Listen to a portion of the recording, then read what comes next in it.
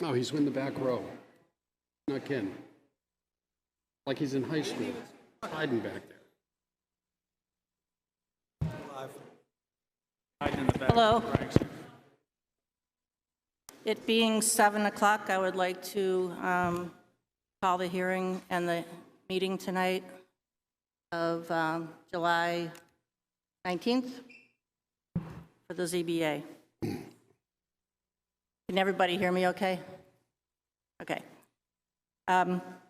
We're going to take a roll call by way of introductions. I'm Audrey Klein, the chairperson. Luke Freudenberg, vice chair, to my right. Tim Cronin, clerk, to my far left. Suzanne Ryan on my left. Sarah Silk on my right. We don't have an alternate sitting with us tonight. Tavis Austin, town planner, near the end there, and Mary Ann Shelton, recording secretary. My first question is if there's any changes to the agenda, and I have a couple. Does anybody else have any suggestions? So it looks like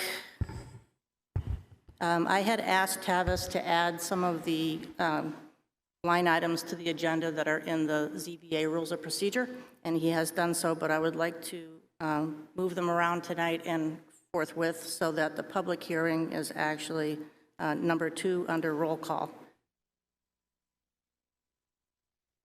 And then they would fall into order: unfinished business, new business, communications, and approval of minutes, and motion to adjourn after that, which is the order that they are in our rules of procedure. So you want to start with the second case first? Excuse me? You want to start with? I'll be doing the public hearings Okay. right after the roll call, right? Everybody agree? Yeah, That's a good idea? Okay. Excuse me. Yes. Could we discuss what the board has done from time to time, which is make a decision before we get underway as to the cases that we have not heard and have not started and have not opened, that at 9 o'clock we make a determination whether to continue on for the evening. The last time around, 11:45 was really kind of hard to handle. So I do think that that would come under new business in our business session, so we can talk about whether we would like to make that a standing kind of thing that we do, is end the night at a certain time or not start any new cases past a certain time. But I'm willing to talk about it now if the board feels that that's appropriate. Well, it could apply to the applications as well. I mean, if we make that decision up front, then everybody would know comes 9 o'clock, there's an opportunity that we would not continue to open a new case. I would be hesitant to do that for tonight because that hasn't been our regular means of doing business, and people here don't know that that might be the case. Okay, But you're I'm the chairman. willing to talk about it. Tim, do you have an opinion one way or the other? I don't think it's fair if somebody's sitting here all night that we have to go home at 9 o'clock if they've been sitting there waiting to get something done and then wait another whole month. So just talking about tonight, we can decide not to do I that have no tonight and problem maybe staying have the till- discussion, the bigger Hopefully- discussion later. hopefully it won't be like last time, and it will be a little bit quicker. Luke, do you have an opinion on that? On tonight, as long as it takes. Okay. Yeah, I'm fine with going through whatever we have tonight, and I'm also fine with discussing how late it is we want to go, because we all know when we go to midnight, we're not very efficient. Okay. Thank you, Suzanne, but I think we'll go through tonight. Okay. And then have the conversation. Make a note of that. So tonight is a public hearing, and I want to talk through how it's going to be run first so that you all have their expectations. The order of business tonight, the clerk will read the first notice and report how the public notice and personal notice was given. Any board member that feels that they need to recuse themselves can do that at that time. If they do, and we need to select an alternate, that will happen at that time, and an alternate will be seated if necessary. And once selected, an alternate shall, if at all possible, listen to the entire case and continue as a voting member until the final action is taken, even if there's a continuance. Quorum of the board is 3 voting members. A full board is 5 voting members. If after seating available alternates, the board is not full, the applicant will be given the opportunity to continue their hearing to a time, place certain, or have their case heard with a short board, which thereafter cannot be used as a reason for a rehearing. The applicant will present their case. The board members will ask questions and discuss the case with the applicant. I will open the public hearing and invite members of the public to speak, first those in favor and those opposed, and allow for rebuttal. If you wish to speak, please come to the microphone. This is a tough one because you have to get right up to that microphone so that the people watching remotely can hear what you're saying. Identify yourself, name and address. Address all comments and questions through the chair. Do not deliberate directly with other attendees in the room. Please contain your input to the criteria used by the board in evaluating the applications. The ZBA is tasked with hearing 4 distinct appeal types, each with a specific evaluation process dictated by state law. We will explain each type of appeal as it comes forth. We want to hear from you, and when possible, please refrain from extensively duplicating talking points that have already been made by other speakers. After hearing public comments, we will close the public hearing, deliberate amongst the board members only, and in many cases, make a decision the same night. So at this point, I would like to ask the clerk to read the first application notice. First case tonight is the New Hampshire Boat Museum, 399 Center Street, tax map 163-2-1E, case number 10-SE-21, a public hearing for a special exception under Article 8, Chapter 175, Section 87L of the Wolfeboro Planning and Zoning Ordinance for construction of 2 40-foot by 150-foot one-story storage buildings. It's a continued public hearing from 6/23. Site visit was held today at 6:30 with myself, Tim Cronin, Sarah Silk, Suzanne Ryan, Luke Freudenberg, and Audrey Klein. Boat Museum representative, please come up.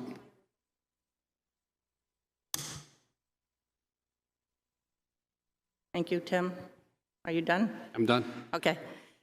I was just asked to move my microphone even closer, so I will. I just want to explain that a special exception is one of the 4 appeals that this board hears. Each appeal has a different process and different criteria that we must, by state law, evaluate before we make a decision. And a special exception to the terms of the ordinance is a specific permitted land use that is allowed when clearly defined criteria and conditions contained in the ordinance are met.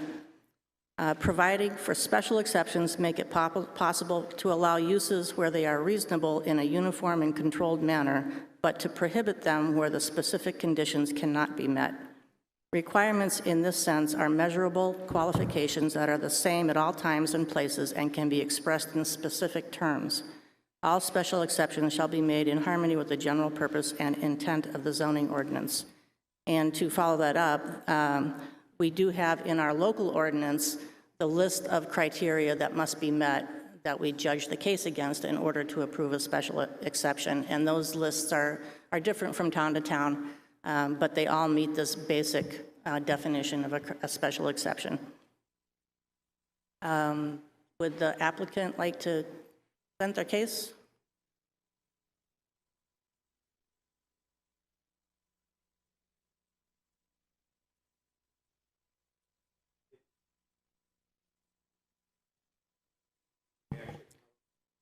So true.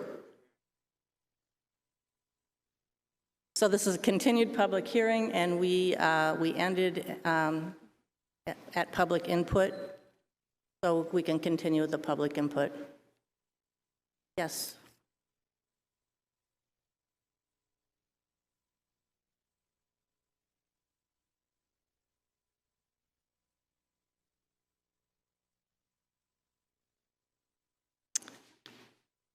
It may not, it doesn't sound like it's live. Nope.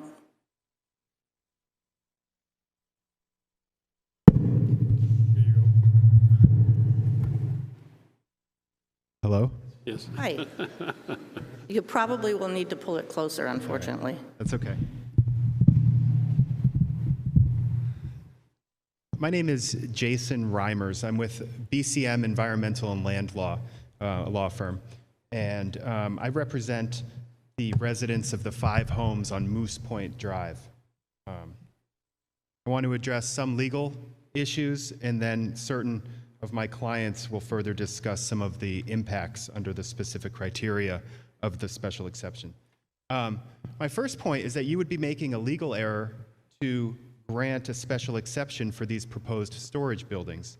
And not only because they don't satisfy the special exception criteria, but because a storage facility is a defined primary use in the zoning ordinance that is not permitted by right or by special exception in this residential district. These are not accessory incidental structures. They are storage facilities. And a storage facility is defined in your zoning ordinance as follows: a structure or part of a structure for storing goods, wares, and merchandise, whether for the owners or others. Storage facility includes self-storage, warehouse, and wholesale distribution centers, end quote. This is not an exhaustive list. The application before you refers to these as storage buildings. If you look at the picture of the proposed building that's in the application, it's clearly a storage facility. If it walks like a duck, talks like a duck, it is a duck. And just because it's on museum property doesn't mean it's not. A storage facility is its own primary use, as I said, not an accessory use. And as you know, the zoning ordinance lays out in every district, and you've got a lot of districts, it lays out what uses are permitted by right and what uses are permitted by special exception. If a use is not in either of those lists, it requires a variance. Storage facilities are only allowed in 2 districts, the Pine Hill Development District and the Commercial 2, CR2 district. And in both of those districts, storage facilities are permitted by right. They're not permitted by special exception. Had buildings such as this been intended to qualify for a special exception, the zoning ordinance would have provided as such. It did not. And so it is our position that a storage facility is only allowed in this residential district through the granting of a variance. The applicant has submitted a request for a variance, so it should come as no surprise to the applicant. Getting back to why these are not accessory structures, they're affiliated with the Boat Museum's current location, but they do not satisfy the definition of accessory building or structure, which is another defined term in your zoning ordinance. I would say that common sense also says these are not accessory. Section 175-175 is where your definition of accessory building or structure is. And it defines it as being incidental and subordinate to the principal building. I would submit that 12,000 square feet of storage facilities that looks exactly like storage facilities is not incidental, but especially compared to the 45 or so hundred square feet of the current boat museum. This storage facilities, they're an allowed use, but only in the districts where storage facilities are permitted, and that would not include, does not include, residential district. Moose Point Road contributes to Wolfeboro's identity as a resort town, and it's a rural road that crosses the rail trail to the lake. The zoning ordinance specifically says where storage facilities may go, not here. And therefore, the board should not entertain the special exception application because only a variance can allow these buildings.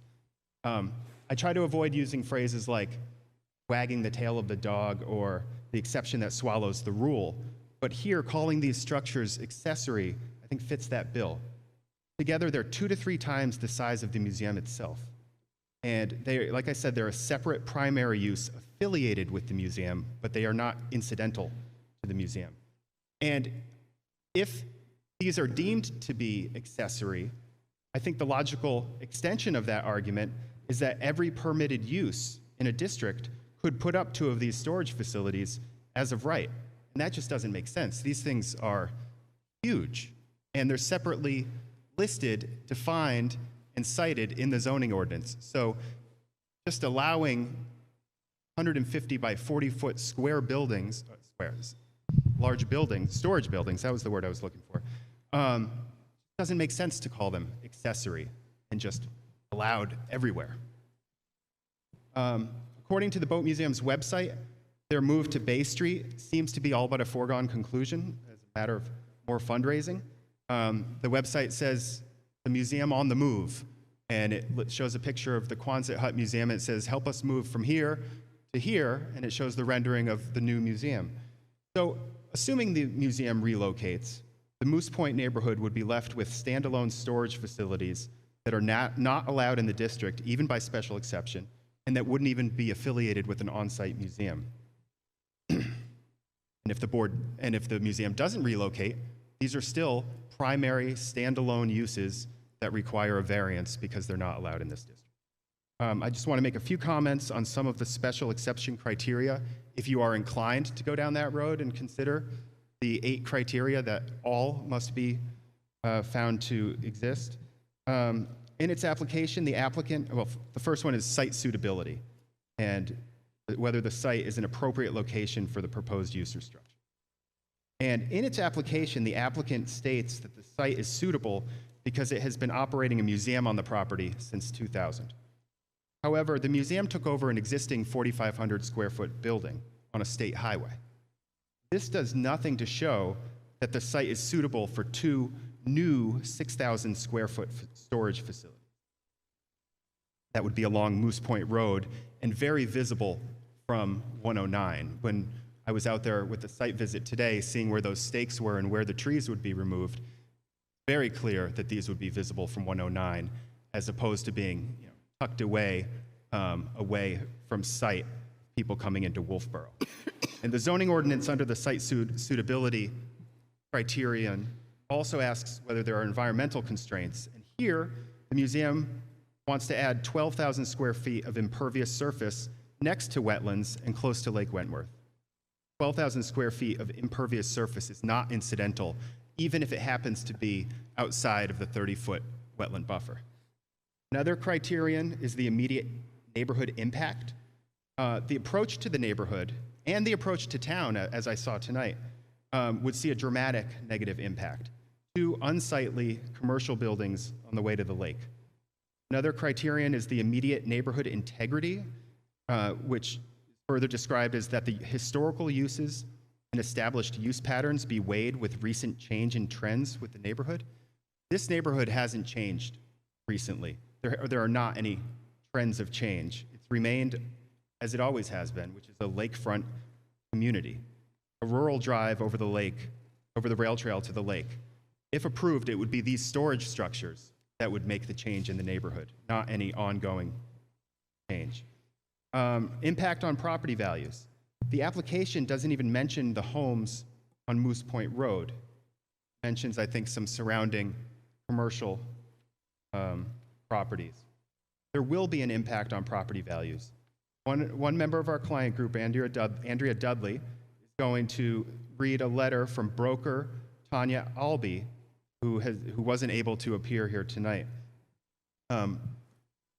Tanya has 35 years experience as a broker, owner of her firm, and she states in part that it's the arrival into town and that potential buyers of these properties will see that will influence their choice on what property they would buy. I'll stop there because Tanya's words are much more articulate on that than mine.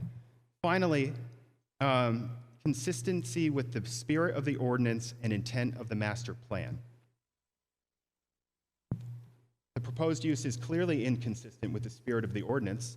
Like I said, the ordinance goes district by district saying what's allowed as a permitted right and what's allowed by special exception. If it were in keeping with the spirit of the ordinance, storage facilities would be allowed by special exception or as a permitted right in this district, but it's not. Therefore, the proposal is inconsistent with the spirit. And as for the master plan, the first sentence of the master plan says, quote, "Wolfeboro is America's oldest summer resort." End quote. These storage facilities in this location will impact that identity. Supporting cultural institutions is also part of the master plan, but that does not require that you allow storage facilities to be built in the residential district where there are other districts in town where these are permitted as of right. If we make it on to the variance application later, I will have some comments. Thank you very much. Thank you. Additional public comment? Yes.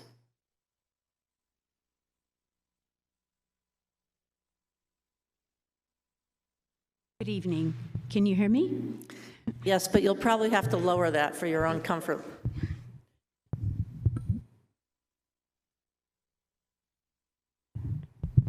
Yes? Okay. Now, if I can see, hold this up, it'll be good. Okay. My name is Deb Denby, and you're going to hear from my neighbors, and you're going to find out that I am a relative newcomer to Moose Point because I've only been there for 48 years. During this time, I've been involved in trying to keep the neighborhood a residential area. And I felt very confident that having the boat museum as a neighbor was a great use of the property, even though it did fall outside of residential use. Over the years, the museum has been a good neighbor, and I think we've been good neighbors to them. I feel that granting this special exception or variance would really change the character of the neighborhood and is contrary to all the hard work done by the museum's founders and us when the museum was just a vision of Hank Y., Linda DeBeca, and others. 2 large storage buildings would not only be unsightly and cause road erosion, but it would also require the removal of approximately 20 or more 100-year-old pines from the area where the buildings would be located, and I fear the impact that this would have on the road and the wetlands. I also am concerned that the boat museum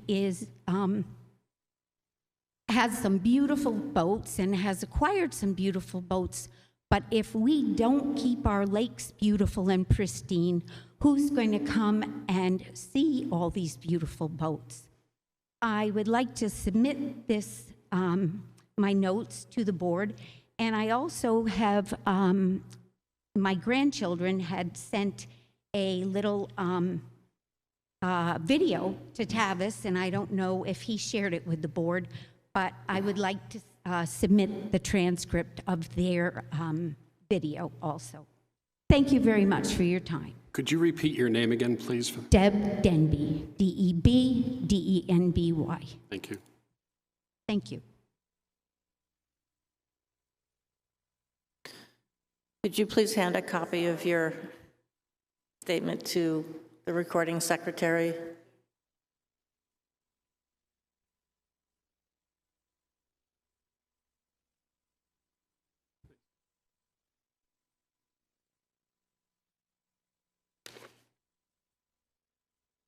Is there somebody else who would like to speak?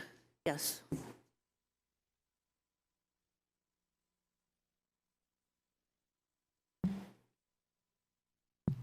Please move the microphone right up to your mouth so that the people Sure. How's that? listening Is that remotely better? can hear you. Yes. Okay, great. Thank you very much. My name is Kathy Fairman, and I speak to you tonight as a citizen in support of granting the variance and/or special exception to the New Hampshire Boat Museum to build these 2 boat storage facilities to protect the museum's most significant exhibits, these beautiful antique boats. The New Hampshire Boat Museum is a very important asset to this community in so many ways.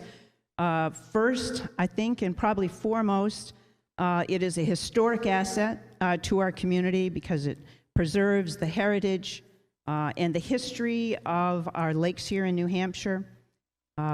It is also very important in that it tells the story of how we go about protecting our lakes and waterways as well. It's a very important part, I know, of their mission statement.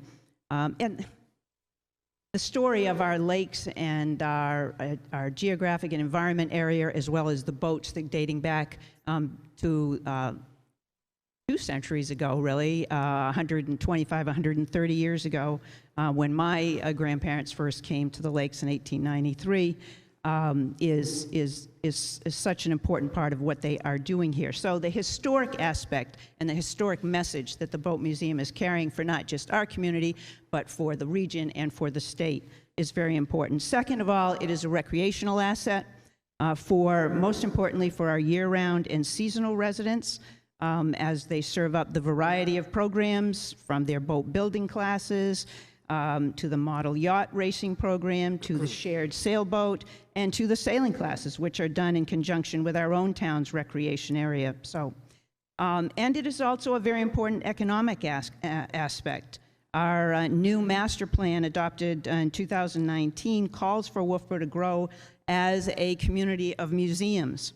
And it's pointed out in both our recreational area as well as in the economic, under the economic development area, that this is an important part of what we do. But most important, I think, I look at it and I love wooden boats. I have all my life. I've restored some. I've owned several. We brought the Millie B, the Wolfeboro Trolley Company. I'm also an owner there. Dick and I brought the Millie B here in 1998 and made it possible to go on to the New Hampshire Boat Museum in 2011, and it is a living history exhibit of exactly what it is like to ride in one of those old boats. You see fewer and fewer of those old boats on the lake today because it's time for them to rest. The Millie B was built in 1994, so it is a replica. But the boats that it represents need a home. They need a place to stay. And the Boat Museum will be able to, by having these appropriate buildings and storage place there, they can keep them and preserve them. They will then be able to be shared so that this history and heritage will be able to be seen by our children and our grandchildren and those that won't have known them the way that we did growing up here on the lakes. This is a very special opportunity for you folks here tonight to be part of making Wolfeboro be the place where these boats are, where they can have them in the appropriate buildings so they can move them in and out as part of the new facility, which I understand from their magazine says that they really are very hopeful of actually breaking ground next year. That's going to be wonderful, good news for the neighbors of the property and those that are concerned about this project. Because the more activity and the more active kinds of parts of those museums will be moving to Bay Street in the more commercial district, which will be a good and appropriate thing to happen. But I do trust the fact that our state ordinances and our local ordinances, including you folks, will make sure that everything is done to protect Lake Wentworth, where I've lived for 20 years, and I love Lake Wentworth. I love our smaller lakes as well. So I'm concerned about that, and I am confident that everything will be followed through to make sure nothing happens to those lakes. And I know they're going to make these as attractive as possible. But I really urge you to follow through on this. There is also a very important precedent here, and that is that a similar facility was granted to the Wright Museum on Trotting Track Road, a stone's throw away from where this is. So there is very strong precedent that would lean you folks to be able to do this and really to really have to sort of look at that. I know it is something that is a subjective area. That's what the ZBA does. So, and to the neighbors, these boats will be very quiet, very respectful neighbors to you. And I think that that everything will come out to be in an attractive way. I know change is hard, and I hate cutting down a tree too, but this is the right thing to do. It's the right thing to do for Wolfeboro, for the museum, for our heritage, and for our history. And I thank you very much for hearing me tonight.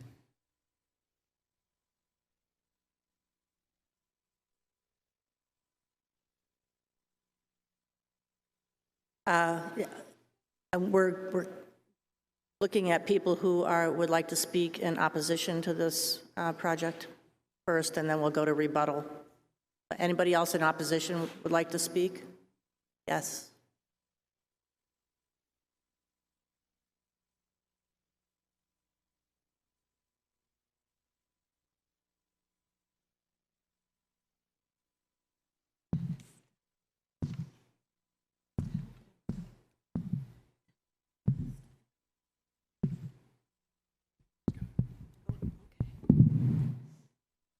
My name is Hugh Crawford. I live at 62 Moose Point Road. I first came to Wolfeboro in 1946 when my parents rented a lakeside cottage on Moose Point Road. My family purchased the property in 1962, and in 2005, I retired to Moose Point and have lived there since. In reviewing the application, there is no mention of the neighborhood that exists on Moose Point Road and the effects these buildings will have on the families who live on Moose Point. It is as though the road ends at the rail trail. Moose Point is the only access for these families who live on the road. With this in mind, the application is incomplete. The museum's current storage facility on Albee Beach Road is a much better location, and I cannot see why it couldn't expand that building for their needs. My concerns include the effects of rainwater, heavy rainstorms and snowmelt on Moose Point Road, and the surrounding wetlands. In conclusion, it is my hope the ZBA will reject any and all applications relating to the structures proposed on Moose Point Road. I also support others who have spoken in opposition.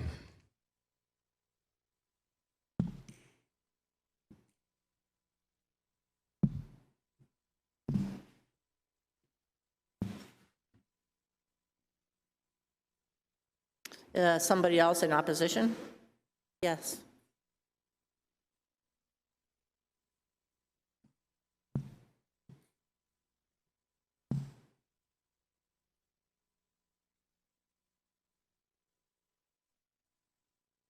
Is that okay? A little higher, I think. How's that? Higher? Okay. My name is Cindy Spence, and I'm a resident of Wolfeboro. My property at 60 Moose Point Road has been enjoyed by 5 generations of my family over just over 100 years. It's located approximately 300 to 350 steps from the proposed location of the Boat Museum storage units.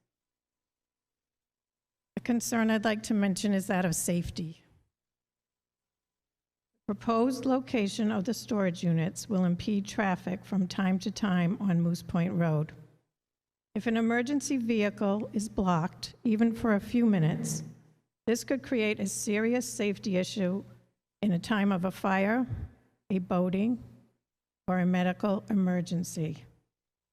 This is not only true for Moose Point Road residents, but also any emergency on the Cotton Valley Rail Trail. I hope the board will consider my safety concerns when they make their decision. Thank you.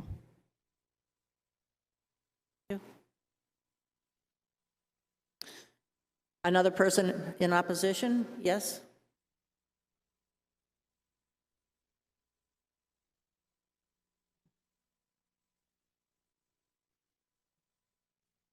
Oh. My name is Pamela Thomas, live at 56 Moose Point Road. My grandparents purchased this property about 100 years ago, and I have been fortunate to spend summers at this location for 65 years. I fully endorse the statements of my Moose Point neighbors, and I am strongly opposed to the storage facilities.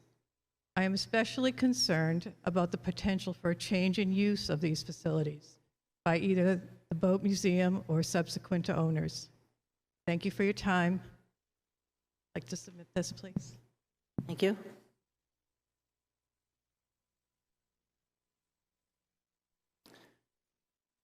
Is there another speaker in opposition?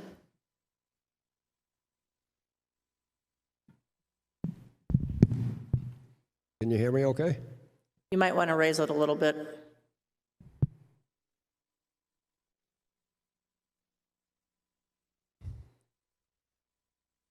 Is that all right? That's good. Okay, my name's Dave Denby.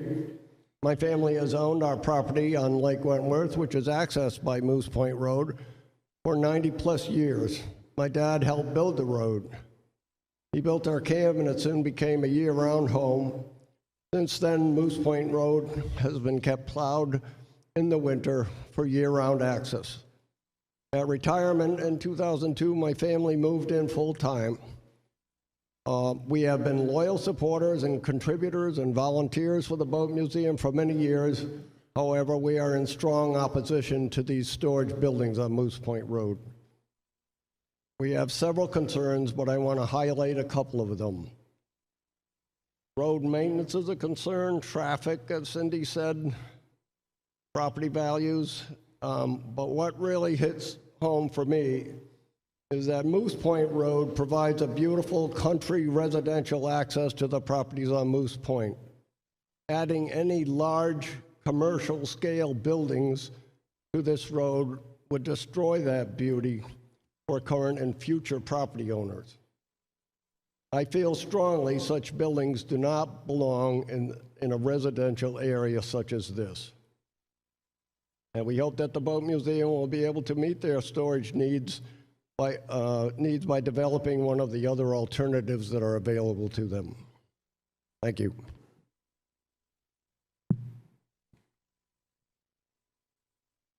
Yes, sir.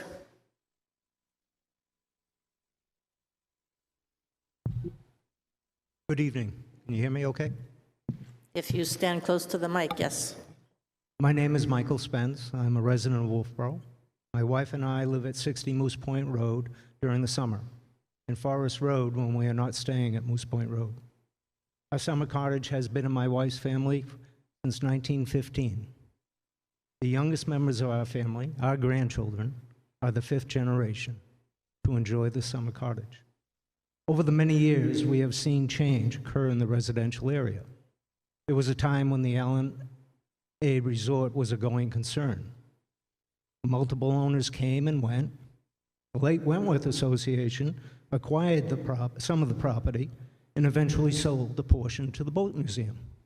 And the town bought the L&A Beach. But that's not all the change over these many years. The residential areas have not. My neighbors, who you have heard from this evening, tonight, have been there for many, many decades. For my wife and I, our summer home has been part of our family for 106 years. My concern is not only for today and the impact that it will have on our properties and the watershed, but to the future. Giving the Boat Museum permission to construct these large buildings will grant future owners, which there will be, the incentive to petition a future board to expand the commercial character of a residential area. My neighbors and others have provided information that speaks to the requirements that must be met and where the Boat Museum has come up short in meeting those. I respectfully ask that you vote to deny the Boat Museum request. Thank you.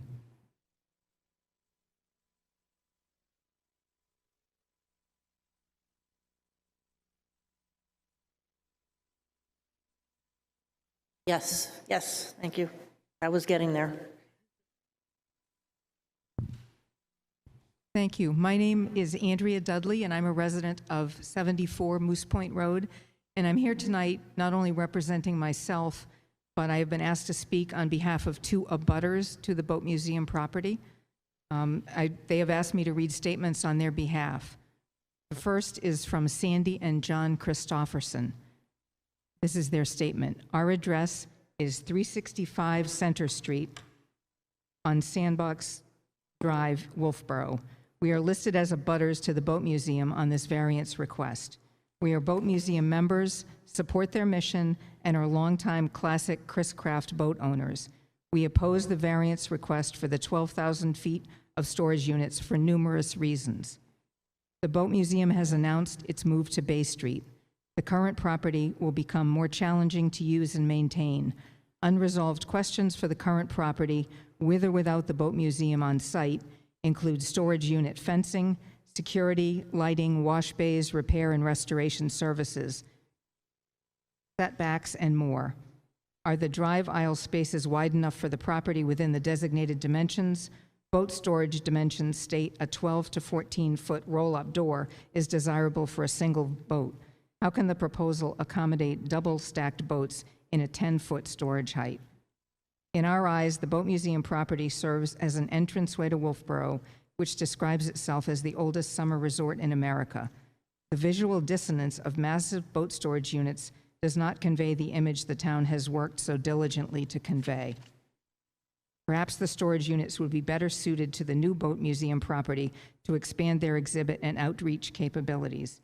Thank you for allowing us to voice our opposition to this variance. That's from Sandy and John Christofferson, who are abutters to the property. And I will submit their statement as well. The second abutter that I'm representing is Tanya Albee. And she is an abutter on the railroad track side of the same property as the Christoffersons up to Route 28. To the Wolfeboro Zoning Board of Appeals, the following statement is written by abutter Tanya Albee, who grew up in Wolfeboro and is the granddaughter of Alan Albee, creator of the Allen A Resort. I apologize that I cannot attend this meeting in person. Thank you for allowing my written submission, and my thanks to Andrea Dudley for offering to read my comments. First, I would like to indicate that I wholeheartedly support the Boat Museum. I was very pleased when they kept the mural, which my grandfather implemented when the resort theater was created. It's a piece of the town's history as the oldest summer resort in America that welcomes you to town. I am writing specifically regarding the special exception and variance for two proposed buildings on what is currently a large wooded section of the Boat Museum property, including a grove of mature trees that would be eliminated. This would clearly change the character of the arrival into Wolfeboro. These proposed buildings are equivalent to the size of a football field located on a small residential street that leads to waterfront properties. The buildings would also be visible from Center Street. As a successful owner of a real estate brokerage firm for decades, I am well versed in what affects property values, both good and bad. The impact of this request on the neighboring properties is clear. The structures are commercial. The size, equal to 10 two-car garages with oversized garage doors, would be atypical in a residential neighborhood. This leads to one conclusion, that these large storage buildings would be detrimental to the residential property values on Moose Point Road and all residential abutters. To understand my reasoning, imagine that I'm showing you three properties. At the end of the road to each home is the identical house on the water. The only difference between the three properties is one of them has two 6,000 square foot commercial buildings on the arrival to the property. Which do you make an offer on? If you're going to make an offer, are you going to offer the same price for the one with these buildings on the road as you would for either of the other two properties? Or are you going to reduce your offer, if you even make one, because the arrival is less appealing than for the other two properties? Imagine passing these structures every time you drive into your property. What will your guests think as they drive past this to your home? I think we all know the answer. The property value is lowered. It's important to know that buyers make the most significant decision about the price they will pay, or if they are interested in a property, based on the arrival. This is true of all demographics. If the special exception and variance approval guidelines require property values be unaffected, and I believe they do, then the approval cannot be given. The reduced value to neighboring properties is clear. Thank you, Tanya Albee, owner broker, Group 1 Realty Incorporated. That's from Tanya. A copy of that as well. And now I'd like to speak on behalf of myself as a resident of Moose Point Road. First, I'd like to echo the comments of my neighbors who have expressed their views here tonight. And I wanted to reinforce that this is not a referendum on the Boat Museum. The museum is an asset to the town of Wolfeboro. Those of us on Moose Point Road have been supporters of theirs and volunteers for many years. In fact, my husband, Rich Massey, who spoke at the last hearing, was named the New Hampshire Boat Museum Volunteer of the Year a few years back. And Dave Denby, whose family connections to Moose Point date back before he was born, was at the museum just last week, loaning them his tractor for use at the boat auction. So we have a strong tradition of support. However, those putting forth this proposal have chosen to ignore that the Moose Point neighborhood exists and have pushed forward with a plan that ignores not only the impact on the neighborhood, but fails to meet the criteria for a special exception or variance.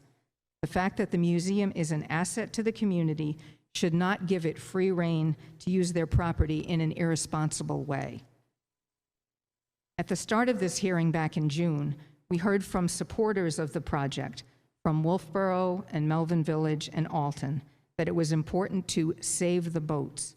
While that's a noble initiative, saving the boat should not be done at the cost of causing irreparable damage to a neighborhood of people that have been residents and taxpayers of the town for decades. The museum should be exploring other alternatives to save the boats. I'll end my comments with a question that I'd like everyone here tonight to think about. If this proposal were planned for the only entrance to your neighborhood, whether you live in Wolfeboro or Melvin Village or Alton, would you try to assure your neighbors that it would have no negative impact on the character of their neighborhood, their property values, and access to their homes? And if you're not prepared to accept development of this sort in your neighborhood, why is it okay to impose it on Moose Point Road? Thank you for your consideration.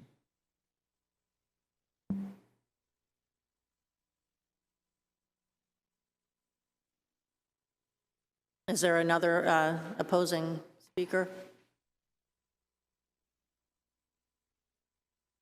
I'm not seeing any. Seeing none, we have rebuttal from the applicant, please.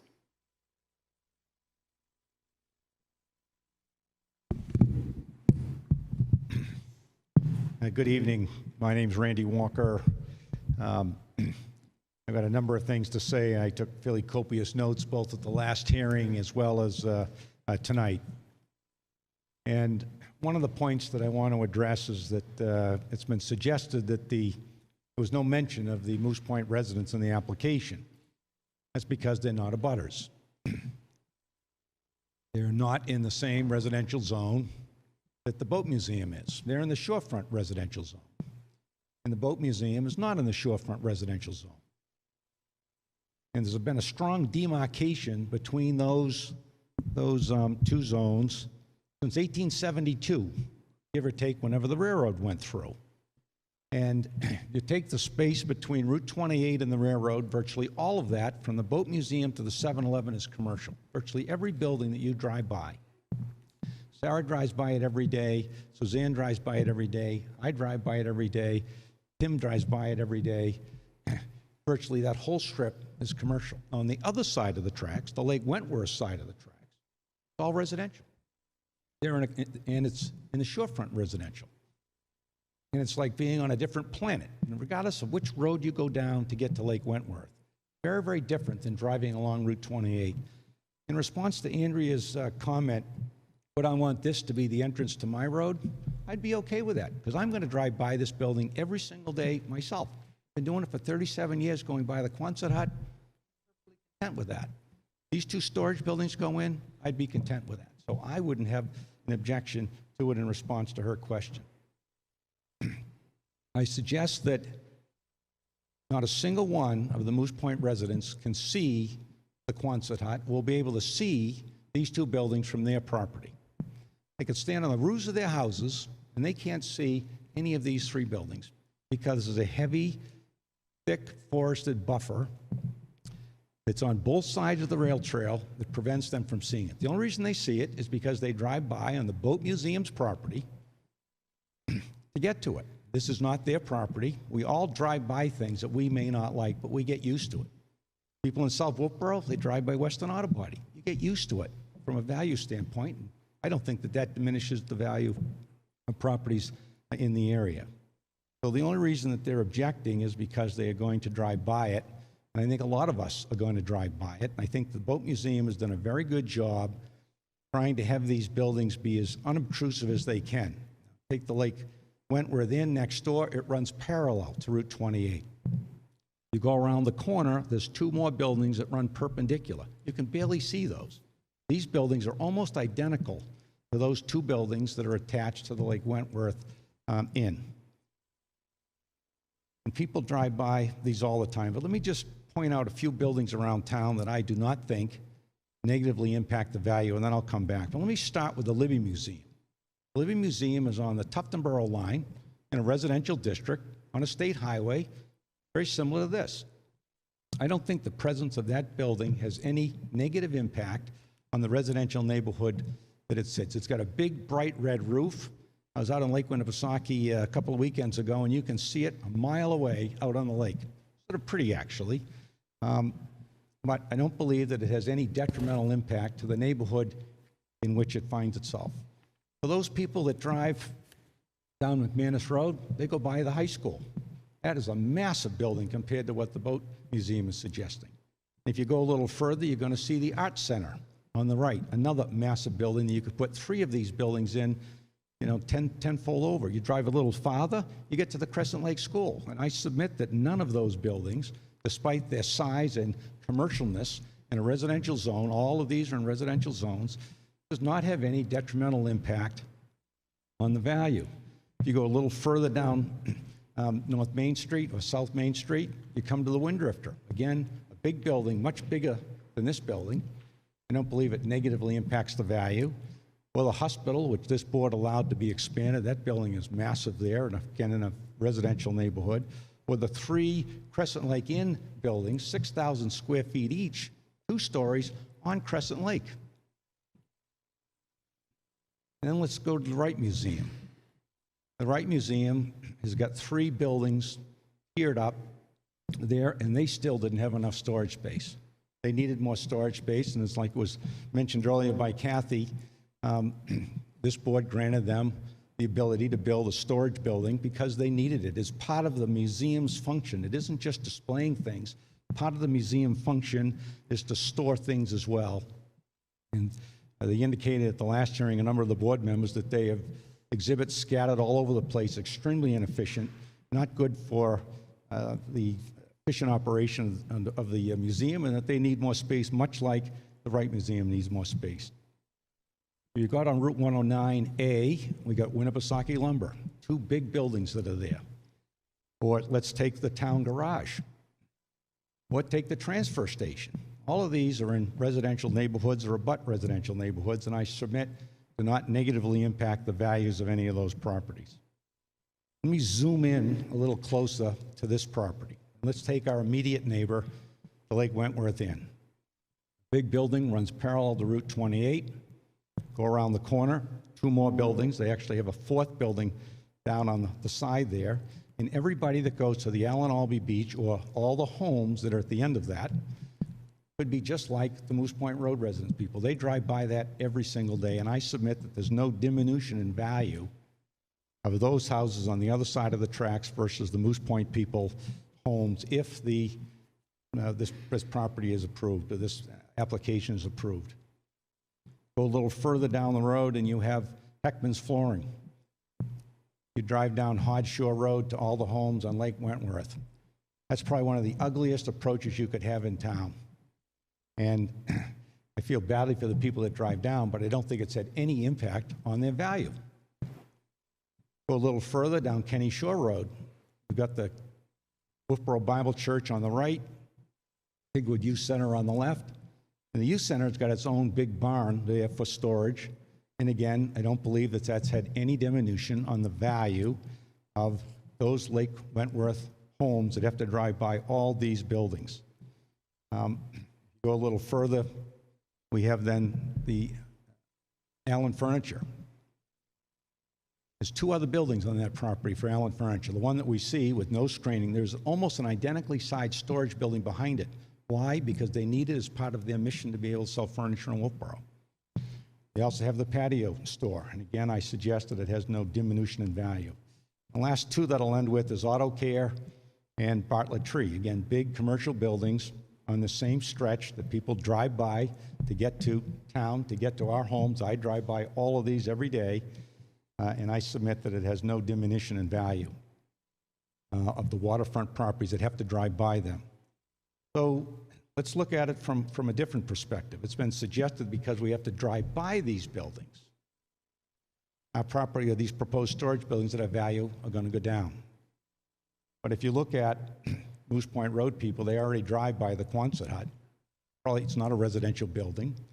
Or those that are on McManus Drive already drive by the high school, or those that are on Albee Beach have to drive by Lake Wentworth Inn, which is extremely busy, open 365 days a year. Cars are pulling in and out of that every single day.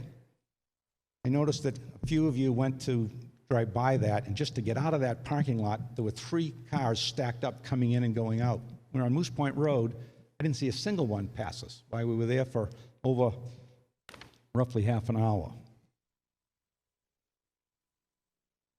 So let's look at it from a different perspective. Let's put yourself in the middle of Lake Wentworth. Let's presume you're standing right in the middle of the lake, and I want you to do a slow 360-degree turn. You will not see the boat storage buildings that they are proposing if they are put in, and you won't see the museum. You won't see any commercial property in the center of Lake Wentworth because there aren't any.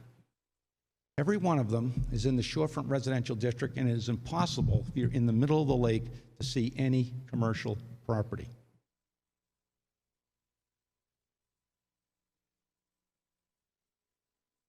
Now, I've done a number of tax abatement cases on Lake Wentworth, and my data will be a little bit dated, but the town used to value a waterfront lot on Lake Wentworth at around $400,000, no matter where it was, whether you came in from Pleasant Valley Road, whether you came in from Route 109, whether you came in from Route 28. That was pretty much a baseline, despite all the varying buildings that people had to drive by, because the test really for the assessor wasn't what you had to drive by, it's what you got to when you got to the other side of the tracks. When you got to that beautiful, bucolic, serene lake that everybody enjoys, that are at the end of Moose Point Road or any of the other roads that get there.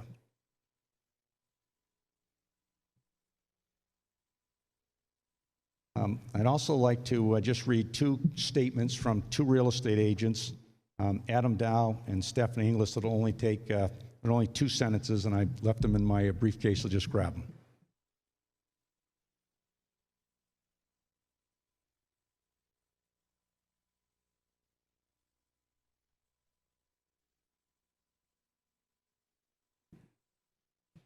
And we will have a real estate agent, Joy Messinio, is also going to testify on value. But Adam Dow says, "It is my opinion that considering the plan is to hide the buildings as much as possible behind the trees, and more importantly, the residents already driving by commercial venues, adding an additional building will not affect value once completed." Now, Adam owns the local Keller Williams. And then Stephanie Inglis says from Life Lake Realty, "In regards to building 2 storage buildings on museum property, this should not affect the value of the homes on Moose Point Road.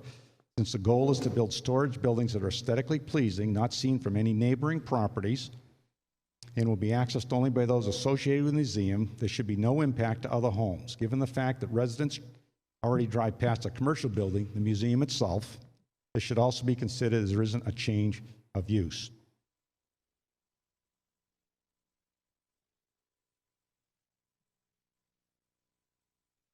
Now, there's one person that I think does more real estate work in town than anybody else, and that's Wolfeboro's tax assessor. And I submitted the letter at the last hearing with the abutter letters, and our assessor indicated in the paragraph that you already have in your packets that there would be no diminution in value of property if these 2 buildings were built. I want to point that out because he will dwarf any real estate agents based on the volume of properties that he values. Let me change gears just for, yes, ma'am. Did I hear him correctly? That's what he said. Oh. I'm missing a couple of things, so I'll address that later. I will submit it again, but I gave you some abutter letters in favor at the last hearing. The very last letter was his. It was stuck to the abutters in favor letter. Didn't get him. Okay, well, I have another one, and I will be happy to submit it. Let me change gears and just talk about the Nick for a brief moment, which is our neighbor across the street. And I represented the Nick when this board granted a variance maybe 20 or 30 years ago. And I remember that one board member asked, "How do we know that this isn't going to turn into a barren wasteland and this is just going to be a flop?" Because that was private, it's not public. And I remember turning to the audience behind me, and I said, because John Pernokis, Mike Appy, and Bob Hopewell is no longer with us, and Tom O'Brien will make sure that this is done right. And I'll do the same thing tonight. all these people here that are part of the Boat Museum will make sure that this is a quality job that is done right. And this is not just a startup like the Nick was. This building and this museum has been in place for over 20 years. It's extremely well run, and they will ensure, the board will ensure, that a quality job is done. And you really can't have a better neighbor than a storage building. Like a cemetery, it's quiet, not any traffic. Testified at the last hearing, maybe 1 or 2 cars will go in and out of a bay a year. It'll be insignificant from a traffic perspective. There was also a question at the last hearing as to, is the Boat Museum going to abandon this site and go to the Bay Street site? The answer is no. They plan on keeping both sites. They need both sites. They need this space just for storage. And if you follow their progress, which I'll say has had hiccups on Bay Street, you'll see that they got an alteration of terrain permit and a special use permit. Just the fact that they needed those 2 permits shows that they've had hiccups just to go forward. It's been difficult. This is our 3rd hearing tonight just to go forward. I'll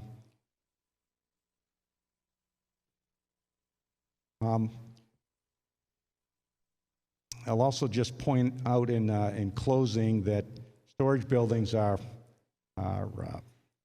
permissible in the residential district, whether they're an accessory use or a primary use. And this is a primary use for the museum. Storage is part of the museum's fabric. It's part of its mission. It's not a different use. It's part of the museum use. There was some question at the last hearing that we needed some better plans. The board had less than a month to try to get some plans. As you know, I represented at the last hearing that White Mountain Survey has been retained to do surveys, but I will pass along that they got an estimate of $21,000 to do plans to go forward the planning board if we get through this board. And that's a lot of money for a 501c organization to have to spend. But nonetheless, they got stamped surveyor plans that you should have had in your package. We dropped them off last week. It shows that these buildings will be 30 feet away.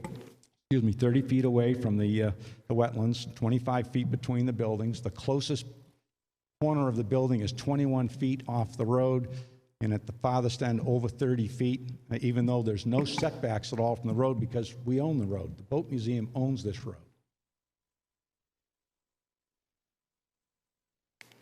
The board is also aware, but I'm just reminding it, that if we do get approval this evening, they still have to go through site plan approval for the planning board, which will have a whole nother level of review and jurisdiction. So just to reiterate, I did submit letters at the last hearing from all the immediate abutters, or at least the biggest ones that were close to us.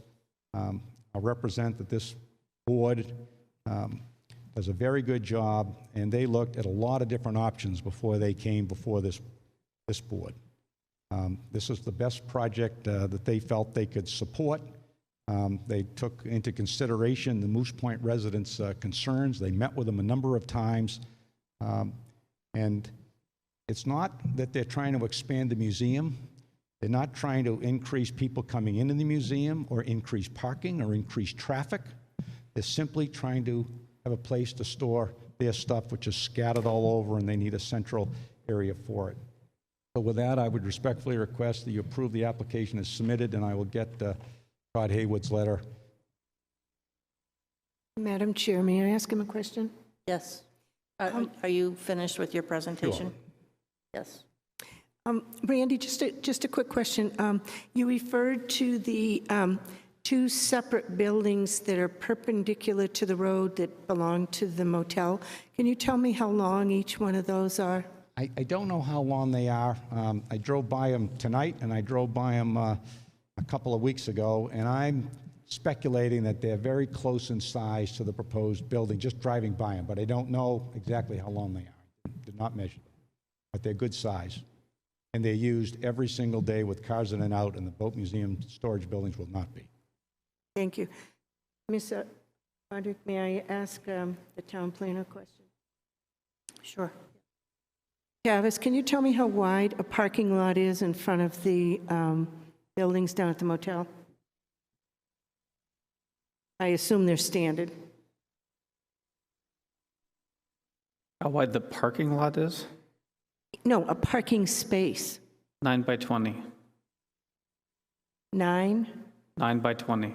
Okay, I counted how many there were, and I Well, don't, that's the standard space by zoning. I can't speak to the Lake Wentworth Inn because I have not measured those stalls. right, I was just trying to get an average, and so I was just trying to picture in my mind comparing those buildings with the ones we're speaking of that are 150 feet. So somebody from the boat museum just told me they believe they're 152 feet long. Okay, thank you. We had some testimony about the heights of the building, and I'm not seeing that information in here.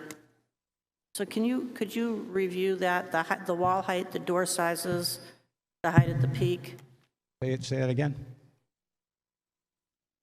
Earlier, we had some testimony as to what size the doors were, how high this wall height was, and how high the peak was.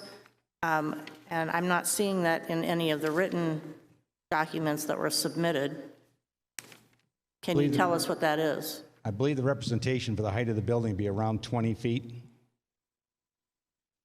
I'm happy to defer to people on the building committee for the museum if I'm wrong, but the doors are 10 by 10. Yeah, Bob Sterndale, I think, could give you that information. Let me get that from him okay, but I have some questions for you afterwards. Go ahead.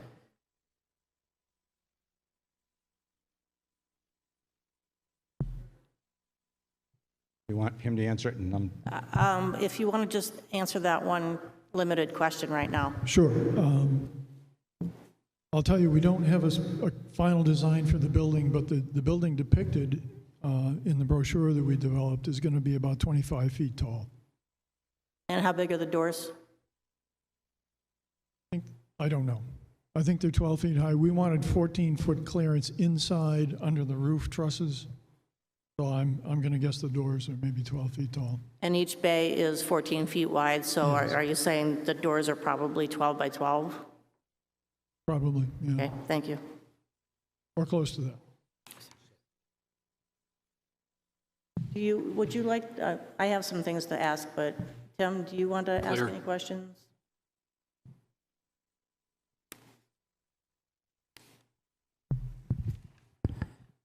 It's more of an observation. I thank you for the scenic tour around town, but a lot of what you referenced were pre-existing before this came about. Towns have a way of evolving, some of them through variance.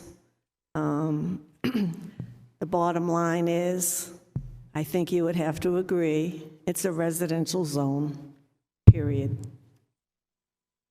It's absolutely a residential zone that is no longer residential in character, given all the buildings that I just ran through on that whole strip, on this side of the tracks, on the Route 28 side of the tracks. The other side of the tracks, pristine residential. On the Route 28 side of the tracks, not any longer. Anything else? Luke, do you have any questions for him? Not yet. Okay. One of the supporters spoke, and she talked about the education and the mission statement of the Boat Museum, and she mentioned the recreational aspects. The boat model program, the shared sailboat program, sailboat classes for the full shared sailboat and the small sailboat classes, rides on the Winnie Millie B. And I wanted to just read something and then ask you a question.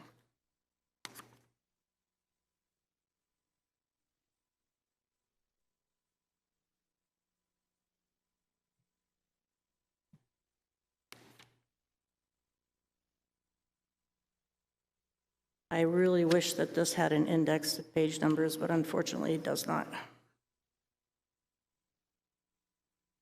So the definition of a museum in our zoning ordinance is an institution for the acquisition, preservation, study, and exhibition of works of artistic, historical, and scientific value.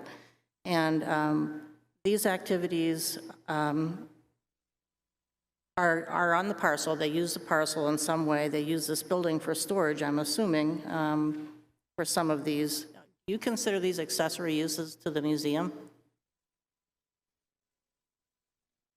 I don't know that it's relevant, for starters, but you're obviously asking the question. If you're suggesting that the variety of programs that they have is great and you're trying to extol on the virtues of the museum, I would have to agree with that. As far as the uses, I know that the museum at its core is a boat museum and it needs storage for those boats. Okay, so what we're looking at tonight is storage for the boats. It's not related to these other uses. The sailboats are not going to be stored there. The shared sailboat isn't there in the winter. Rides on the Millie B is not stored there. The boat building materials and equipment is not stored there. Is that what you're saying, or are you saying that those are in fact accessory uses to the museum? Somebody from the museum may be able to better answer that than I, but this will be primarily used to store museum artifacts, exhibits, boats being the primary one. And I suspect that these buildings will be supportive of those programs as well. Sailboats, that kind of thing that they may have, but I'm not sure. So when you say supportive of, what do you mean? That they would store stuff They would there. store them, okay. And there's no facilities, as we've indicated. There's no water or sewer. It's just pure storage. Electricity will be to the building, but that's it. So I did look online at museums, and at boat museums in particular, and there's a lot of education and activity that's typical of a boat museum or any other museum. So I would probably say that these uses are accessory to the museum, as well as the storage. And so then my question is, when the primary use moves, what does this become?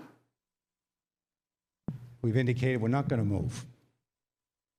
I think there's testimony and public information out there that, in fact, the Boat Museum is going to move. They're trying to have a second location in Wolfeboro, not trying to get rid of the first. So in that second location, will they be displaying boats? I don't know what that second location, at this location, they have a museum and they like to store all their exhibits and boats, whatever they need there. So I haven't heard this before. You're saying that when the second museum opens, this museum is going to stay active and functioning as a museum per our definitions, and that none of these boats and other activities that are accessory to this museum location are going to be used over at the other museum location. You want to try that? Bob may be better able to answer that than I. Okay. Bob? Bob Sterndale, Forest Road, Wolfeboro. I'm a trustee at the museum. Madam Chair, your question, I think, misrepresents what a museum is. You've just read the definition of a museum according to the Wolfeboro ordinance. It lists several functions. Those are all central functions of a museum. A museum is not just an exhibit. An exhibit is certainly part of the museum, and right now that exhibit is at the Center Street site. The primary exhibit will hopefully someday move to Bay Street, but other programs and certainly the storage of a large part of our collection will remain at the Center Street site. So accessory use is a misnomer. This is a central use. This is a central part of a museum. You can't separate storage from museum.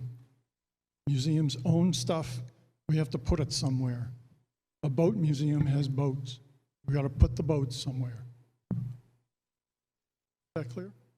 I think that, frankly, you made my point, which was that these other activities are accessory to the museum.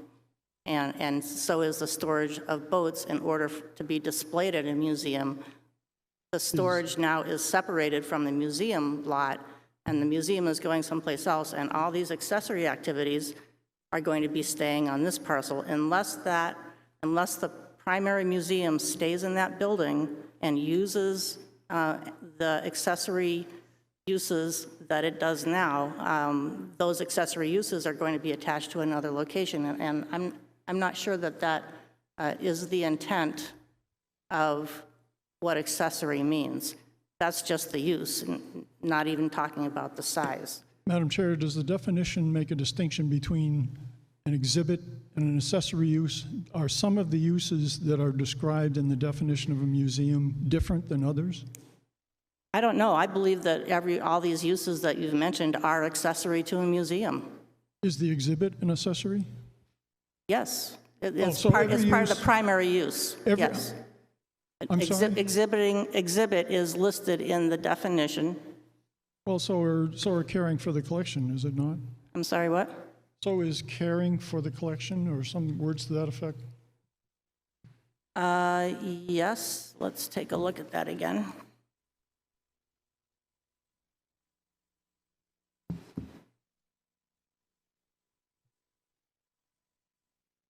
An institution for the acquisition, preservation, study, and exhibition of works of artistic, historical, or scientific value. Preservation, how do you preserve an antique boat? That's a central function of a museum. It's no but different. It's not the primary function. It might be central, but Well, I don't know. it's not primary. Exhibition is the fourth use mentioned there. Which one is primary?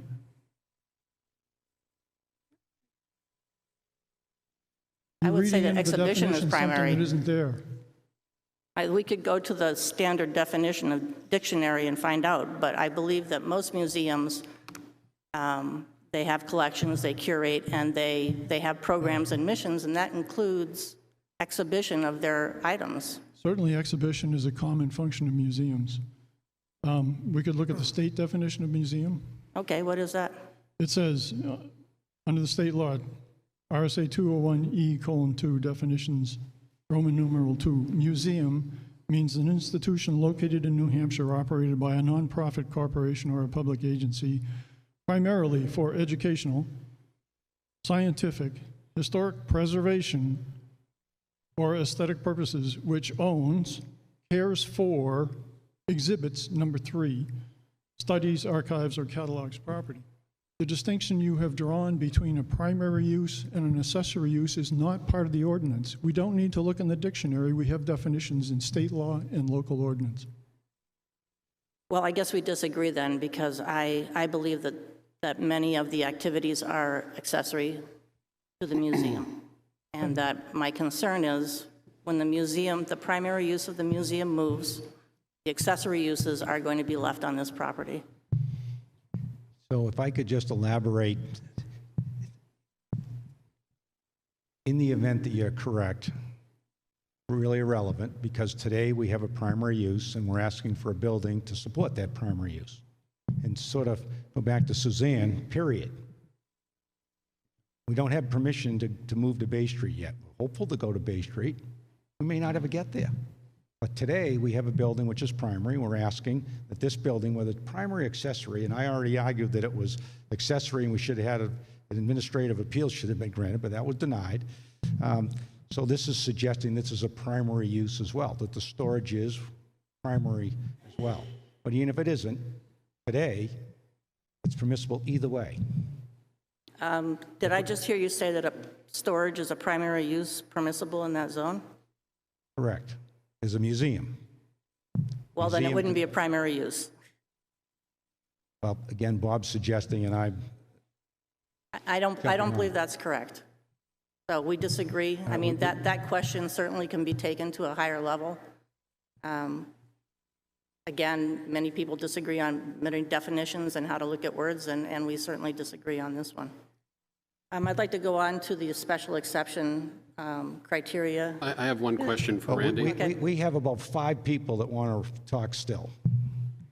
Okay. Yeah, okay? Yeah, we can wait on the special exception criteria. Randy, can but I do ask have you a one, I question? need to ask one question. The attorney for the people at Moose Point brought up a fact that there are two areas within Wolfeboro where you can have really storage facilities, storage buildings, of which this location is not one of them. One of them was Pine Hill Road, and I can't remember the other one. And you're saying it's different. Can you explain why you're thinking that that type of a building can go with the boat museum where the other attorney said it couldn't? So we have filed administrative appeal suggesting that as a matter of right, we should have been able to have an accessory building. I believe you voted in favor of that. I think you're the one that voted in favor of that, said we shouldn't even be here for the special exception. We should have already had it granted. But if it is not an accessory use, despite some case law that I said that was supportive of it, the town planner, I believe, could weigh in on this as well, that having storage of the museum is part of its primary mission. And it's, as we just looked at both the state definition and Wolfeboro's definition, just storing exhibits is part of the museum's function. It is a museum building. It isn't just storage, it's part of the fabric of a museum. To have a museum, you need storage, which is why the Wright Museum came in to get a storage building off-site, because they need storage as part of their mission. Anyway, did I answer your question? Yes. Anything else? Speaking to that, yes, they came in for a variance for a storage building. They did, and the That's reason right. they came in for variance is they weren't on a state highway. If they'd been on a state highway... They actually were, they just didn't have their entrance on the state highway, from my recollection. But the point is, they came in for a variance because storage buildings are not permitted as primary uses. Unless they're part of, so in effect, to take that... But they're not. Their variance was for a storage facility. Taking that argument to the extreme, that means I couldn't have a tool shed on my own property because it's storage. That's residential. This is not residential.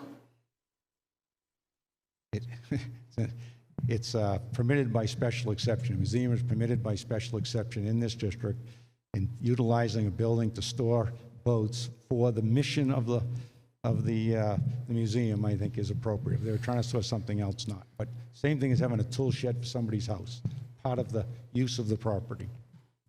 Well, if the house wasn't on the same property as the tool shed, that would not be allowed. So again, we disagree. We can take this question to a higher level, but we disagree.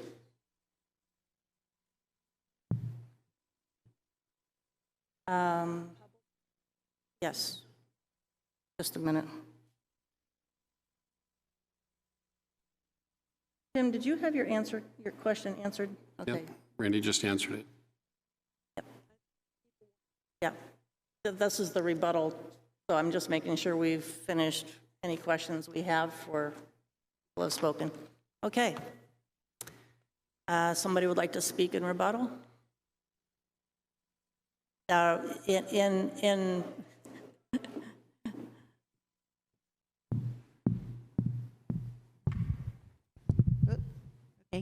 Can you hear me? Yes. Good. Okay. My name is Joy Feeney Massinio. I'm a realtor with Maxfield Real Estate. I've been a realtor for 20 years in Wolfeboro, and I have, during that time, I've sold over $100 million in property, and that would include dozens and dozens of waterfront properties on Lake Winnipesaukee, on Russ Pond, on Crescent Lake, and, in fact, Lake Wentworth.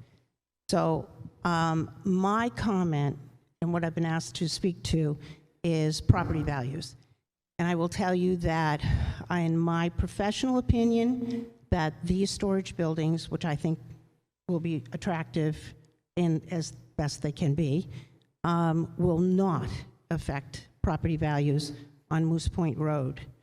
When we consider evaluating a property for sale, the first thing we look at is the waterfront, and then we look at the view. That's 90% of what we're doing. None of that's going to change for the Moose Point residents. The only thing that will happen is that the entrance through the commercial zone, across the railroad tracks, will slightly be altered. But in fact, it will not, again, in my opinion, change anything to do with the value of the properties there, which I didn't not realize until tonight actually was chorused by the town assessor. But if you have questions about how we evaluate property, I'd be happy to answer them. I do not. We've had this come up before as to real estate agents giving their view as a professional. And what we've been told is, correct me if I'm wrong, Sarah, that we need an analysis, something that documents your statements. Do you have something such as that for us tonight? Well, you'd be asking for what we call a comparative market analysis. And to that point, however, it would be hard to come up with a comp or comparative property that has transitioned their, entrance, which is at least 1,000 feet away from any of the properties, that it would change, the price. I don't have other examples of where that's happened in Wolfeboro. So it would be hard or anywhere in the Lakes region, as a matter of fact. I can't tell you. But having shown thousands of homes and to buyers, it wouldn't make a lick of difference, because once they get down to that beautiful location with a beautiful sandy beach and those amazing views over to Copple Crown, you forget everything else. But I think Randy brought up the fact that, Kingswood Golf Club and the Wind Drifter, and you go down there and there's multi-million-dollar homes that have sold for up to and over $5 million. And I would say that some of those homes are probably now valued at closer to $7 to $8 million in today's current market. And it doesn't matter anything about the fact that you have to drive through a parking lot and the Wind Drifter and the Kingswood Golf Club and the maintenance building, and then you go down a dirt road, and then there you are. And as soon as you get to the waterfront, everything else is forgotten. It's as simple as that. Thank you.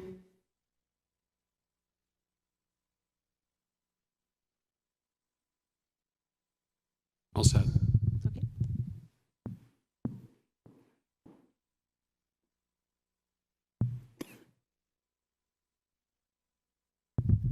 Get this up a little bit higher. Once again, Bob Sterndale, Forest Road in Wolfeboro. And that's Sterndale with DAL on the end. It was wrong in the draft of the last minute. Madam Chair, members of the board, we're here tonight. I speak on behalf of the New Hampshire Boat Museum in rebuttal of points raised by those objecting to our application. I'd just like to note that the Boat Museum is a nonprofit dedicated to preservation of freshwater boats and culture, run by volunteers and a professional executive director. We're not a big soulless corporation looking to put one over on the residents of Wolfeboro in the name of capitalism or maximizing profits. Our Moose Point neighbors have expressed general support for the museum, and for that we are grateful. Regrettably, their support does not extend to all of the museum's needs. The Moose Point residents, who have been donors and volunteers in the past, have also opposed other facility projects considered by the museum for the site over the past 20 years. This opposition has intimidated prior boards from even attempting to navigate the public process for approval. This board decided to trust the public process for fair consideration by the town of Wolfeboro. I'd like to summarize the objections that have been raised so far. I will relate these to the criteria as I go along. But basically, I've heard, including tonight's discussion, 4 objections. Objection number 1 is that the stormwater runoff will have disastrous consequences for the road and the nearby wetlands.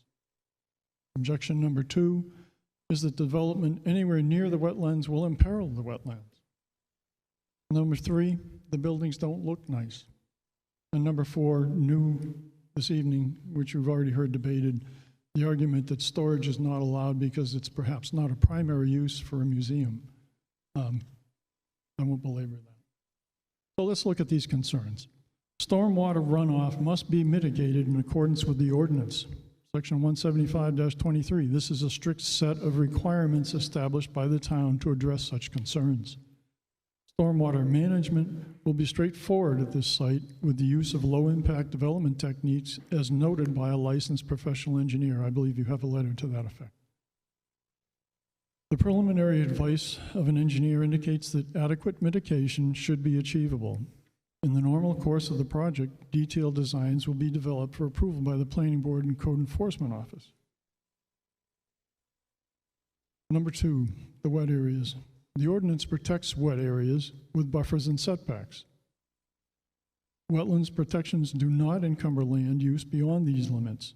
Together with the stormwater runoff mitigation, these are the specific requirements that the town has established. We propose to meet these requirements. Number 3, appearance. The museum has an inherent interest in presenting a favorable appearance. Cost-efficient structure alternatives such as metal or membrane buildings were ruled out early on in the process, in part due to a concern for appearance. We opted for a wood frame structure with appearance resembling residential garages. The proposed location and orientation of the buildings minimizes the profile viewed by the public from Center Street. The proposed buildings are not visible from any residence in the area. No residences abut the property. Our neighbors apparently feel entitled to their preferred view as they traverse their right-of-way across the museum property. The deeds for the respective properties do clearly provide this right-of-way for the museum, the Moose Point neighbors. The deeds do not grant a right of view. Lastly, the museum's good faith effort to adapt our project to the wishes of the neighbors was rejected. In February of 2021, the museum met with the Moose Point Road residents to explain the storage problem that needed to be solved and the proposed solution. At a second meeting in March, the museum offered possible alternate locations for the buildings on the property, all of which were rejected. The Moose Point residents. Let's look at the 8 criteria. I told you I would relate this to them. Site suitability in accordance with the zoning ordinance is number 1. To the extent that history is relevant, the only active use of the site in living memory has been commercial. While it was idle for many years, it has not been residential. The corridor along Center Street, while zoned residential, has from the museum eastward a very small minority of residential uses, with the majority of lots used commercially. You've heard a lot about that already. The appearance of the museum site, including the proposed storage buildings, offers a greener appearance than is generally seen along this stretch of Center Street. I've already discussed stormwater runoff mitigation and wet area protections, which were cited as concerns under this criteria. Tree removal will be outside the wet area buffer. The neighbors have also expressed concern about impaired access to their homes. Big old pines mentioned in their presentation appear to us to represent a significant threat to neighbors' access to their homes. Removing them might be a favor. Criteria number 2, immediate neighborhood impact objections there were based on stormwater runoff and appearance, which we talked about. 3, no undue nuisance, etc. Stormwater runoff is cited again. An attempt is made to portray traffic at the storage facility as an impediment to Moose Point access. Neither this nor the disparagement of our volunteers is credible. The traffic volume for the proposed use will be insignificant. Simple courtesy by the parties involved and any rare inconvenience is all that is required. Museum boat storage is an infrequent access use that does not generate significant traffic, noise, dust, fumes, light, or other objectionable stuff. Criteria 4, public services, no objections were raised. No public services are contemplated. Number 5, appropriateness of the site plan.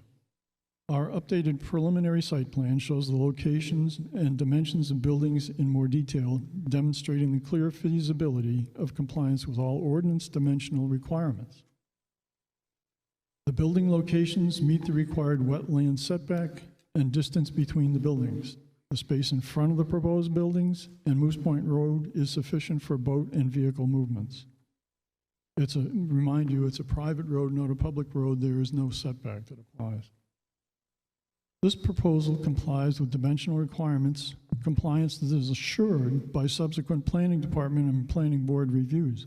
Construction will comply with the ordinance building height limit, which is 30 to 35 feet, depending on the roof pitch. I don't think we're going to come close to that. While there is no applicable setback requirement, distance from the structure to the road will be 20 to 30 feet and 30 for most of the distance along the road. Number 6, immediate neighborhood integrity. The proposed buildings are not visible from any residents in the area, and there are no residences abutting the property. The use proposed is museum storage only. Museum exhibits change annually, involving the movement of a handful of boats, so we anticipate routine boat movement traffic of less than 20 moves per year. Required stormwater management using low-impact development techniques will prevent impacts of stormwater and snowmelt to the road. The neighbors again invoke their dislike of the appearance of the storage structures. The neighbors offer conjecture about conceivable future use of the property, conjecture that may be more immediately relevant if the museum is forced to look elsewhere to meet its needs. The storage buildings will be good, quiet neighbors. Impact on property values. The neighbors argue that a violation of their view right would adversely affect their property values. In the first place, a view right does not exist. It cannot be violated. A look at the assessor's records for these properties shows that the bulk of their value is in the land. The value of the land is in the waterfront. The storage buildings have no discernible impact on the value of these waterfront properties. You've heard conflicting testimony from real estate professionals. Is this a real impact, or is it an opportunistic exaggeration by neighbors who would like to exercise control over a property they do not own? Number 8. The proposed use or structure is consistent with the spirit of the ordinance and the limit of the master plan. Now, we've covered this in some detail already, I guess, but for the benefit of those board members who are not certain that this is an accessory use, the ordinance specifically allows a museum on this site subject to your approval. The proposed structures are clearly components of a museum as defined by both town ordinance and state statute. You've heard those, I won't read them again. The master plan recommends that the town support museum facilities and plan future expansion efforts by promoting Wolfeboro as the museum hub of New Hampshire. I didn't make that up. It's in the master plan. In summary, I'll be almost done. In planning its storage facility, the Boat Museum has endeavored to meet Wolfeboro's zoning requirements. We believe the ordinance provides the standards for reasonable development applicable to all town properties. The ordinance defines the process required for project approval, including special exception application, site plan review, and building permit approval. These steps together provide a thorough evaluation of the proposal. The New Hampshire Boat Museum is comprised of all the functions of a museum recognized by both the town and the state. A museum is not just a building where some collection is exhibited. The museum must properly store and care for its collection. We intend to continue to expand our education offerings.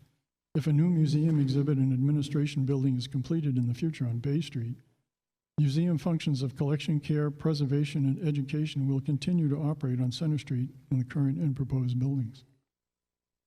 The New Hampshire Boat Museum is a long-standing contributor to the economy, culture, education, and recreation of the community of Wolfeboro. Hundreds of volunteers and thousands of residents and visitors are touched by the museum regularly. The museum has appointed many new board members in recent years. Our new director contributes abundant energy, expertise, and enthusiasm. Our collection is growing dramatically. That's why we need storage. Museum visitation is up, participation in museum programs is up, membership is rapidly recovering from the pandemic slump. The Boat Museum is growing and succeeding. Supposed to do that, I think. The Bay Street site simply does not accommodate the storage facility we need. It just doesn't fit. There's no way to put it there. if we meet all the regulations and requirements, setbacks, and, there's a patch of wetlands in the middle of it. We will need to be able to fully utilize the Center Street site. The museum wants to remain a member of the Wolfeboro community. The difficulty and expense of the museum has experienced on Bay Street and Center Street in trying to continue the museum mission puts the viability of staying in Wolfeboro in question. The board has trusted this public process for determining the fate of the storage buildings on Center Street for the benefit of the broader community. For the benefit of our audience, the state law requires that all special exceptions shall be made in harmony with the general purpose and intent of zoning ordinance and shall be in accordance with the general or specific rules contained in the ordinance. We believe the museum's application meets all general and specific rules in the ordinance. We respectfully request the ZBA approve this special exception application. Thank you. Can I answer any questions? I do have a question about the site plan. Do you have a question? I don't know if you're the appropriate person to ask, but of the approximately 12 acres, there's 2 lots, approximately 12 acres each. How much, what size is the easement? How large is the easement, and what approximate size area is the wetlands out of the 12.82 acres? Yeah, is that shown on the plan that you have? I guess it isn't. I believe the site is about 12 acres, of which 8 or 9 is in the wetlands easement. Is it 8 or 9 wetland? 8 or 9 acres in the wetlands easement. And the wetlands is the easement? Yes.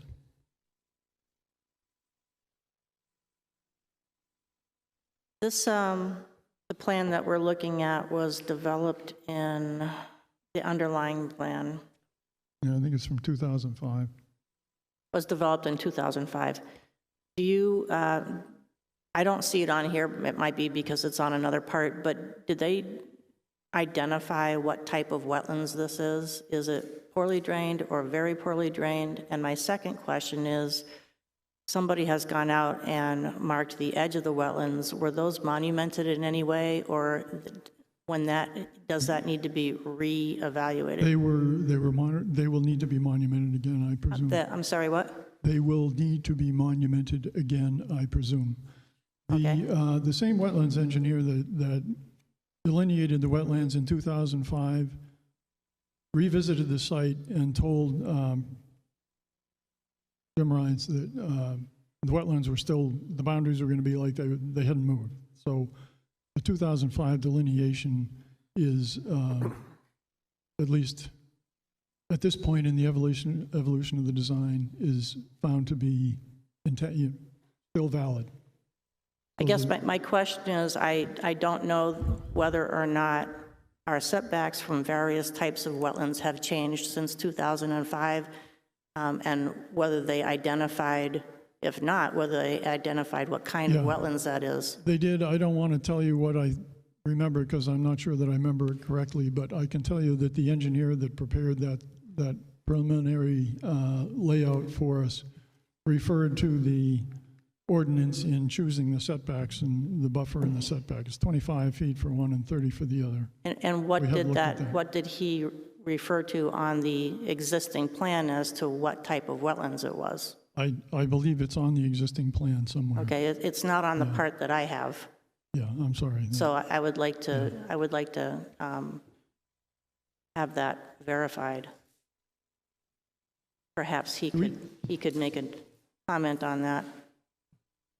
Do we have a copy? We have a copy.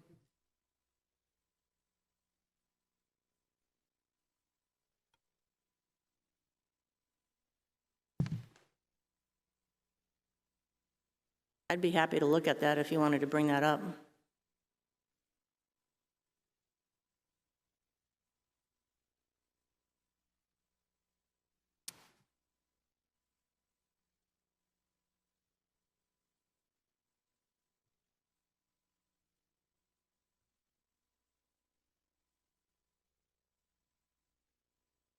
I can tell you that the question has been asked and the answer determined, but I'm not sure I can give you documentation.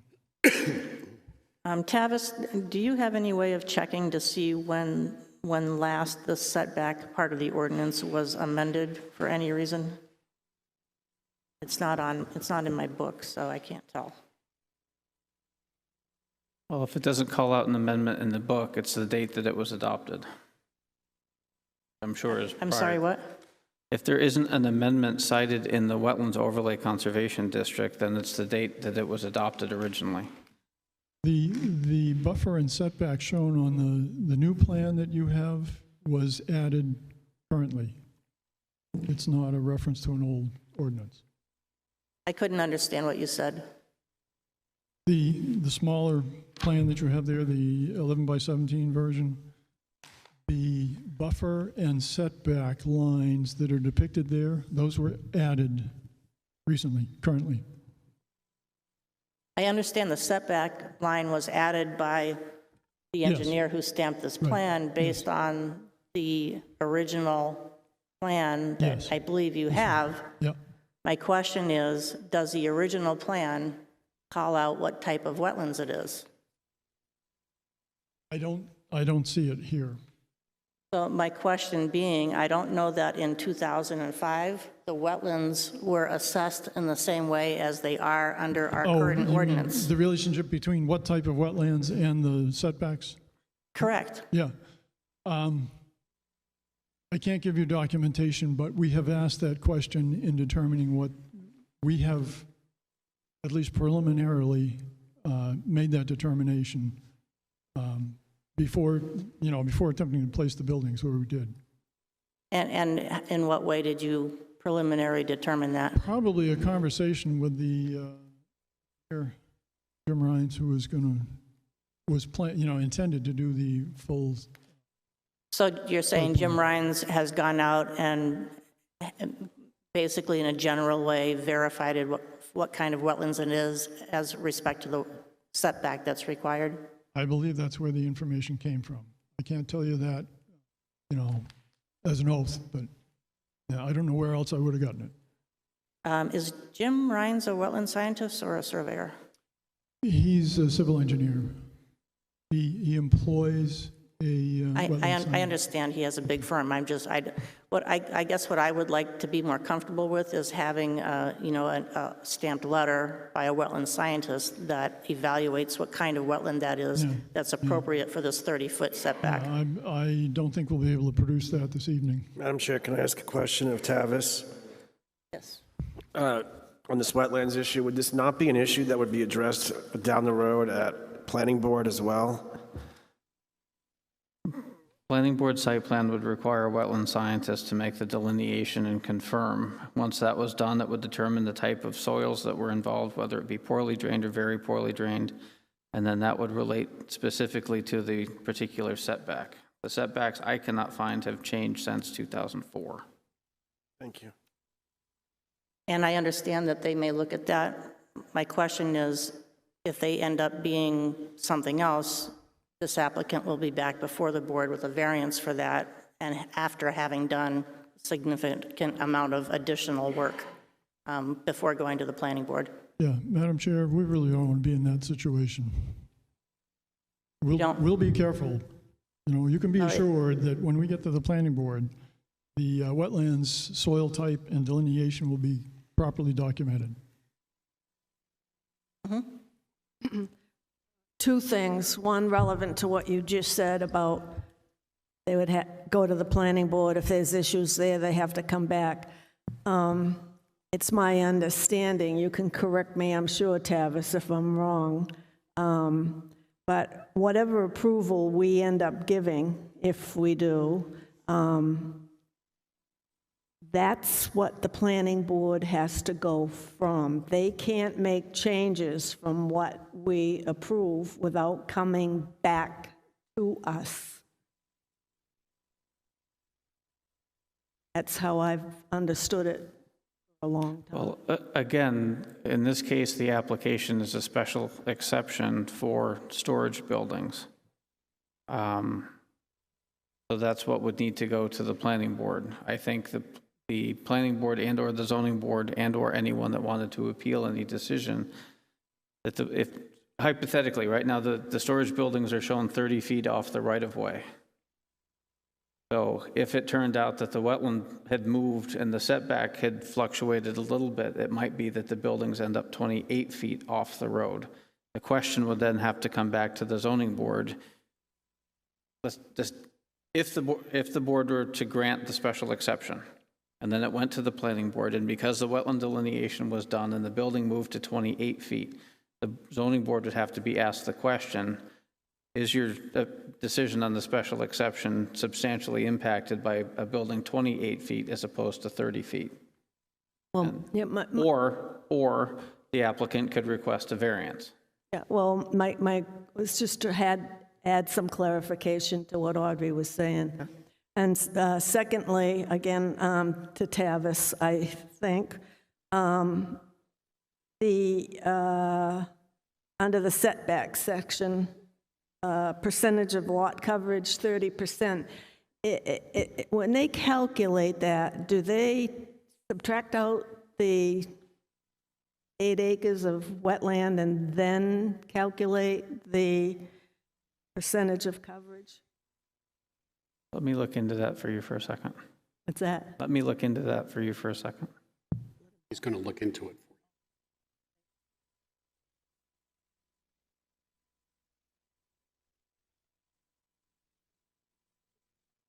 Current questions?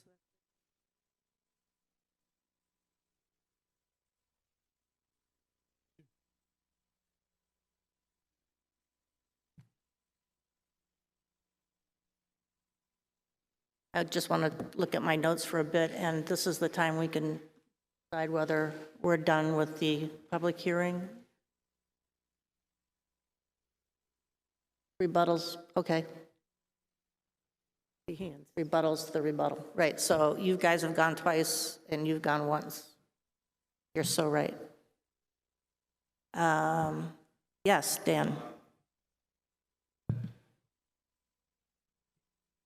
In 2003, the setback was 50 feet for all wetlands. At least 2008, possibly more recent than that, when it changed to 30 feet for poorly drained, 75 for very poorly drained. So it was after 2005. Okay, can you repeat that again? In 2003, there was a blanket 50-foot setback from all wetlands. Okay. That changed to 30 feet at some point after 2005. It may have. Gotcha. It was at least 2008, but may have been more recently than that. So if I understand what you're saying, nobody probably bothered differentiating this wetland because it wasn't an issue when this plan was made. Correct. So that doesn't need to be looked into. Correct. Very good. Thank you. Yes, Tavis. To answer Suzanne's question, lot coverage by definition in 175 is the percent of the total lot area which may be covered by all impervious surfaces, including but not limited to structures, sidewalks, parking areas, roads and driveways, excluding travelways / right-of-ways for access to other lots. It does not separate out wetland areas. They're allowed to calculate that in. Correct. Well, it's the reason I needed to look and make sure what the definition was is because it's a very different animal when you're doing a subdivision. In subdivision, you're not allowed to count areas that you can't build in for buildable areas, so I just wanted to be sure. Anybody else in favor before I move to the other side of the room?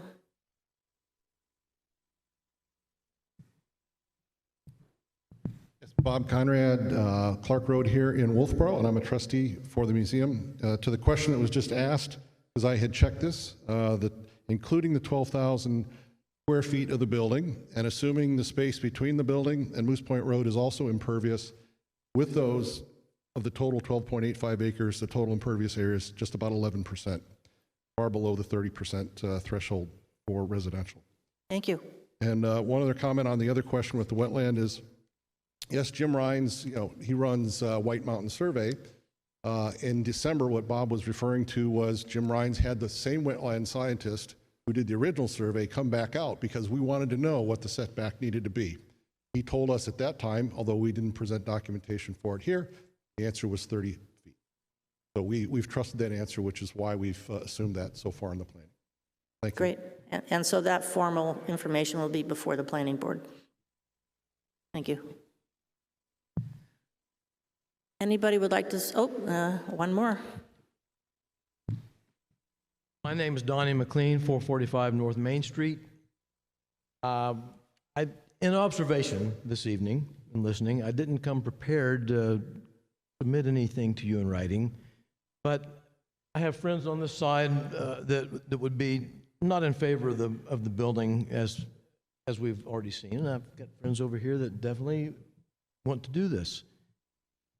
Dave Denby and I, for a long while, I manage a large property on Lake Wentworth, and we maintain a road that is deeded right away for people down on the lake.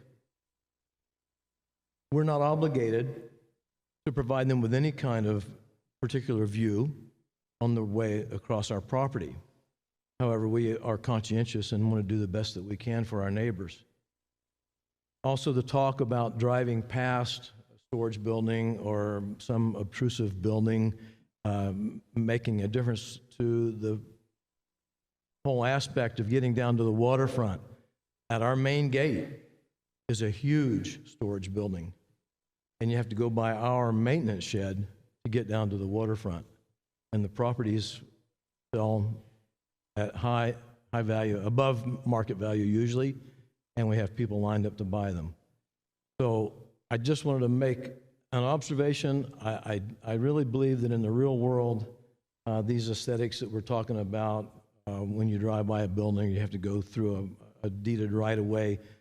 The person that owns the road isn't obligated to keep all the trees or limit the number of trees that they have.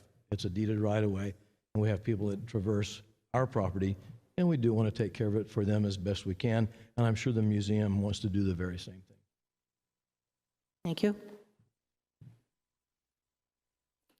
So that I don't get caught off guard again, is there anybody else that would like to speak in favor?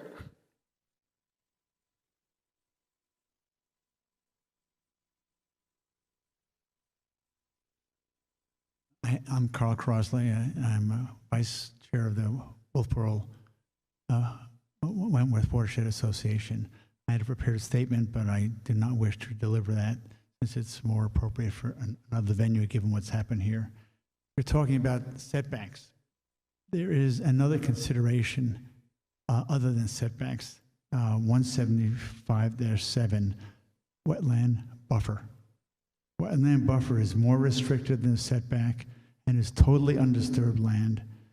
The buffer for non-prime wetland, and I guess this is not a prime wetland, is 25 feet. And that means there is only 5 feet that this construction can take place that can do anything to it during construction outside the property of the 30 feet that they've listed in. It would be extremely tight to get it done and stay within the wetland buffer regulation. Thank you.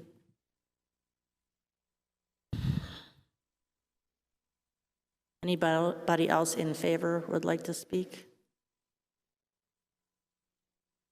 Anybody opposed would like to speak? As the bell tolls, he approaches the stand.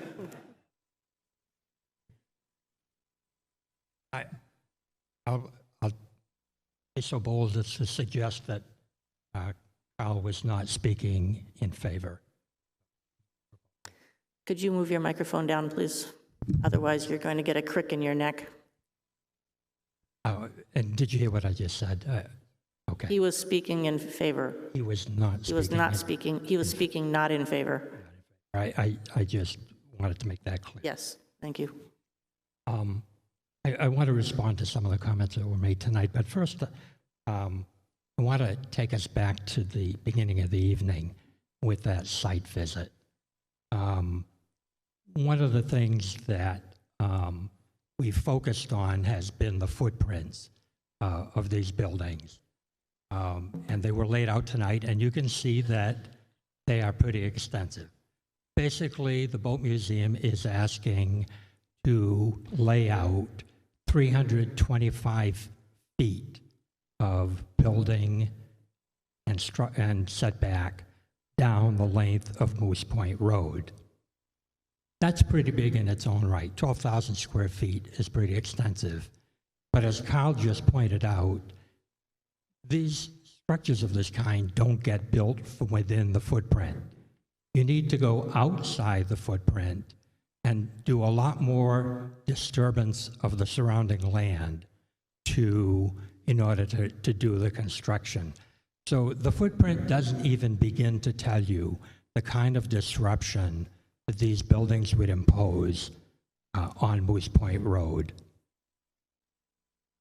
As you saw, the plan submitted by the Boat Museum tonight by Blakeman Engineering shows the buildings coming even closer than the original proposal to Center Street. The original application described the buildings, if I can find it,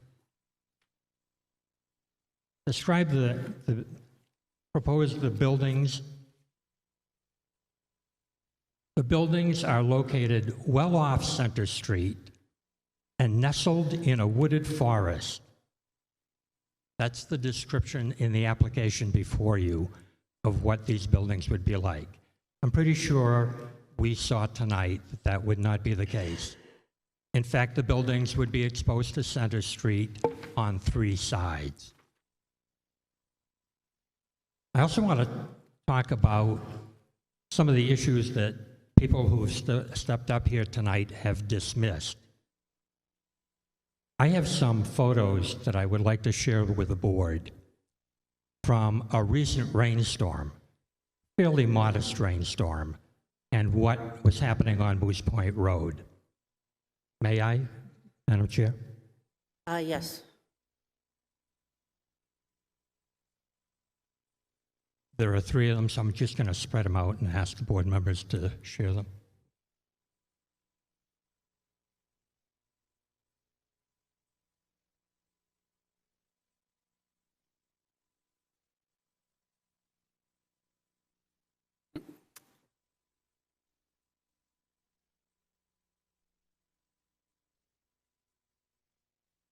What you're looking at when you get them are not puddles. They're not puddles.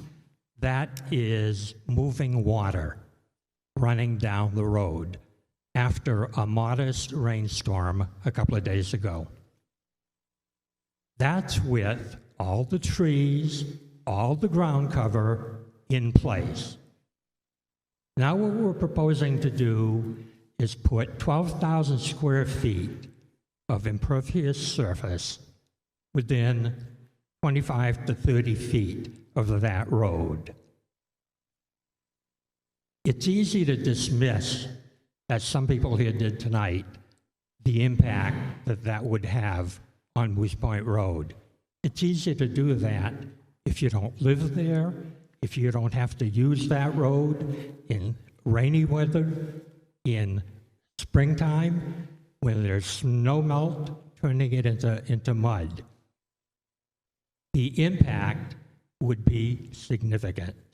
The visual impact of these buildings would be significant. I think the question was asked tonight, how big are those garage doors? If we go by the dimensions in the application, there would be 20 of them, 20 garage doors, each 12 feet wide, 12 feet high. That's not anything that you would find in a residential zone. It's totally out of character. These buildings belong in an industrial park. That's where they belong. They have no place in a residential neighborhood. I just want to address a couple of comments that were made at the beginning of the rebuttal.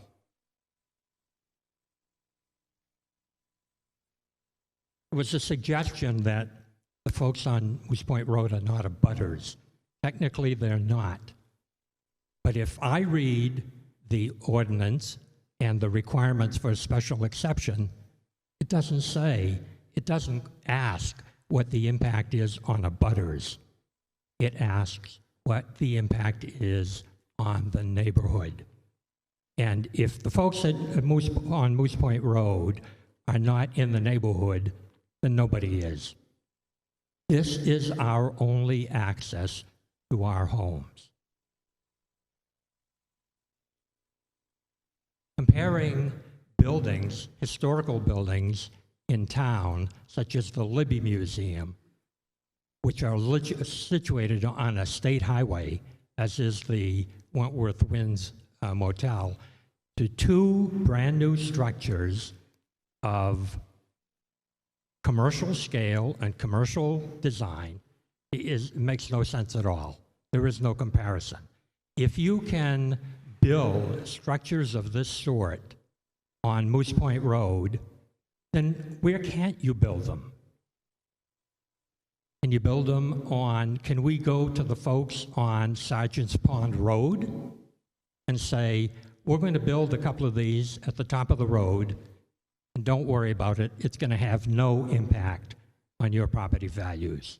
Can we go to people on Governor Shore Road, a couple of dozen homes on that road, and say, we're going to put up a couple of 6,000 square foot storage buildings that were never there before, but don't worry, it's not going to have any impact on your property values? To Suzanne Ryan's point, you have conflicting testimony tonight about the impact on property values. But here's the thing. The opponents of this proposal don't have to establish anything. The burden is on the applicant to demonstrate that there is no impact. And as Suzanne pointed out, the way you normally would do that is a fairly technical analysis, which you have not received. In the end, I want to say to the board, this is a problem of the Boat Museum's own creation. Nobody has pulled the rug out from the museum here. Nobody has changed the rules on them. The property we're talking about here is the property that they've been on since 2000. Same property, same limitations. The wetlands are the wetlands as they were in 2005. The conservation easement that's on that wetlands is the conservation easement that the Boat Museum's Board of Directors approved in 2005. And most importantly, the zoning regulation that places this property squarely in a residential area is the same zoning regulation that was in effect when the museum bought the property. This is an unfortunate problem on their part, but it's not one that any of us created, and it should not be solved on the backs of people who did not create it, of people who will take a loss in terms of property values and in terms of quality of life from these things. I would ask the board to reject this proposal for a special exception. Thank you.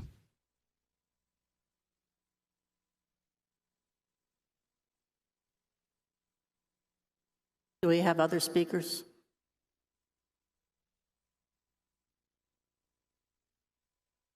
Good evening. I will be brief. Keep my comments to rebuttal. Your name again, please. Jason Reimers, R-E-I-M-E.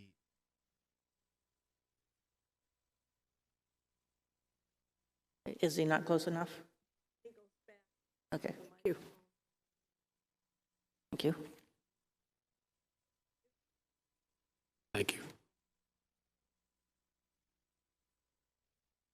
So what I'm giving you is is this better? Is a printout from their website that I did today. And if you turn to the second page, there's a picture of the existing building and the proposed building. Madam Chair, you had asked a question about the future relocation of the museum, and there was a colloquy about, well, will the new building be the principal one, or would the existing one be the principal one?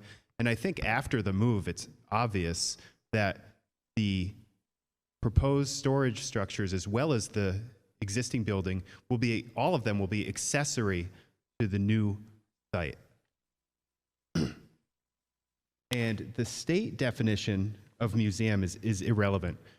The relevant definition is your definition of accessory use, which is incidental and subordinate to the main use. And the size and use of these buildings is not incidental.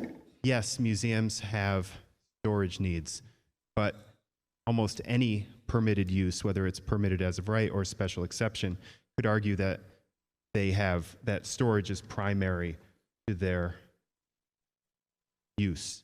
However, here, storage facilities is its own primary use, especially of this size, and is only allowed in 2 districts. It's an affiliated use, but it's not an accessory incidental use. It's been suggested by the Boat Museum that this is a primary use, yet we're here for an application for an accessory use. So you are here to determine, based on this being a proposed accessory use.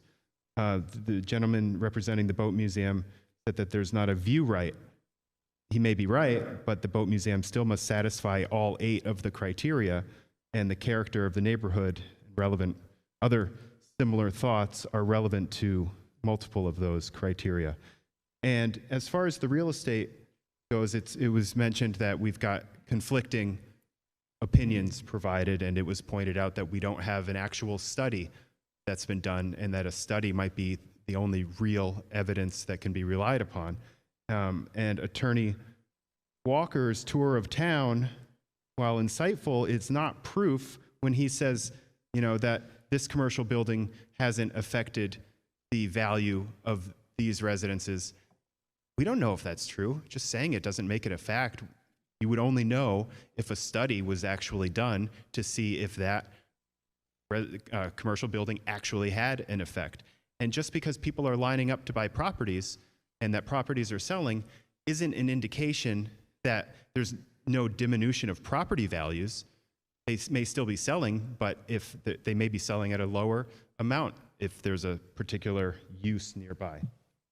So maybe with property values, you've got conflicting evidence and it's a wash, but it's the applicant's burden, like Rich Massey just said, to provide affirmative evidence that there will not be diminution of property value, and you do not have that in the record tonight.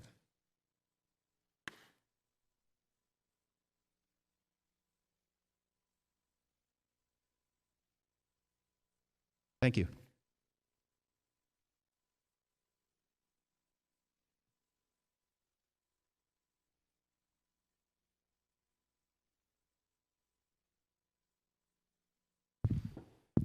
Since I was here tonight representing 2 abutters to the property, I just feel compelled to correct statements. I think I heard at least twice that there are no residential abutters to this property. I spoke on behalf of 2 residential abutters. Tanya Albee is a residential abutter. She's opposed. Sandy and John Christofferson are residential abutters, and they are opposed to this. So I think it's a little bit of a miscommunication or misstatement that there are no residential abutters. There are 2, and they are both opposed. Thank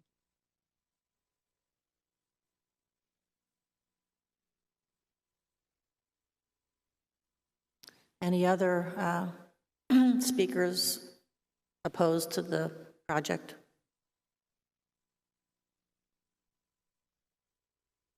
Does the board have any questions for anybody else in the audience or the applicant at this point?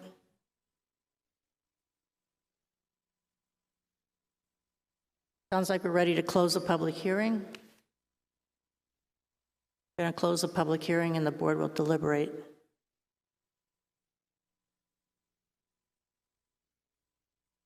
You want to go ahead?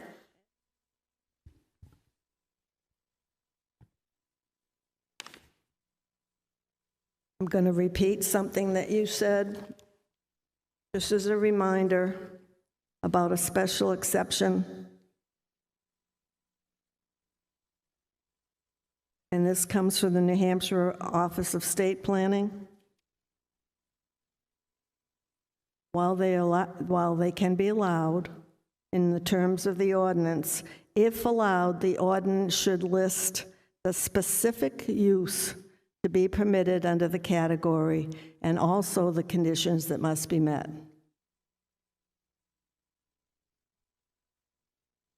We do not have the specifics of a storage facility or storage building within the special exception in our criteria. I will bring you back to the purpose and intent of the residential zone. That's where we start, because it is what it is. It's a residential zone. 175-78. The residential district has a district boundary based on the availability of public water services. It is designed to provide medium-density development near the central services in a manner that is typical in many New England villages, with adequate safeguards. Certain other types of uses, such as home occupation, agricultural, and bed and breakfast uses, will be permitted. Now, that's the red flag to tell you what other uses can be used that would be an underlying use to a residential zone. If you go to 175-81, which is just to give you the flavor of it. It might not be the one that's pertinent to this, because this is 175-86, which I'll get to. Permitted uses. One of the following dwelling unit structure is permitted per lot. And so they take this residential zone and they break it down into permitted uses and then special exceptions. And all the permitted uses are dwelling structures, single dwelling, single detached, duplex, accessory structures, and I'll get to that. Accessory uses, I'll get to that. Home occupations, the keeping and harboring of livestock in accordance with New Hampshire best management practices. It's telling you what that zone is supposed to be. Then they say special exceptions, 175-82, farming, veterinarians, churches, conservation dwelling, unit bed and breakfast, residential uses.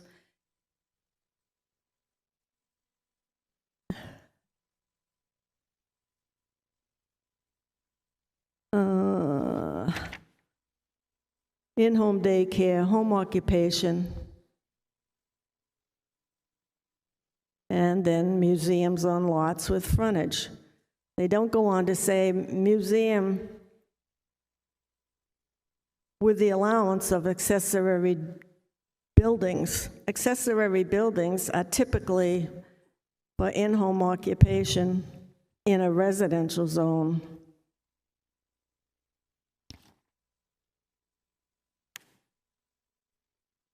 And I'll take us back to the definition of accessory. Accessory buildings or structures.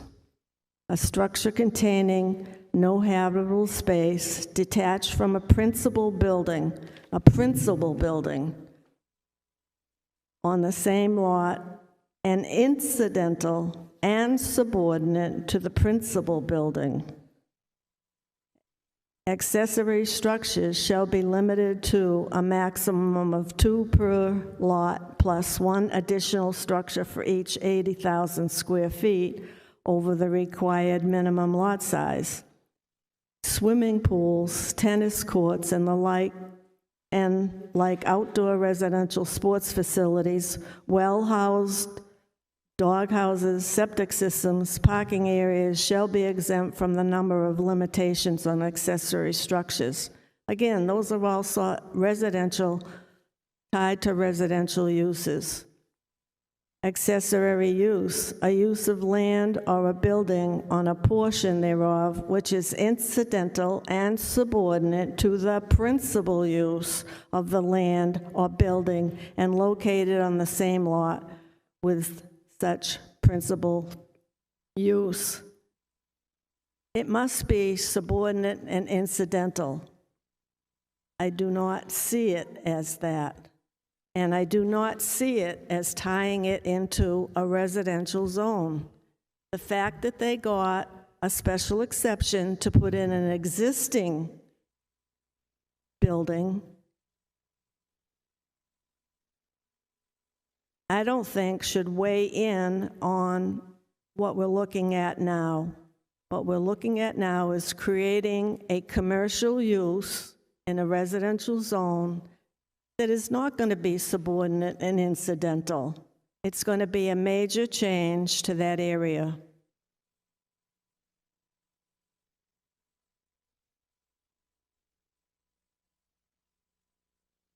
Luke, Tim, Sarah?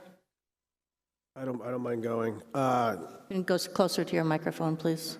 And let me preface my comments on the fact that, you know, a lot of people on both sides with a lot of passion, and, you know, it's important to hear from the public on both sides, especially in an issue like this. After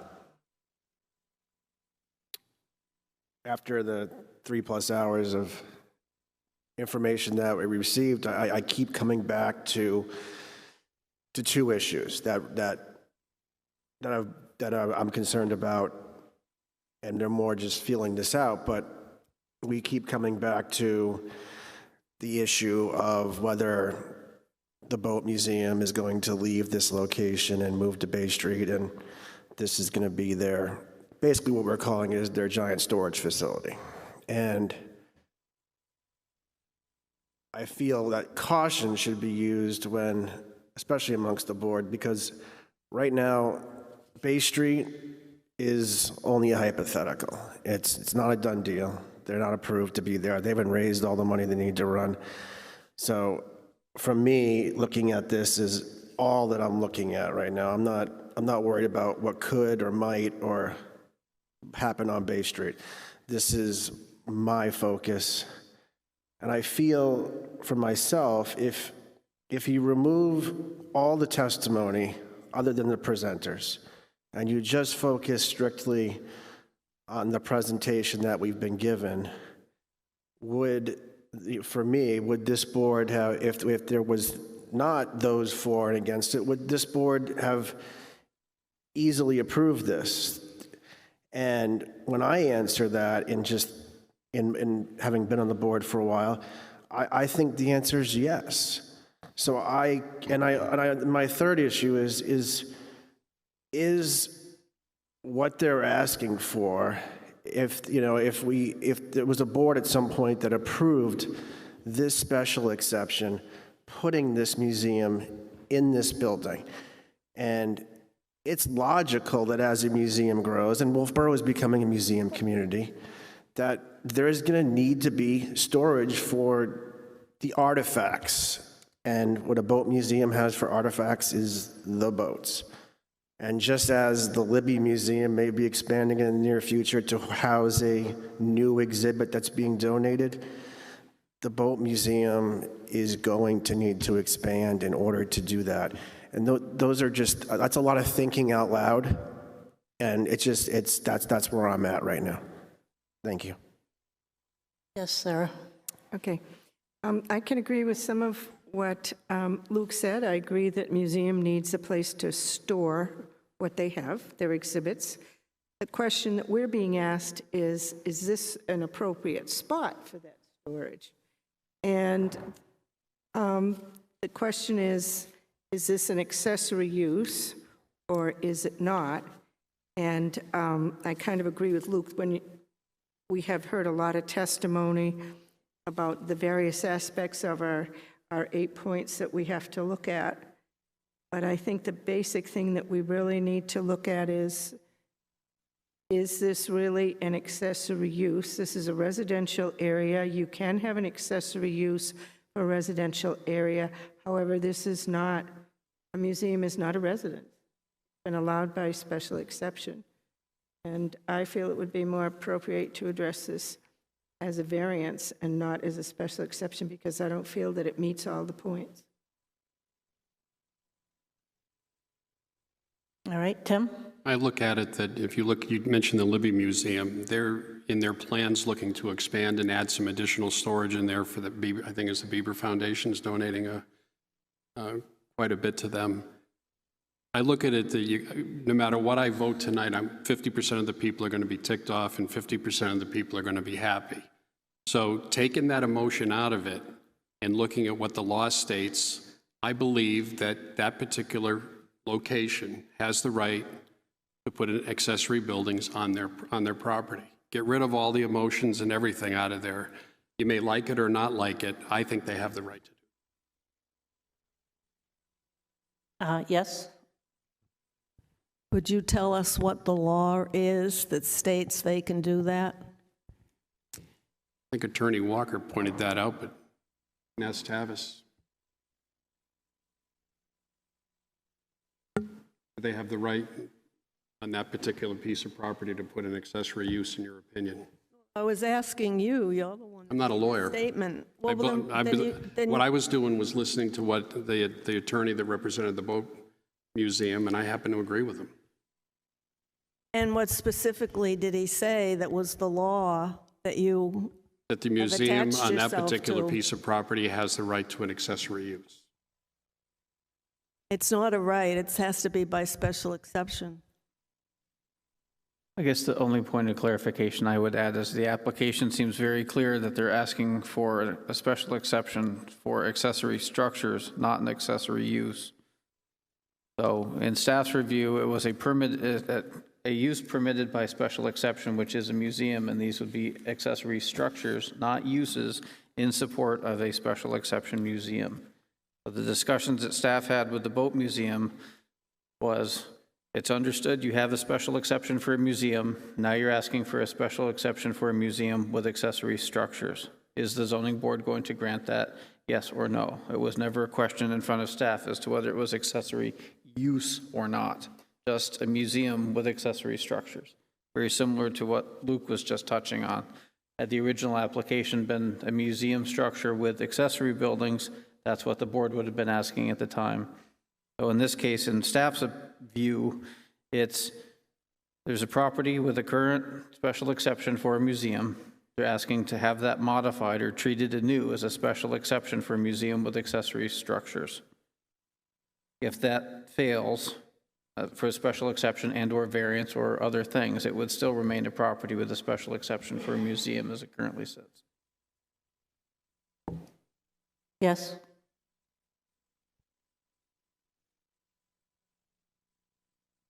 12,000 square feet is not incidental and subordinate to the museum.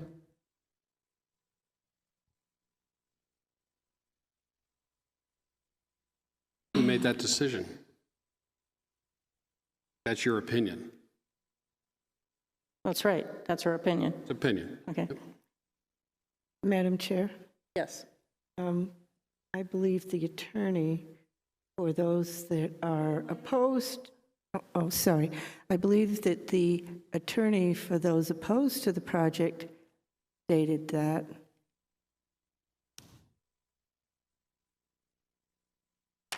Stated what? that when we're talking about the size and whether it's incidental, Right. That it is not. Yes, he did. So I don't believe that incidental and subordinate is weighed only by the size. So I understand what you're saying, but I don't agree with that. The way I look at accessory uses is if one goes, is the other one necessary? That's what's accessory. It supports the primary use. If the primary use goes away, is there any reason for that accessory use to be there? That's what accessory means to me. So I'm not, I don't want to go through my list, but. Can I just make a comment on, we just need to make sure that we're not talking about use, we're talking about accessory building. Right. And I don't know how you can have an accessory building that is twice the size of the primary building. I have a hurdle there. I understand that viewpoint. You guys both agree on that, but I don't know how you do how do you judge the magnitude? There's plenty of accessory uses that may be bigger than the primary use. Look about a residential house with a riding arena, for instance. So there's a lot of accessory uses that aren't proportional in size and shape to the primary use.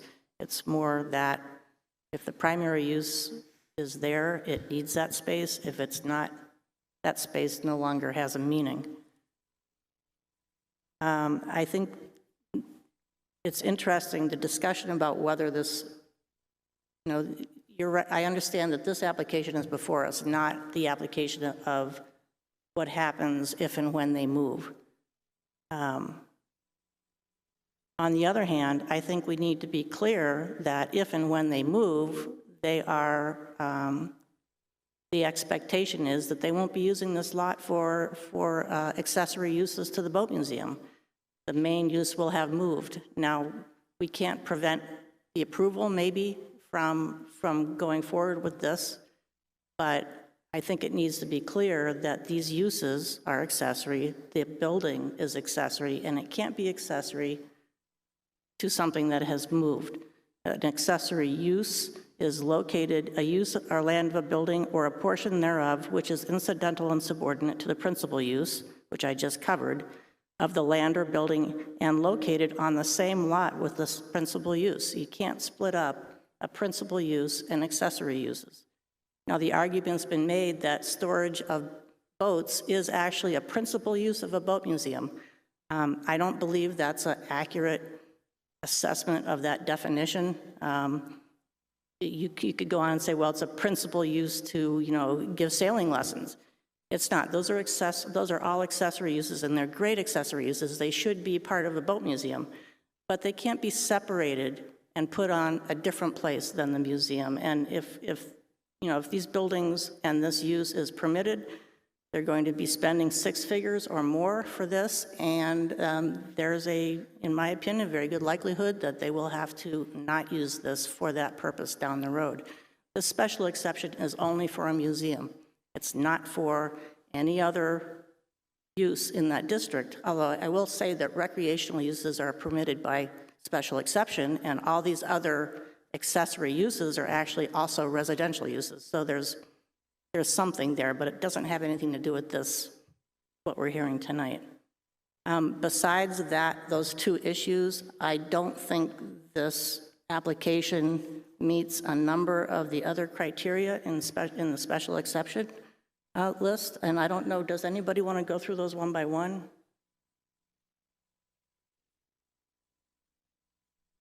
Should we have a motion first? We're just going to go through them and speak to them. Guess I have to find them first. Okay, site suitability. The site definitely has some challenges.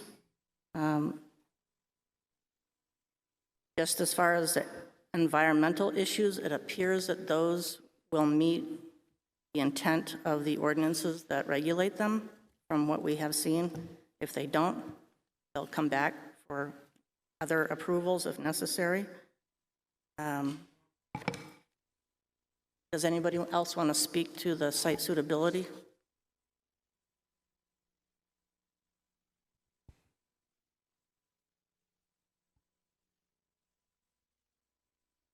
regarding site Could I just interrupt a minute? Tavis, is there any way to determine whether we actually are still being recorded? Because last time we got cut off halfway, and a lot of our deliberation was not recorded in detail. Thank you.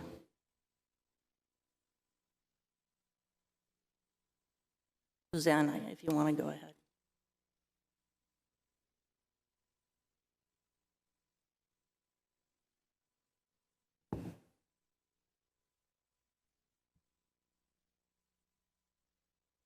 Suzanne, are you thinking? Or do you want to speak to the site suitability? Or do you want to wait? I'm going to assume we're okay. I would just like to verify that. I would go, yeah, because we have a minute taker. Just be aware that the sound might go off. He said thumbs up. Okay. Site suitability.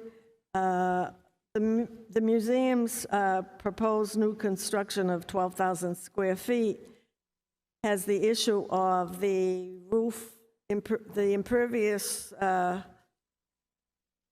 roof surface, which will create a change in the flow of the runoff into and between the wetlands conservation easement and eventually tributary down into Lake Wentworth. So I don't think, because of the 12,000 square feet of roof, that is a suitable site for environmental purposes. When they go in front of the planning board, they're going to have to demonstrate that they have a way to get rid of that water. And if they can't do it, the plan will not be accepted. So I think that's outside of what we're looking at right now. We have to evaluate that under site suitability, and we've heard testimony to that, and we can certainly figure out that a 12,000 square feet is roof that's not pervious. It's going to run off. Where's it going to run off? Either into the road they're concerned about or into the wetland. So, yes, Well, they have agreeable. An engineer will design a system that will contain it. It's agreed that the planning board does the specifics on this, but we do an overview, and I'm relating to you what I've heard. You have your right to your opinion, and I have a right to mine. Mm-hmm. Sarah or Luke, do you want to weigh in on the site suitability beyond what we have already done? I had a couple concerns about the site suitability, only because of the fact that I just can't get back that nestled in the trees when they're going to be taking out. We were down there today looking at it, and several of the members of the board were walking into the woods to do that 40 feet back to find the back two posts, and we could hardly see them. And so they're taking down a lot of forest there, which is a shame for a number of reasons. And it's also, all those trees they're taking down are no longer going to be working to take care of a lot of that runoff. They do have, I will agree with Tim that they do have a lot that engineers can do to try to take care of additional runoff, but we haven't heard anything that would indicate they'd be into some type of mitigation or what do they call those? Help me, but I can't ask him. They're not ponds, but they're areas where you have vegetation and whatnot that will absorb the runoff. Luke? I didn't have anything on this. I mean, I feel like we can go through each of these, and I mean, I could give adequate usable space, but I mean, I see where everyone else is coming from as well.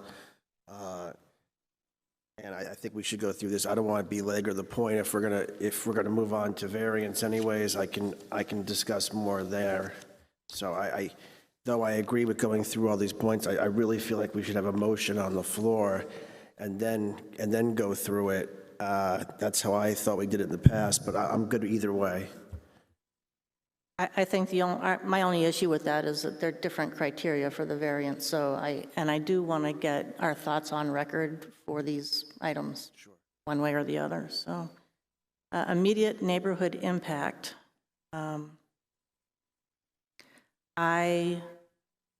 Looking at the last sentence, I don't believe this is going to create a lot of vibration, dust, glare, heat, smoke, fumes, gas, or odors. I don't think the hours of operation are going to be an issue. The planning board hopefully will deal with any lighting, which is the one thing I can see that might be an issue as far as the types of impacts that this number 2 is talking about. I don't think there'll be a large amount of picking up or dropping off traffic. That's my feeling on number 2. Anybody else like to weigh in on that? Well, I do see that there could be this issue of boats being stored in and out, special events that may happen. It's a gravel road. You're going to have pedestrians wandering around at the special events and so forth, so there could be that periodic hazard. Madam Chair? Yes, I think Suzanne kind of also included number 3 in her answer. That's what I was just going to say. That's sort of number 3. The only thing I would see with number 3 under nuisance and all is several times they've testified to impervious surface in that short little distance. It's about 21 feet, and taking boats in and out. I could possibly see that there might be maybe a couple times a year is what they refer to, swapping their their boats around for their displays. They could be blocking the right-of-way, because they did refer at one time in their testimony that about using the road as part of the impervious surface for backing these boats up.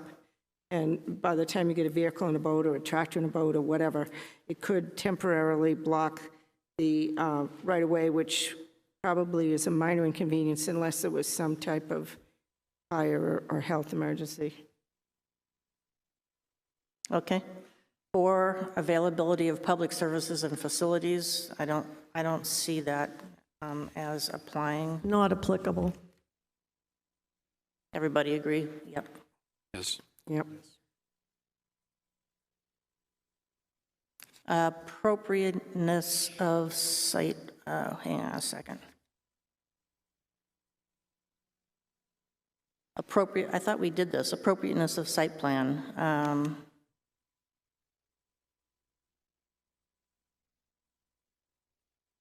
Don't have a site plan from the planning board to review. I guess we did site suitability, which is a little bit different. I think the site plan is deficient and is going to be much more information on that as it goes to the planning board. So whether or not we're expected to have a full site plan that indicates all of this, here it is on the list. I don't know what to think about that. I would agree that in general it's sufficient to deficient. For the purpose. I feel it's deficient. You do? Oh yes, I do. All right. I think that for the purposes of going through the special exception, that it meets the criteria, but when we get to a variance, that might be a different story. I don't have the list in front of me of what's supposed to be turned in with a special exception with regard to the site plan. That would answer this question. I don't have it in front of me either. But nevertheless, I was going to say the one thing that I heard from the abutters was that it's been presented to us as it would be nestled in the woods. It would be nestled in. It sounds like this little cottage or this little shed, when in fact we've heard repeatedly how large it's going to be, with how many? 1, 2, 3, 4, 5, 6. I don't know, 10 or 12 bays in each. It is not going to be nestled Madam Chair? Yes. Well, here on the list for question 5 is parking scheme, traffic circulation, open space, fencing, screening, landscaping, signage, commercial vehicles, and lighting impact, most of which are not pertinent to this particular accessory building, except for perhaps landscaping. There's been no mention of any signage. It shouldn't be commercial vehicles. The lighting impact, they said, would be minimal. Because it's a 12-acre lot, it depends how you look at it as far as open space goes. It's very close to the right-of-way, but then they have the constrictions of wetlands, traffic circulation. There should be no traffic virtually going into this place, and a parking scheme because public isn't viewing these boats in this garage. This shouldn't be an issue. Thank you. I think I'll correct myself. Appropriateness of site, number 5 is what we're talking about. A through H, parking scheme, traffic circulation, open space, fencing or screening, landscaping, signage, commercial vehicles, light impact. I agree with you that the site plan is not sufficient. It does not go into enough information to answer A through H. You want to see that? Nope, thank you. Immediate neighborhood integrity, number 6. I think this is one of the bigger questions, and it somewhat goes hand in hand with number 7, impact on property values. But I agree with some of the speakers who indicate that this is actually a separate issue than property values. If we were just looking at property values, we'd be trying to evaluate some information from professionals about whether this is going to impact the values of the homes down the road. But this is immediate neighborhood integrity, and I definitely think that the houses beyond the area that got noticed are the neighborhood.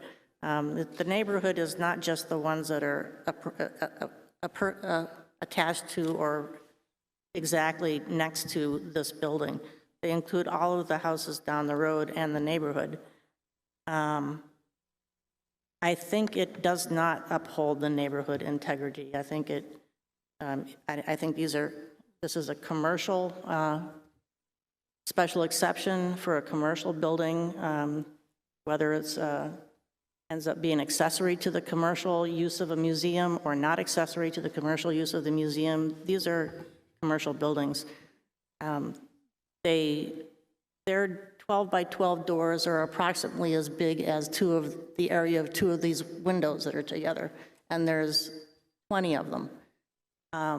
This is an overwhelming building on this small dirt road, and I understand the proponents say, well, it's not their property, and normally they wouldn't have any say over how this impacts them. And that would be true if this was a commercial property and with the rights to build commercial style buildings. But this is not. It's a residential property in a residential zone, and this is a special exception in order to do that. So I do believe that it has a very negative impact on the neighborhood integrity. Yes. Yeah, immediately across the street is Country Cabins. That is a residential little neighborhood. And then if you travel west towards Wolfeboro Falls, in fact, I think we did a site visit at a house that's being remodeled on that stretch of land. It is a nice residential strip all the way into Wolfeboro Falls.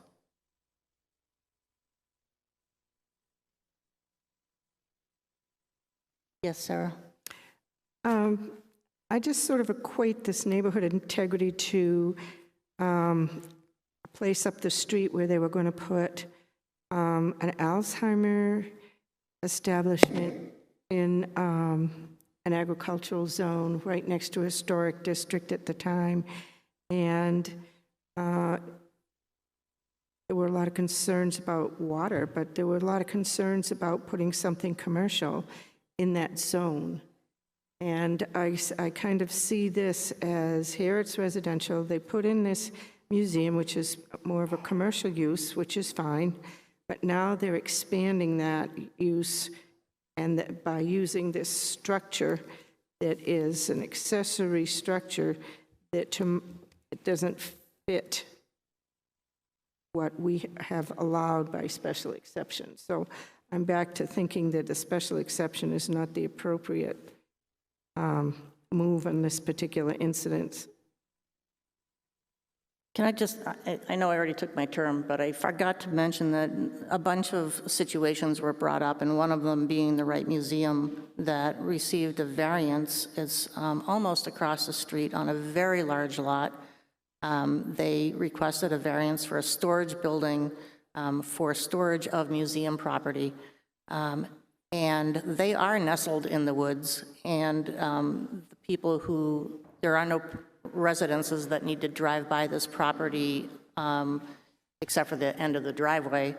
And so it's very much a different situation, even though it was more or less equated with this one.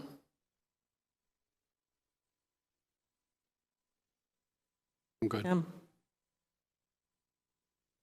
Anything to say to 6 and 7? Well, either you can take them separate or together.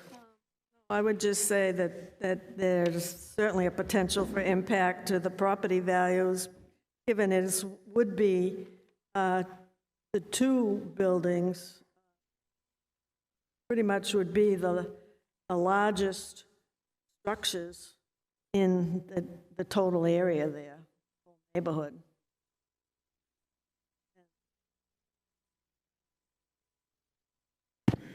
Sarah? I just want to react to that statement. I think perhaps that the motel building that's parallel to the street is much longer. However, the appearance of that building, the size may be greater, but it is extremely more residential looking. And I think that makes a difference on that neighborhood integrity. And when it comes to the property values, we've heard some testimony yay and some testimony nay by people that are in or related to the realty business, but we have no real impact statement, no real analysis.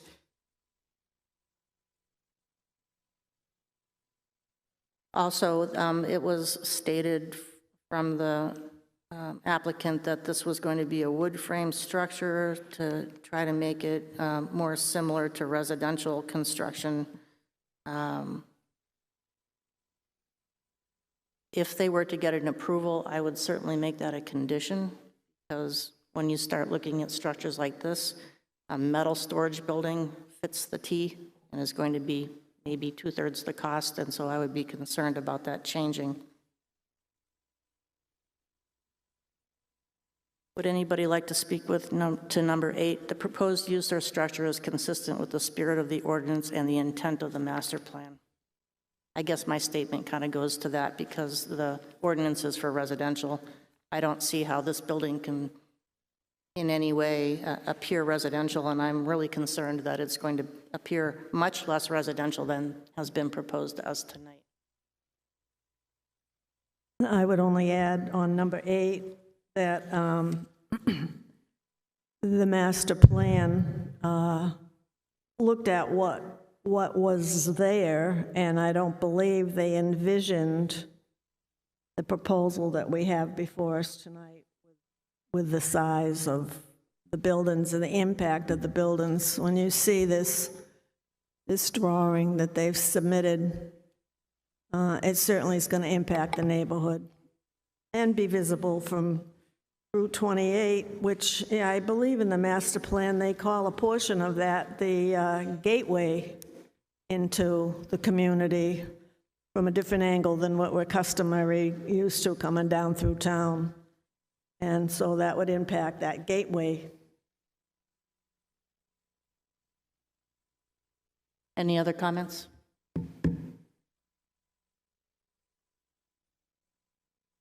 Would somebody like to make a motion? I'd like to make a motion on case number 10 SE 21, the New Hampshire Boat Museum, 399 Center Street, Wolfeboro Falls, tax map lot number 163-2-1E, that we approve the special exception for the museum to add accessory structures on their property. Second.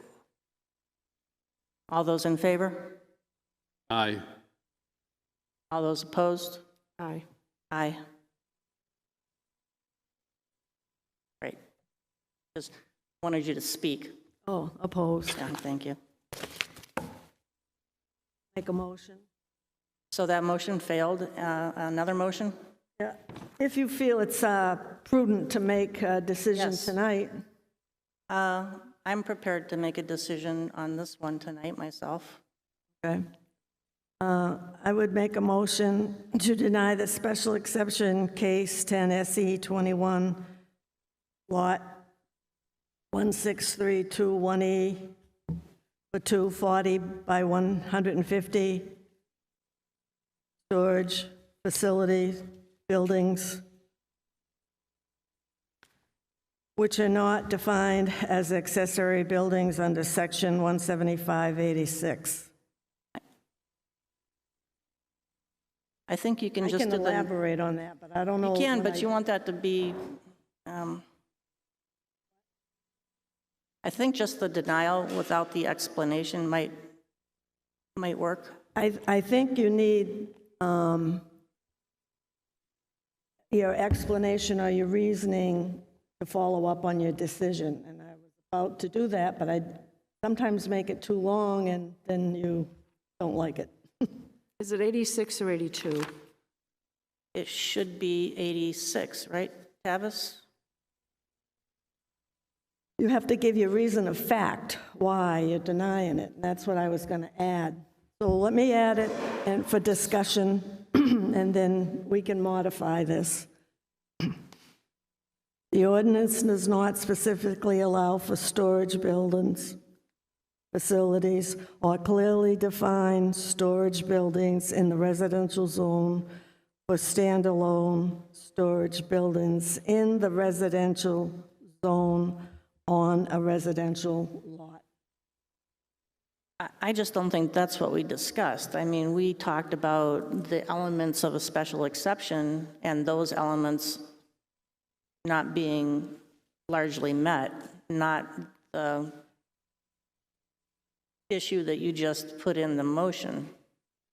Well, then maybe then the reasoning would be that it just doesn't meet the 8 criteria.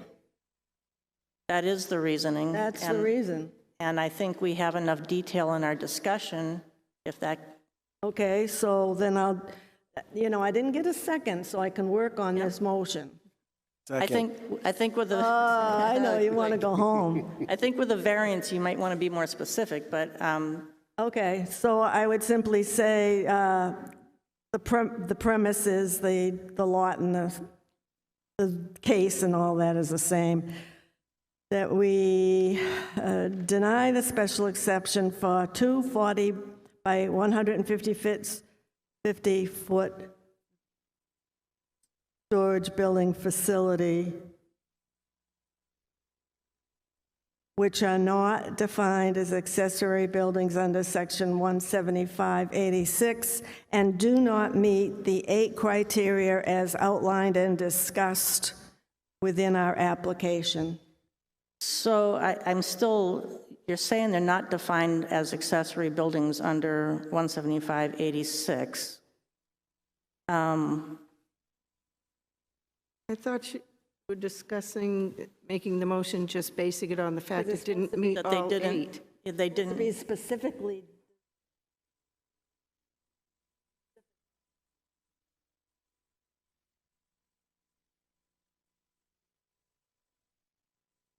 I'm not seeing that. You don't follow it? No. All right, then we'll just go So for one thing, I think it's 175-87, special exception uses. Well, I'm taking from what the code officer used for a denial, What which was section are we, one, what section are we looking at here? the use and, 17582 is the residential zone. it says the use in buildings are not expressly permitted under section 17586, period. I understand you're reading from the application. I clarified at the last meeting that that was referring to the general residential zone, not the residential zone in which this is located. But I hear what you're saying. You're reading the wording about it's not defined under 17586 or 82, either one. Yes, they're identical in the But ordinance. so you're taking your language from the denial, because the denial says that accessory buildings are not specifically defined under the ordinance. And then therefore, this needs a special exception. But I didn't add that. But that's,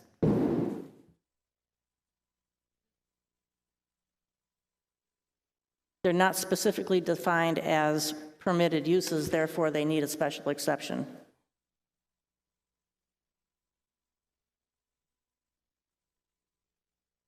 We will withdraw the application, then,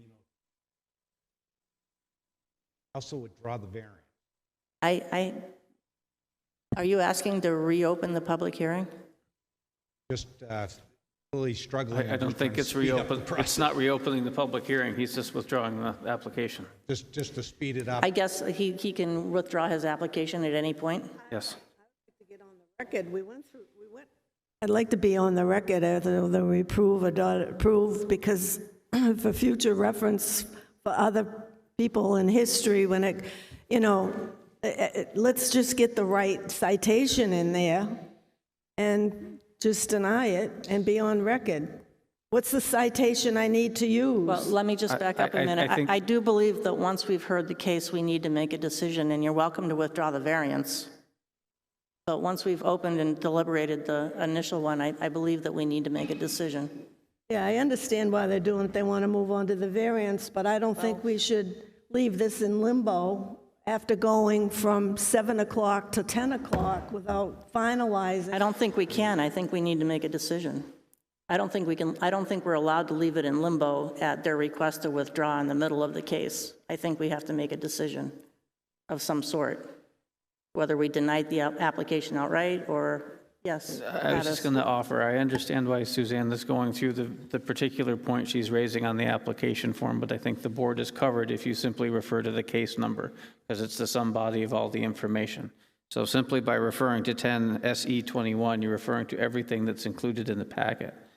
And what I'm hearing other members say is that if there was a motion to deny 10 SE 21, tax map, et cetera, based on the board's determination and deliberation as discussed, that the 8 criteria for the special exception have not been met. Well, I would add, it doesn't meet the 8 criteria. That's what I just said, yeah. Yeah. Okay. Yes. Madam Chair, I think because we had... Okay, he said we're okay. Suzanne, wait. Because we Sarah's had speaking. a motion on the floor, which was seconded by Luke, I think that motion has to be withdrawn, and Luke has to withdraw his second before we can have another motion. Okay, your point of order is taken. Thank you. He withdrew the second. Yes, sure, absolutely. You need to withdraw your motion. So I make the motion again and someone else. To withdraw it first. Yes. All right. I make a motion. We're going to withdraw your motion first. Oh, I withdraw the motion and restate it. Now, does Luke withdraw his second? Absolutely. Thank you, Luke. Thank you, Sarah.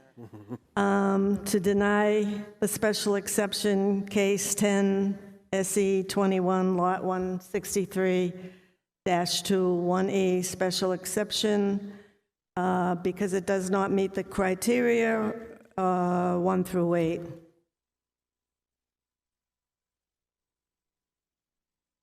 I'll second it. Can we have that read back?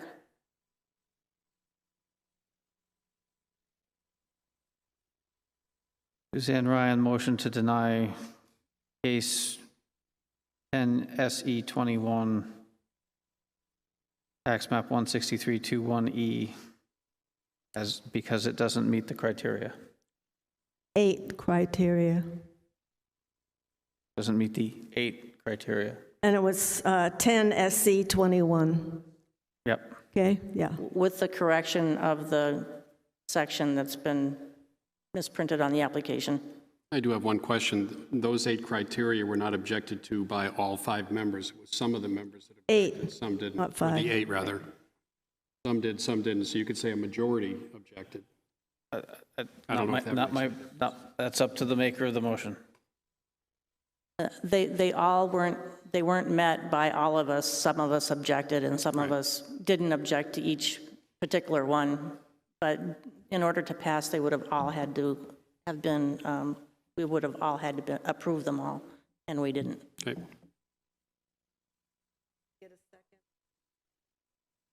I did second it. All in favor? Speak up. Aye. Aye. Aye. All opposed? Aye. Hey. Thank you. Moving on. Madam Chairman, I believe the applicant for the variance has a statement to make to the board. Applicant with the variance, do you have a statement to make to the board? Mr. Walker?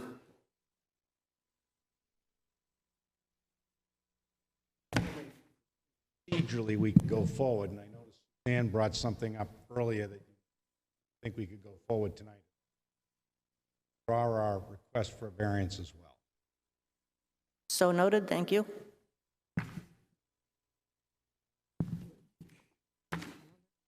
Madam Chairman, can we have a motion, can we adjourn for like 2 or 3 minutes just to use the restroom? I'm sorry, I couldn't hear you. What? Could we adjourn for 2 or 3 minutes just to use, Good idea. Thank you. Yes, we'll adjourn for, I'll come back at 10:15, please, 7 minutes. Oh, I'm dizzy. I'm dizzy. I don't know if it's I need something to sweet. Now he's taking his bill.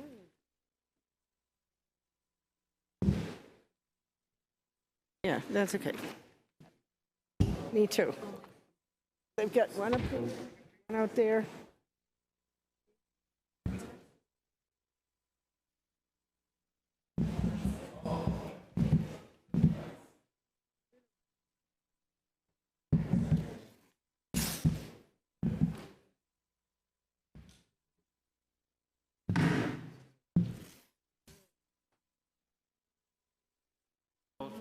Doesn't it? Let's make sure I have one for the file left.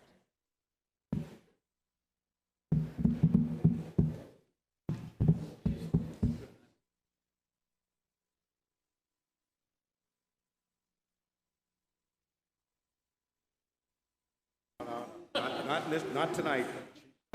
She's completely unrelated. Throw this whole package away. Yes, she may. EDC at 8. We will not be appealing it. We're done with that. Administrative appeal, you denied it 3 weeks ago. They made. I think they're done.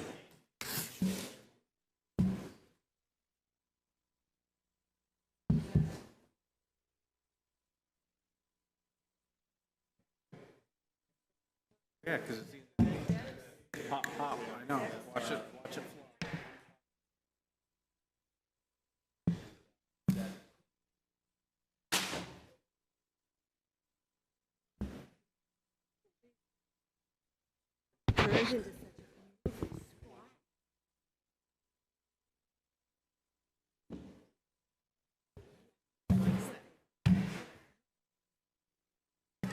Don't want you to feel left out.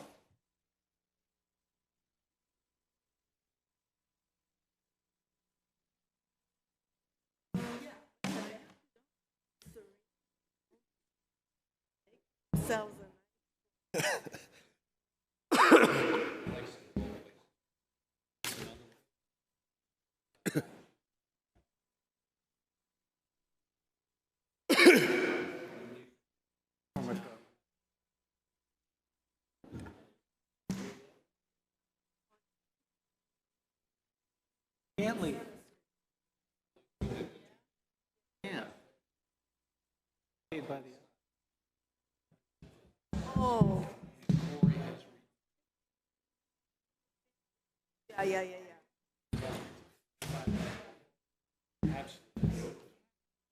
Hey, don't you leave anywhere you're making. Rob on those.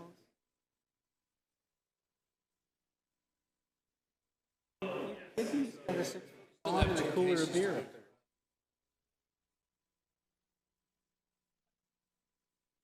Guess it's your t-shirt. And?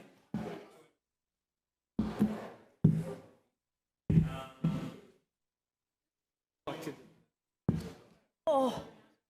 I walk in here and I hear that sound and my career going down. Suzanne?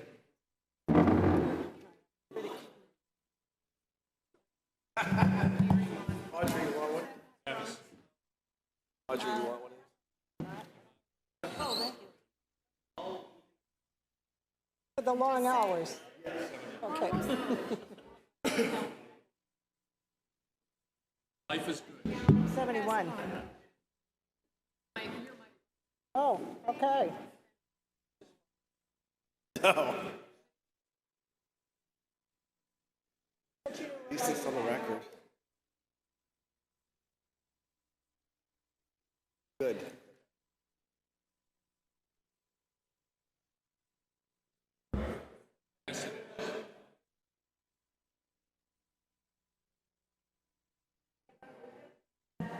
I'm going to give up drinking again at this point. That's pretty much what I knew when I was, you know what I mean, all the meetings. I did in October. I have since I have come back a little bit.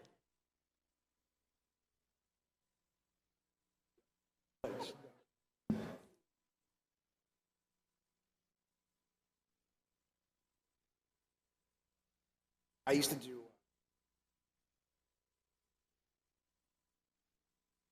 nothing.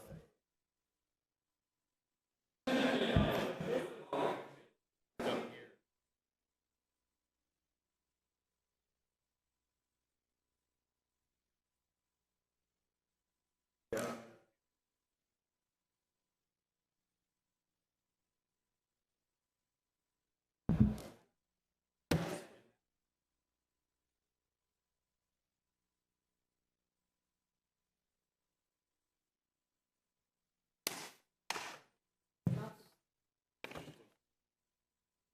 COVID really. Not for me.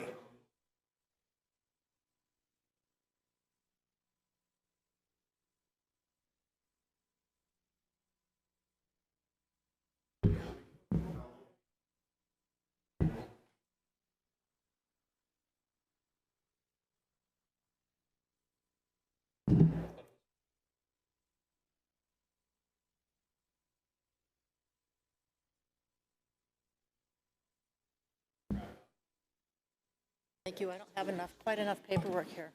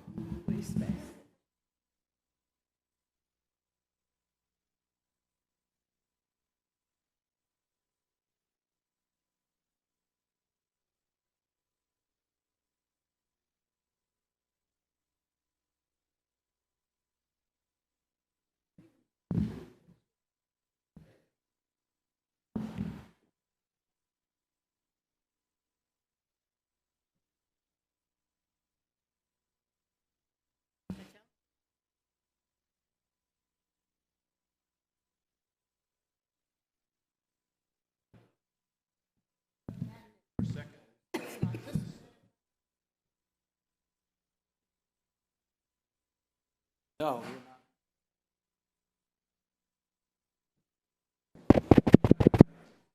Okay. Items on the agenda to the next.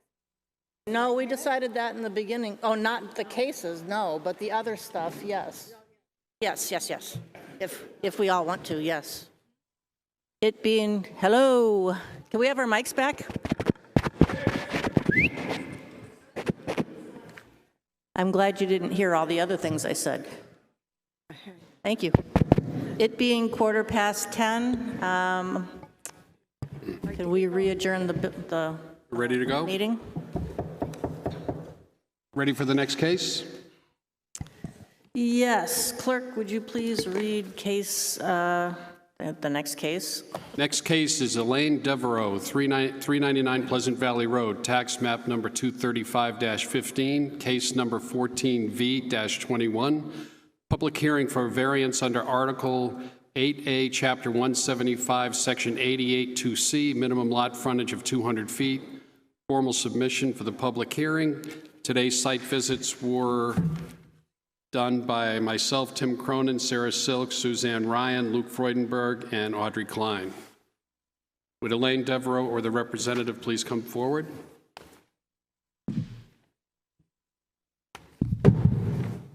State your name. So my name's Randy Walker. I represent Elaine Devereaux. I work for Walker and Varney here in Wolfeboro. This property is located at 399 Pleasant Valley Road. Consists of roughly 9 acres, 9.7, and they have 382 feet of road frontage, and they desire to subdivide it from one lot into two. And they're exactly 18 feet short, and the proposal is that they divide that shortness on each lot. So the plan that you have by Norway Plain Survey shows the frontage on each lot being identically at 191 feet and some change, but we'll just call it 191 for a round number. It was asked at the site visit if I had a deed to the property, and I couldn't find the source deed, but I do have a deed that says it's 383.71 feet. I also have a plan which I'll submit to the board that was done back in the day, which shows that the frontage on this lot is, again, 383.71 feet. That plan is recorded at Plan Book 21479. Is not in your packet, but since it came up at the site visit, I will just reinforces the number that we had. 383.71 was the plan. 383.71 was a deed, and Randy Tetro's plan is right there, within a foot. Thank you.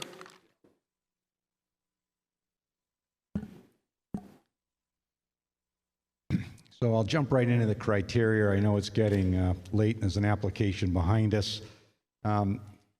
That the variance, number one, will not be contrary to the public interest because, as noted in the Zoning Board of Adjustment handbook, it must not unduly or to a marked degree conflict with the ordinance such that the variance violates the basic zoning ordinance objectives. To determine that, the handbook suggests you ask the question, does it alter the essential character of the neighborhood? It will not, because it's residential neighborhood. It's they have one house that's going to be on the property, and they anticipate putting one other structure on the lot, although that hasn't ultimately been decided. Number two, it does not threaten the public health, safety, or welfare. Now, this variance request is minor in nature. Again, they're only 9 feet short for each lot, and therefore will not be contrary to the public interest. The essential character of the neighborhood would also not be changed. 5 of the 7 lots across the street are not compliant because they were subdivided out under an earlier regime, and the lots on the subject road side of the street, 6 of the 9 are not compliant. And when I drove by today, I thought there were 4 before and 4 after, and if you drive down the road, you would not notice one more house on that street. They do plan on putting it into the back a little bit. Number two, the spirit of the ordinance is observed because it will not alter the essential character of the neighborhood, nor will and the variance will do neither. It's simply requesting that we allow an otherwise fully compliant subdivision, except for this one thing. They got ample acreage, there's plenty of buildable area, it's one of the biggest lots in the area. They're just simply short about 18 feet. Number three says that substantial justice is done, and that's a balancing test, and it would be unfair to the applicant given their almost perfect compliance regarding the road frontage, and there's no concomitant benefit to the public not to grant it. Particularly when you'll end up with lots that are 6.2 acres in size and 3.5 acres in size, well over the acreage requirement, again, just short 8 feet, which would not be noticeable driving by. The value of surrounding properties will not be diminished. The property will be used for residential purposes in a residential neighborhood, and the addition of one lot will not cause any diminution in value to surrounding properties. And lastly, literal enforcement of the provision of the ordinance would result in an unnecessary hardship because of special conditions that exist in this property. And those special conditions are it's one of the largest in the area at 9.7 acres, surrounded by other lots which were created at an earlier time, and therefore this one's orphaned in some level. And most already have less frontage than what we're suggesting this board approve. We'll actually have more frontage than most of the neighbors if you approve this from a road frontage perspective.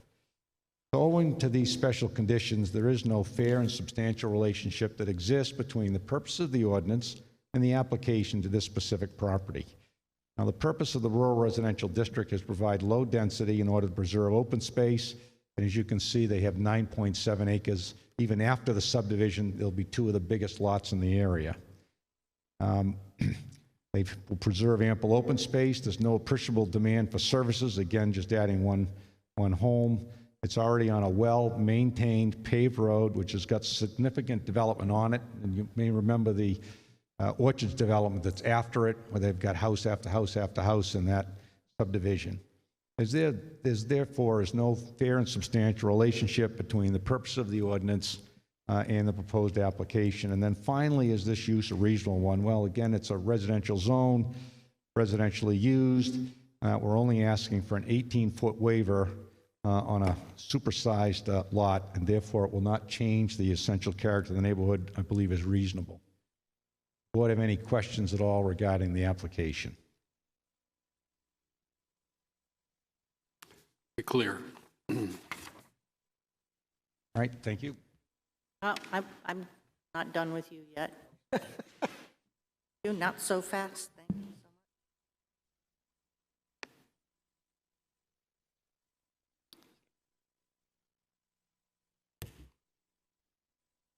So I want to address some kind of general zoning theory. When we talk about does the variance alter the essential character of the neighborhood, we have to remember that that statement is in conjunction with other elements of the criteria, one being what is the special particular issue with this lot that creates a situation where it's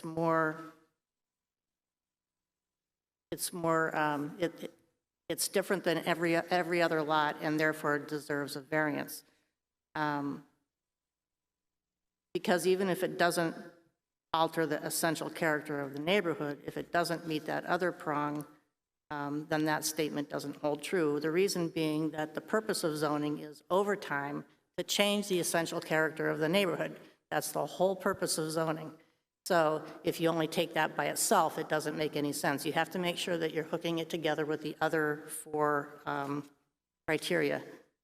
So for me, I guess the one that is usually difficult, and in this case is what is the special condition of this property that distinguishes it from other properties in the area, not just the side of the street, that would mean that this one lot out of mostly that whole street, we should give a variance to rather than this one and 5 or 6 others that also are large. So if you look at the map of that area, virtually every lot is already smaller than this one. And the only thing that we're asking the variance on is the amount of frontage. And if you were to grant this, each lot would have just under 200 feet, 191 feet each. Looking at the 4 lots to the left and right of this property, you'll see that the other lots virtually the same, smaller than our lots, and therefore the essential character will not be changed. We're only asking for the 8-foot variance, and if you grant this, we're still bigger than 75% of the lots that are on the left and the right of us. And that's why the character of the neighborhood will not change if you grant this one variance. So I agree the character of this side of the street would not change. There's maybe a dozen lots along here. But my question was, why is this lot special in the area, including larger parcels across the street and very nearly everywhere else, that make it that is a special condition of the property? Now, the size of the back of the lot really doesn't matter as long as they have their minimum. So what is the special condition along the road front that would give us the ability to give a variance? And let me just throw in my experience, generally when you're doing something like this, you try not to create two lots that now don't meet the zoning. You prefer to create one that meets it and one that's deficient, instead of two that are not, that you're essentially giving two variances for two lots. But my question is, what is the special condition? So to your first point, we could easily make one 200, and then the other one would be 182, 183. The board is inclined to go down that road. I don't think the applicant would have any issue with that at all. What makes this special is that we're right on the edge. You know, if this was a 50-foot gap or a 75-foot gap, wouldn't care. But because we're so close, compliance, no fair and substantial relationship between the purpose of the ordinance, applying it to the ordinance. Again, if you drive by, you wouldn't even notice that 8 feet for either lot, or again, 16 feet. One was fully compliant. So that was my next question. If we did ask you to make one compliant and just give a variance for one lot, we would be varying it from a 200-foot right of way to a 184-foot frontage. That's the difference. And your special condition is because this is so minor, a variance that it wouldn't. There's no substantial relationship between applying this to this lot. Can you tell me what the other lots in the area, whether they're close to 400 feet or 600 feet or 800 feet? For frontage? Yeah. So I have that here because I pulled it out.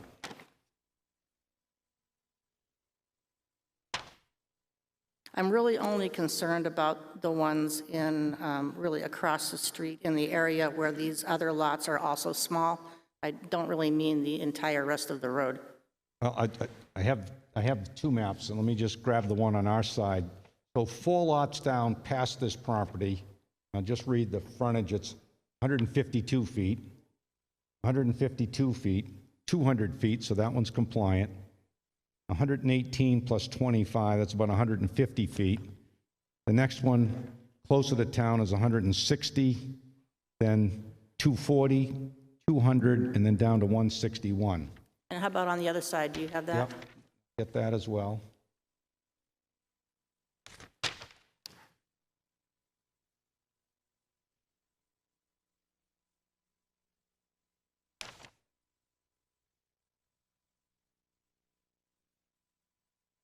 So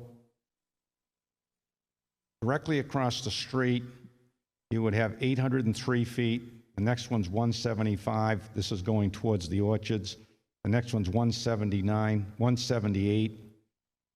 Going towards town, 747. And then Pfluger Lane was 50 feet, and then 100 and 100. Ones that I had, that's why I think 6 of 9 across the street were not compliant. 3 of 9 were, and on our side of the street, 5 of 7 weren't compliant, 2 of 7 were. I'm less concerned with whether they're compliant because these were done under a different zoning ordinance, and so they're non-conforming, legally non-conforming existing. I was more concerned about whether this was really unique in that it was very close to being compliant, but it was just a little bit under. And if there were 6 other lots that were like that, I would feel differently about, making this special application for this lot, because it wouldn't be unique. But what you said was, I'm not hearing any other parcels that could be subdivided into, 190 feet, 190 feet. Sounds like this is really the only one that has that kind of dimensional restriction. Yes. Did that make any sense to you, or am I just talking to myself?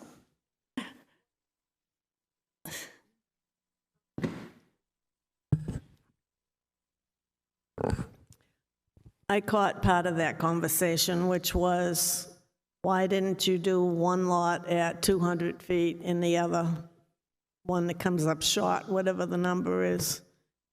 So you said, well, if the board wants to go down that road, but why didn't the applicant choose to go down that road?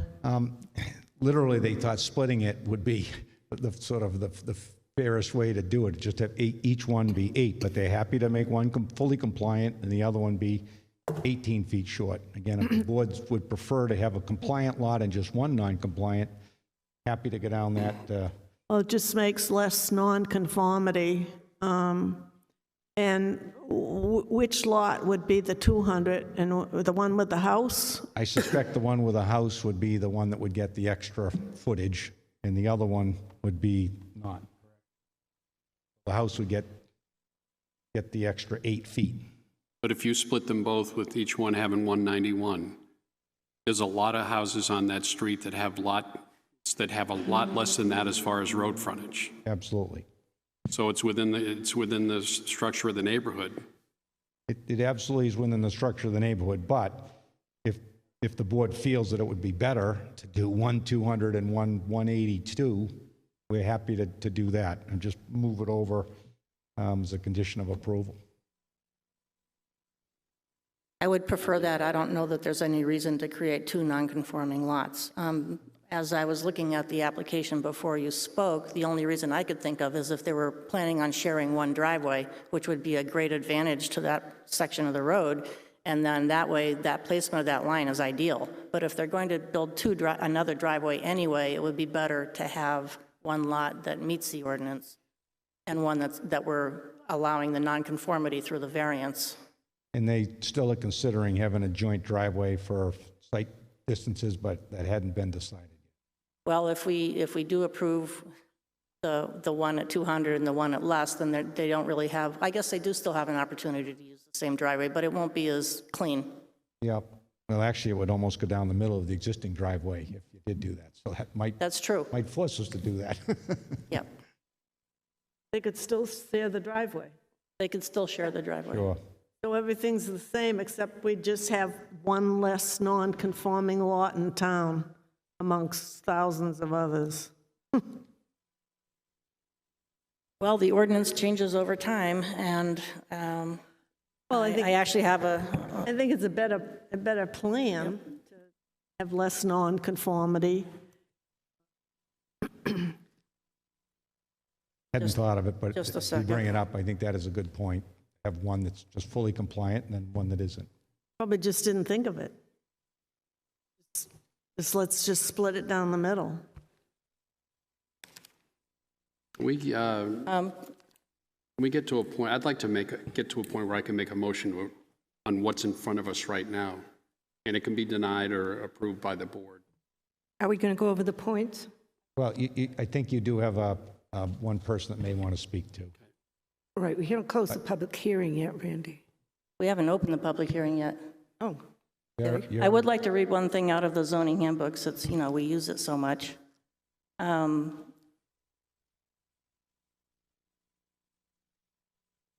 The controlling policy of zoning law is to carefully limit the expansion of nonconforming uses with the goal of reducing them to conforming uses altogether over time. So, and zoning looks very far ahead. It looks 10, 15, 20, 50 years out. Would anybody, Well, should we open the public hearing? Yeah, well, let's see a minute before we open the public They could withdraw it. We could consider denying it without prejudice. You could approve it by suggesting we move the line over, which we're happy to do. Prove it with An Making amendment. one different lot- configuration. Or approve it as is. Just approve it with one lot having 200 feet and the other one having the balance. But we don't have a plan in front of us that shows that. You can visualize it pretty easily. I could draw it right now if you'd like. I guess that we Oh, there you could, go. I didn't put the driveways in for them. we could say the lot, the proposed lot on the, where's the north arrow? There we go. Proposed lot to the east would be the conforming lot, and the proposed lot to the west would be the Non-conforming lot that lot. we're granting the variance on. Yep. We're talking about a variance about the length of this table. That's okay. I know, but we're talking about trying to make I understand. more conformity. But when you also look at a lot of other houses on that street that have 100 feet or But it- 110 or They 120. could have been 25 years ago. What the applicant doesn't seem to be So we can go home. in objection. We absolutely do not object. I think it's a good suggestion, actually, and we've obviously embodied it. The applicant behind me said absolutely, perfectly fine. But I think we have to work on the plan that we were given. I don't think we can change the plan. Well, we can give it a try, and we'll see if it flies. Design. Tavis, do you have something to I say? just had a question. Has your applicant gone through the test pits, et cetera, for development of either lot and considered the implications of this board deciding one way or the other before it even goes to subdivision?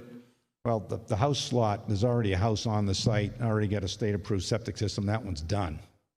And if we make it a little bit bigger, it won't have any impact on that. The other one, they haven't gone through that yet. Obviously, we need to go to planning board if this gets approved, and that'll all be, fleshed out at the planning board.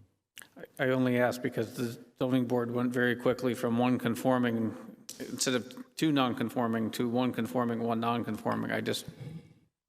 If it's not relevant to your client, that the board specify one way or the other, then Oh. just thinking through the next step, not, I think that's the direction maybe we would like to go, is one conforming and one non-conforming. and that was the follow-up. Is the zoning board concerned about which one is which? She did, and we did. think we all agree that the east one would be the conforming one, the one with a house on it.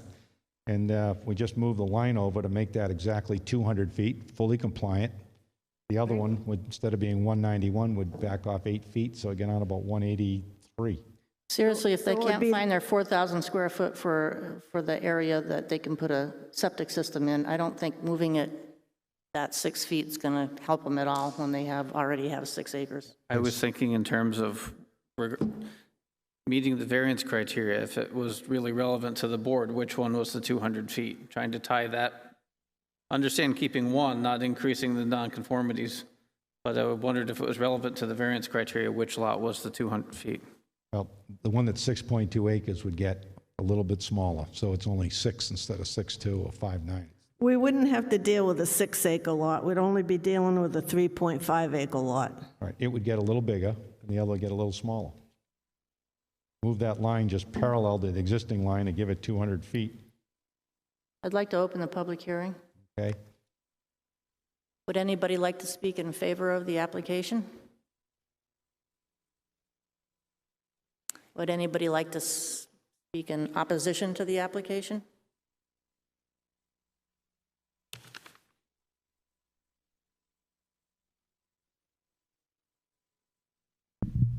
Hello. Hello. My name's Quateraro. What's your last name again? Quateraro. Quuart. Araro. Thank you. And I own 5-6 Island View, which at one time for many years was called the Pleasant Valley Camp. Which is it? 5-6 Island View. 56 Island View. Yep. So I started coming here in the summers when I was 7 years old. I stayed in a guy's house named John Rome, John and Dodie Rome. And I grew up with the Clark family and the Sanford family. Wes and Barbara Sanford and their family, and Jack Rome and Sadie Sanford. These are the people that were like my grown-up family as a kid. And when the Romes had a daughter who wanted to stop renting the house because her kid was going to get to an age where that she wanted to share the house. So my brothers and I went out looking for a property. We came across what was then the YWCA camp, and we bought it because my parents loved coming to Wolfeboro, and we grew up there from that time forward. And I got to meet Doc Doherty and Mary Brixner and the crowd down on my lake. And the reason I'm telling you the story is that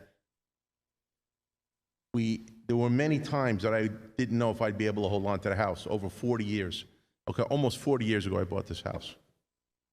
And but I got moved because of my work to California about 35 years ago, where unfortunately I still live in Los Angeles, where my last of 4 sons has 1 more year to go in school. And then I get to escape California, which is the most godforsaken place on this planet. But you people live in a paradise. And, I worked really hard to make sure I could protect my little piece of paradise. So when I heard there was a neighbor coming across the street, my concern and what I heard was that we were going to have 2 homes that were going to be 2-family homes, two-family homes. Since I got to enjoy the evening with you guys, which I actually did enjoy, I just spoke to my new neighbor, and I misunderstood what he was going to do. So I came here to oppose 2 two-family homes. But I now know that he's not building 2 two-family homes, and the driveway is not going to be the landing strip into my driveway, which is also fine with me. So I came to oppose it, but I don't oppose it. And but I sat through the whole evening, so I wanted to tell you that I was here, and I'm glad I got a new neighbor. We appreciate it. Thank you. All right. Thank you very much. Good night. Thank you.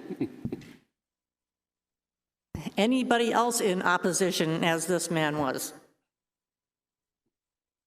Okay. Anybody want to speak in favor? We already did that. Okay. I think everybody's spoken who wants to. Close the public hearing. Yep. Okay. We need to go through the 5 variance criteria. Sadly, but true. Can we resolve the issue of whether we want 1 non-conforming lot or 2 non-conforming lots? I think that will become obvious in the motion, but I am going to want that. So if it's spoken to in the 5 criteria, we could do How do you go through the 5 criteria if in fact we're only going to be addressing 1 lot? I think we Or can are take we care of it addressing in number 2 2. lots? Take care of it in number 2? I think I can. Good thought. Would you like me to start with number 1? Yes, please. The variance will not be contrary to the public interest because I don't think it will be contrary to the public interest because we got a recitation from the esteemed attorney here of 100 and some odd foot frontages, which are way smaller, an occasional 800. I think he mentioned 1. And so these, I think, would fit in with the neighborhood, the sizes that are there. Number 2, for me, the spirit of the ordinance observed. I think we can observe the spirit of the ordinance because I think we can make the east one 200 feet and the west one just a smidgen less. Substantial justice is done because I see that these lots are very big. In fact, the one on the west side is a very irregular shaped lot, but it has a lot of wetlands in the back, but it looks like it can still, because of the amount of the acreage, support a house. Values of surrounding properties will not be diminished because some of them are much smaller than what is proposed in this 2-lot subdivision. A literal enforcement of the provisions of the ordinance would result in an unnecessary hardship because I think we do have that special condition of the fact that it's almost but not quite. If it was, as I think Randy mentioned before, 30 feet short, that might be something else. But I think that they're willing to accept this also kind of a special condition that they make one conforming and then have the other just barely not conforming. Also works, because sometimes you're not able to make it one conforming and one almost conforming. Right. Exactly. That. And then the no fair and substantial relationship exists between the purpose of the ordinance applicable to the application, the specific application of this position. I think that if we do the 201, 184 or something close to that, that'll take care of it, and I think it's a reasonable use. The use is judged as reasonable because single-family dwellings are a permitted use in this lot. Yes. Did we get those 5 criteria in note form? Anybody else would like to weigh in on any of those? Be clear. Would somebody like to make a motion? Move to approve. Second. Can I ask a discussion? Yes. That move to approve has the condition that the east lot be 200 feet and the west lot be 184 approximately? Hearing you clearly. Is there a condition on that approval that the east lot be 200-foot frontage and the west lot be approximately 184 feet frontage? Second that. Is that an amendment to the motion then, if you're seconding? Yes. It's an amendment to the motion. Can I get a second?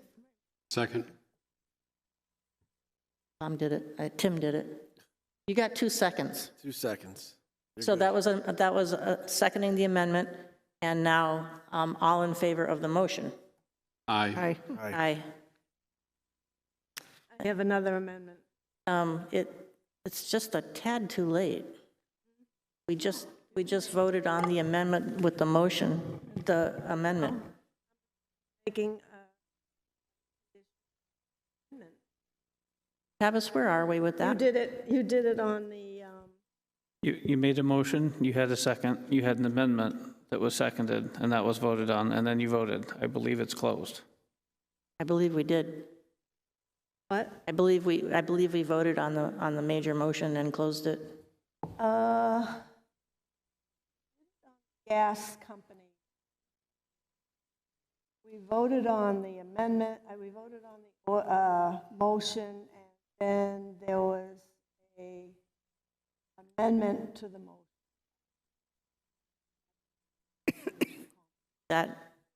I think that would have been out of order if that's what happened.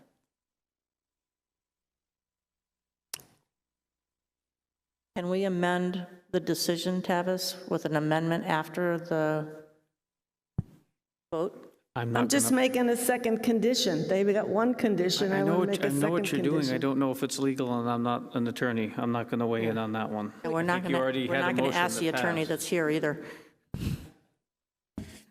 We could ask our own attorney.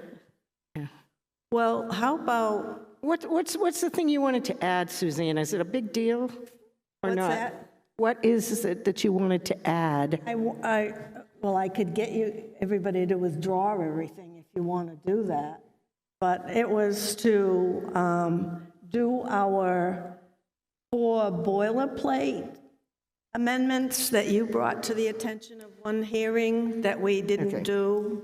Those are because there was conditions. none. Conditions, And I'd like not to see amendments. that practice. Can you hand it to Maybe. I don't know hand if I can. to Sarah so she sees what I'm talking about? No, So I know these are what you mean, all the conditions, thing not about amendments. filing it and everything else. Normal conditions. Yeah. Yeah, I don't have any problem with that. That's what we usually do on all our approvals. We do. And Yes, we forgot we it because it do. wasn't on there today. No, because he hasn't been doing it. Well, if we can add that now, let's do it. If not, let's just add it to the next case. If Tavis finds out we can add the conditions post-vote, we'll have that done in, or if not, The only standard conditions that would apply to this would be for the applicant to reimburse the town for the cost of the recording fees for the notice of decision. And that's in the regulations anyway, so you don't need to add that. these are all in the regulations, aren't they? Except for some of them are just advisory. I don't know which one she's referring to, because the staff review for Devereaux doesn't have any, so I don't know what standard conditions Ms. Ryan is referring to. So you don't have a copy of this? And Audrey, you asked who was in favor. You didn't ask who was opposed. Well, that's because we were all in favor, but, I didn't hear everybody say yes. oh, yes. Sorry. I think it's, Would it be a big deal if we did this to the next case and not this case? Thank you.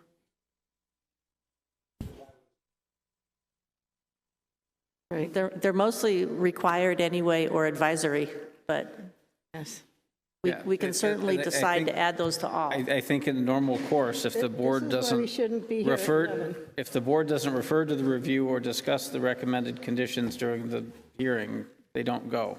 Right. But that doesn't mean that the applicant doesn't have to follow the law, so. So I think this is one of the things that we wanted to talk to in the other business is adding these The to goal everyone. is just to get this back on the record, to get back into the Planner's swing of comments? things. Yeah. No, I understand, but the board didn't add that to the motion. You made a motion to approve with a condition of Well, 200. I knew I was going to try and do it, I just didn't get a chance to do it. At 11 o'clock.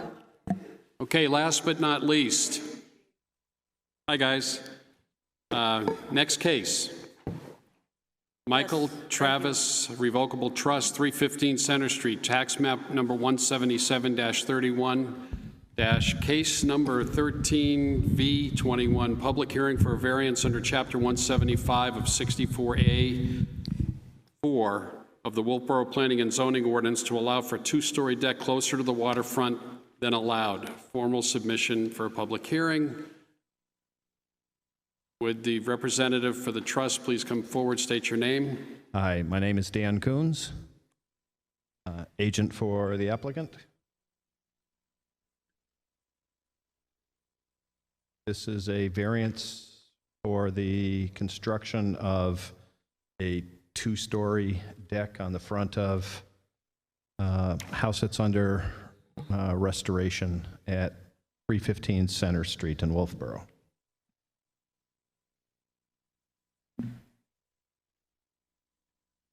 That sounded like Moultonboro, but you said Wolfboro, right? I think I said Wolfeboro, but Okay.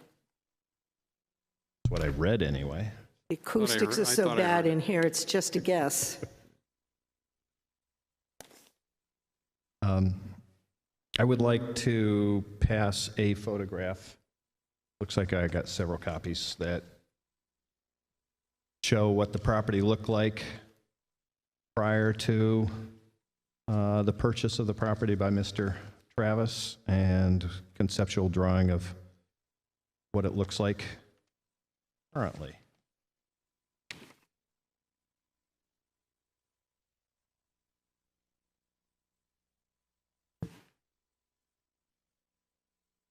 Are they all the same? Okay, thanks, Dan.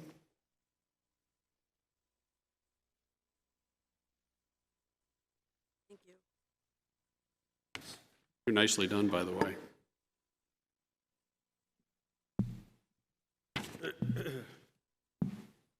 Eyesore to eye candy.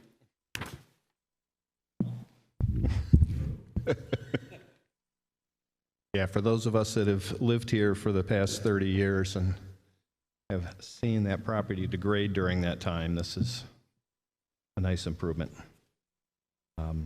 So anyway, as background, the applicant bought the property in May of 2018.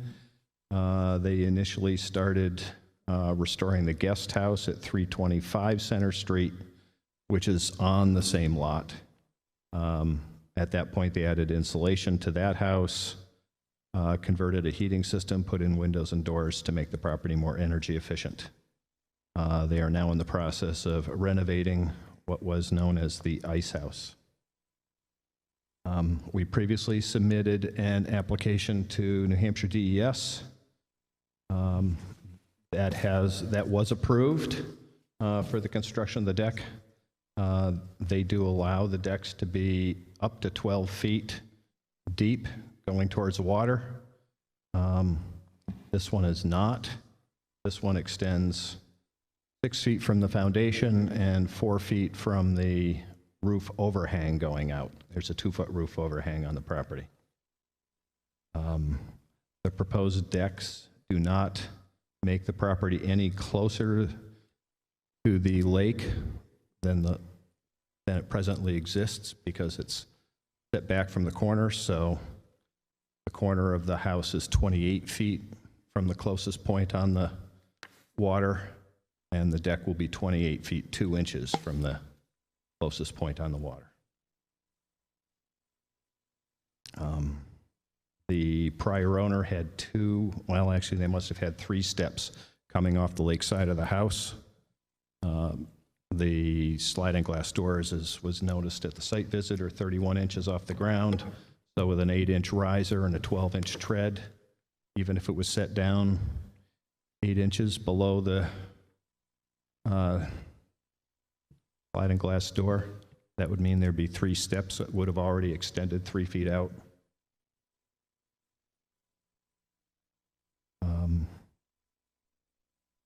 Let's see. The owner has already improved existing drainage on the lot. He's reduced impervious surface by reducing the driveway square footage. He has dug down 12 to 24 inches to remove compacted soil and replaced it with erosion stone to enhance infiltration. That portion of Center Street is a low spot, so the lot receives sheet flow coming off of the road, which prior to his ownership traveled under the house.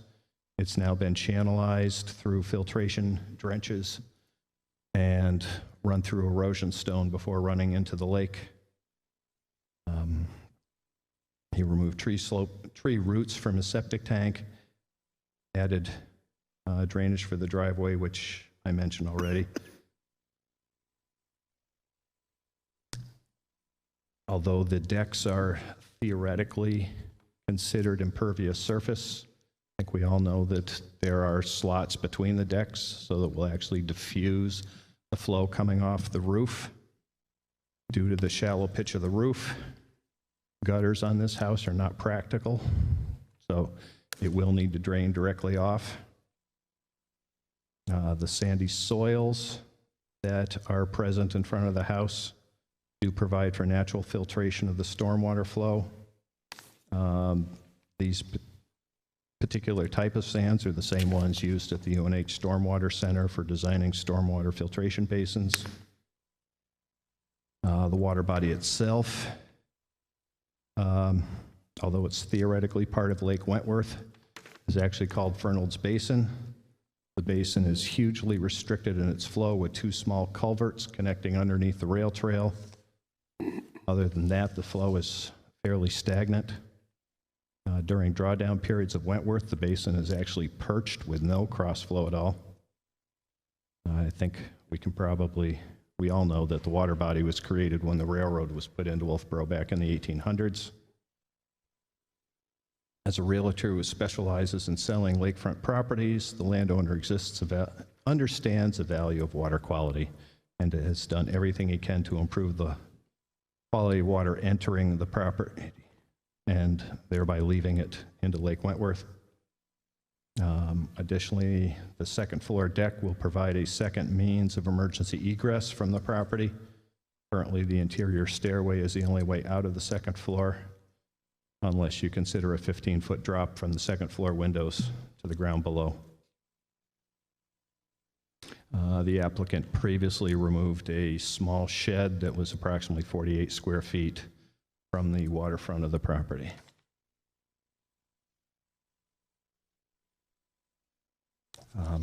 As far as the variance not being contrary to public interest, we don't feel that there would be any adverse effect to the public interest. I don't see there'll be any environmental impacts from the installation, from the construction of the decks. Spirit of the ordinance is observed because the property was constructed long before the current shoreland setbacks. I wished I could read my own writing a little better here. I think I typed up all that for your copy previously, so.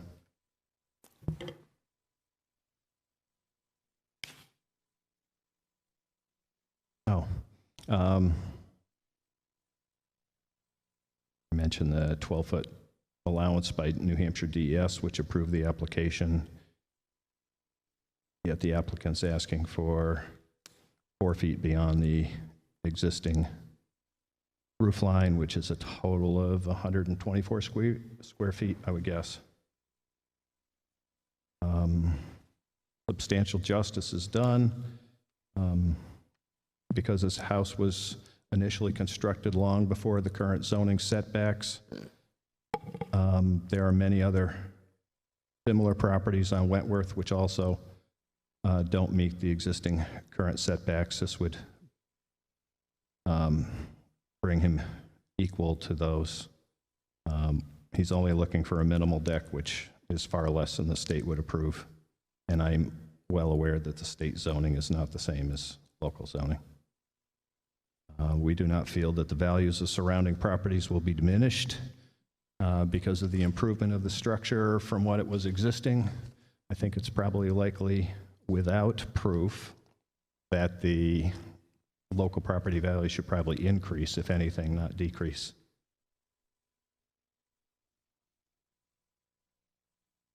Special conditions include the proximity of the existing dwelling to the lake. As an older home constructed before the current zoning. The granular sands and shallow slope provide for adequate infiltration and percolation of stormwater. Owing to special conditions on the property, no fair or substantial relationship exists between purpose of the ordinance. Placement of the house prevents construction of decks that would be able to meet the current setbacks. Proposed use is reasonable because construction will allow reasonable enjoyment of the residents. Second floor decks will also provide a second egress in the event of an emergency. I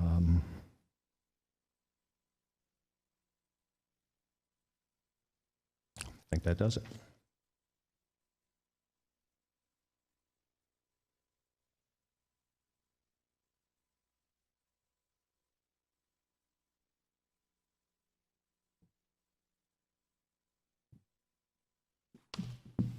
Hi, I'm Mike Travis.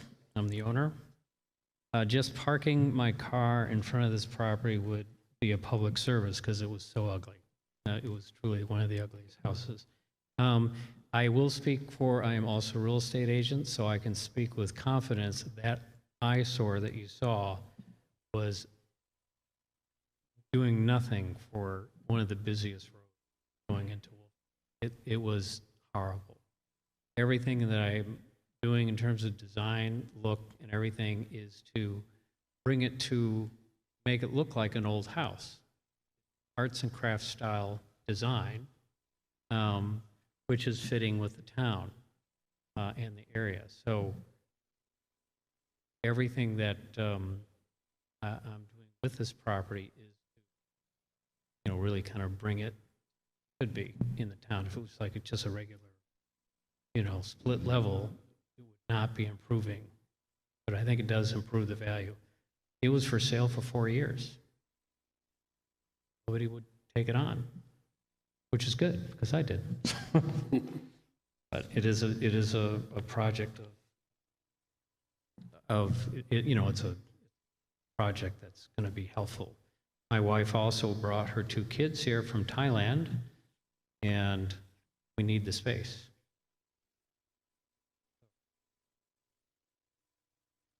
Any other questions? Clear.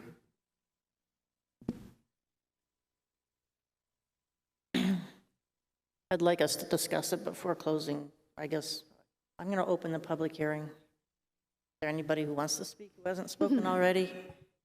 Don't all get up at once.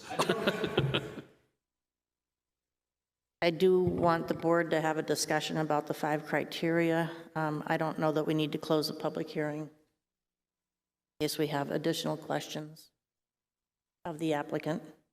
How do you feel about that? Okay. So would anybody like to start? Could I ask a question about this May 4th letter? Significance is the significance of it. The May 4th letter is the official denial that was appealed. So the applicant submitted a town shoreland permit, and it had a deck that proposed a structure closer than 50 feet. So the town shoreland permit was denied on the premise that it had a structure within 50 feet of the reference line. That was then appealed in the form of a variance to this body. So 1 through 4, have any of those been satisfied?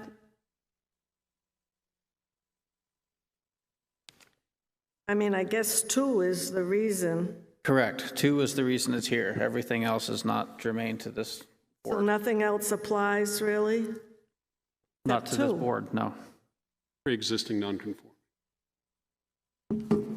Well, if you want to go through the details, the applicant has been removed, or the application no longer shows a bridge, no longer shows a shed.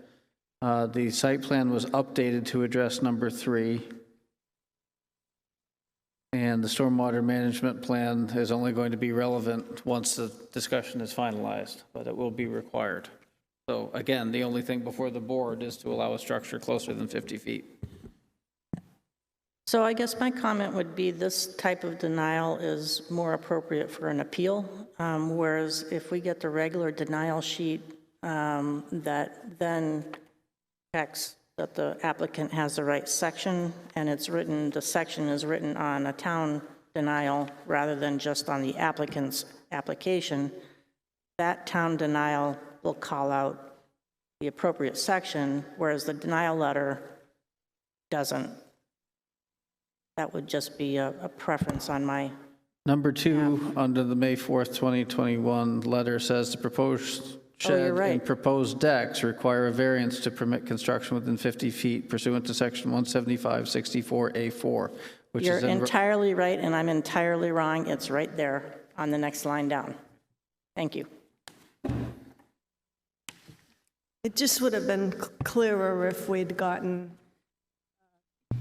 a memo or a cover to your letter, so we knew, because we don't have like a standard. There is a standard denial form, but this one didn't come on it.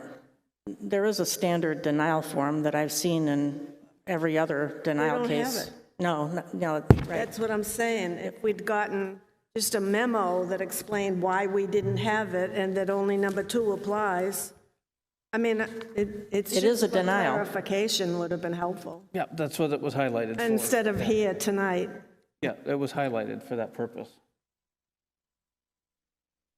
So I guess... We'll work on making sure every form is on the denial form to make it easier for the board. I'm going to talk about stuff. So the purpose of the shorefront residential district is to maintain the integrity of the existing shorefront residential district and protect the shorefront from overdevelopment. Further, the town recognizes the importance of implementing water quality protection standards in order to protect the shorelands within the town of Wolfeboro, since they are among its most valuable and fragile natural resources, and that the protection of these shorelands is essential to maintaining the integrity and exceptional quality of the waters. Going back to the zoning handbook, talking about the spirit of the ordinance, one court case said, While a single addition to a house might not greatly affect the shorefront congestion or the overall value of the lake as a natural resource, the cumulative impact of many such projects might well be significant. For this reason, uses that contribute to shorefront congestion and overdevelopment could be inconsistent with the spirit of the ordinance. So that's the million tiny cuts theory, that one might not hurt it, but many do. And so I would say that based on that, I would not say that it's in line with the public interest or the spirit of the ordinance. I just want to say I have nothing, I think you're doing a wonderful renovation job, and I'm really grateful for that. And this variance application is a very narrow question about the decks on the front. Microphone, please. What I hear from what that means about overdevelopment is if I was adding another house or building or subdividing or something like that. Whereas what we're really doing actually filters the water further from a technical standpoint. And it's actually only 2 inches further at the closest part to the lake than what was there before. So I'm reading that, and again, I'm not an attorney, I'm not, talking about trying to overdevelop. I don't think that seeing a deck, a small deck, granted too, which is going to be viewed as overdevelopment. For me, the most important thing is it is a safety thing, because it's at least a 15-foot drop. And if there was a fire, what are the firemen going to do? They're going to run around? I'm going to address some of that sure. As I go through here. Okay, but so I'm just trying to understand when it says talking about overdevelopment, is a deck considered overdevelopment? Or is it? Well, it's the 1,000 tiny cuts theory. Oh, okay. That this is an encroachment into that 50 feet. Okay.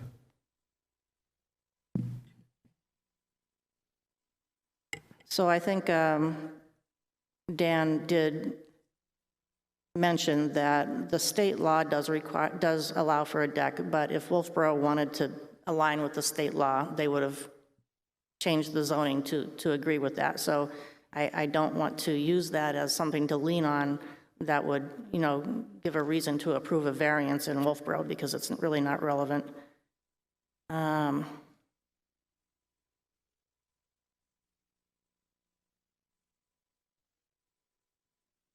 see. Substantial justice. Are we all getting a shot at each one of these, or are we going to? Well, we do have to read each one of these and put our answers in the record, whichever way we decide. And I have comments to make about several of them, so I thought, would you want to go around one by one? Well, I wanted to, because the first point you made, I wanted to just make up, I agreed, and the applicant, I think, had some question about it, and I agree with the 1,000 cuts theory. However, in this particular instance, the gentleman opened his original front door, he would now fall onto the ground. You would have to have steps regardless, and those steps at that elevation would equate to almost what the deck is. And his point is valid that you're not actually encroaching any more on that area by footage to the water. You're actually you'd still be behind that one corner of the house at 28.4 feet or whatever. So I agree with the 1,000 cuts theory. And if he was building he's building a deck that you legitimately, you can't even put a lawn chair on at 6 feet. They're 7 feet long. So, I mean, that's literally steps would be probably 4 feet on that elevation to decline. And there clearly was a door there that was still the original sliding glass door. So there had to have been steps there. But I do agree with the 1,000 cuts theory. That's what I think you were trying to get at. It's any encroachment on that 50-foot barrier has to be really justified in order to, I feel, to make it even possible. I'll leave it at that. Anybody else want to comment on the 1 and 2? Well, I kind of did 1 and 2. I have a question, but let Suzanne go first. Should her hand.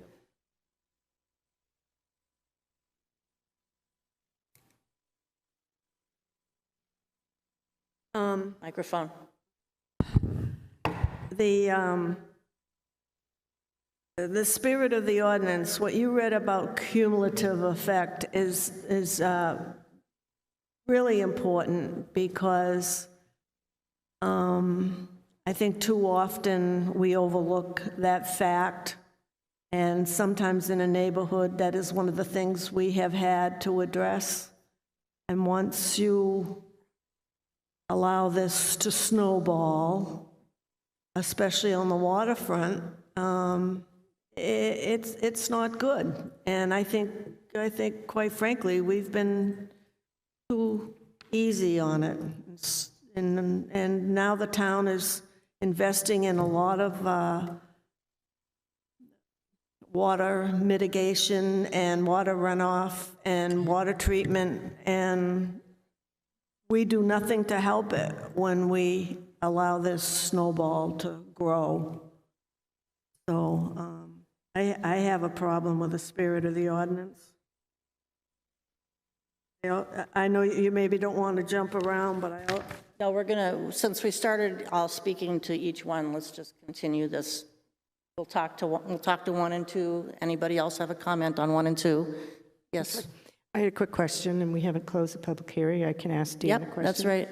Dan, I have a question. Okay. There was something that pre-existed out there. You could see that they'd ripped something off. How far out did that pre-existing steps, porch, whatever go? And I believe you said they also took down a shed? There was a shed that was on the waterfront that was taken down that was approximately 6 feet by 8 feet, so. Okay. Is that within the 50 feet? Within the 50 feet, probably within the 10 feet.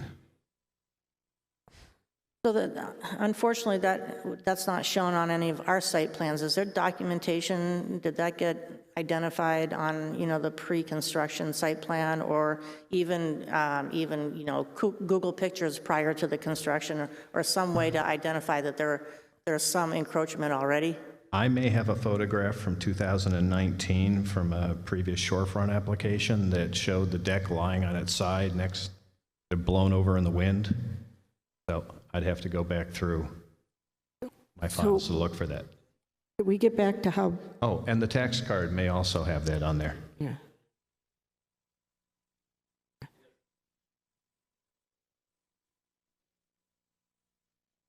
Right. How wide was that deck that was there before, Dan? Do you know? I don't know. I mean, based on construction standards of an 8-inch riser and a 12-inch step, with the doors at 31 inches, it had to have stuck out 4 feet, so. Thank you. Tavis, if I recall, there's something in the ordinance that allows for steps out of a house in a setback not to require a variance. Is that true? I was just looking at that, and 175 setback, or 175, the definitions, when you look at setback, doesn't allow any portion of a structure within the setback. Many municipalities will allow a fire escape, egress stairs, chimneys, bay windows, things like that to project into the setback, but Wolfeboro says it's the structure, so it's literally eve line down. It has to be clear and unobstructed. And it's not in the shorefront residential setback places someplace. I know, it seems like I've read it, but hard to say where. Okay, well, that's neither here nor there. It's not part of the application at this point. And am I also correct, that's 4 sliding glass doors on the first floor?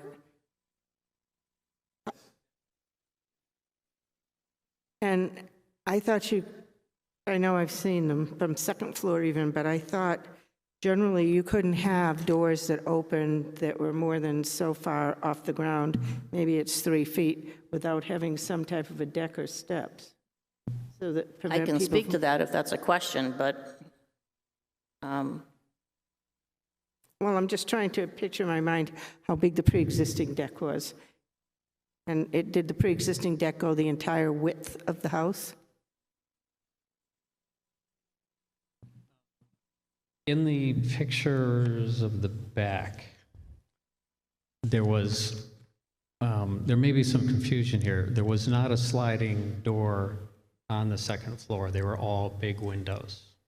I know, I'm not asking about the second floor, dear, I'm just asking about the first floor. Oh, yeah, the first floor, as you see in the pictures of the, before and after, where it shows the back, those were the existing metal sliders. And there was a platform outside of them previously? There were, I wouldn't call it a professional platform in any way. They had, little platforms that were built with wood on cinder blocks. It wouldn't be what I would call safe or to code at all. I'm going to speculate that they were put there unbuilt because they didn't have a permit. I can't speak for it. It was built in the 80s, so. I will say that everything that I've done is to help preserve and improve any sort of issues with drainage and flowage, which is why we have Dan Coons here to help. Could we move on to number 3? Does anybody have any more discussion on 1 and 2?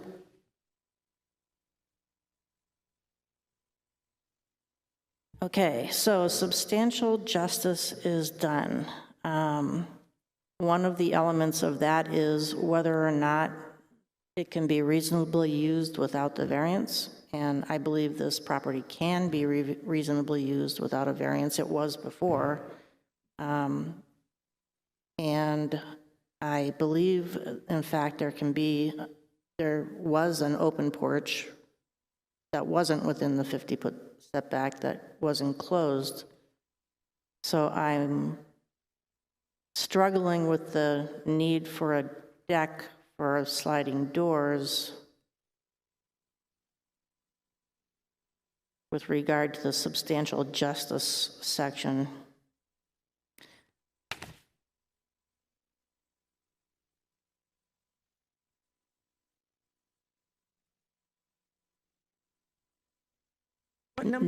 Number 3. Oh, 3. Denying minimal decks prevent the owner from reasonable use similar to that enjoyed by other owners on Wentworth. It's not a reasonable use to expect a deck in front. That's just, within that 50-foot. It's reasonable. There are other options that are reasonable in order to create that.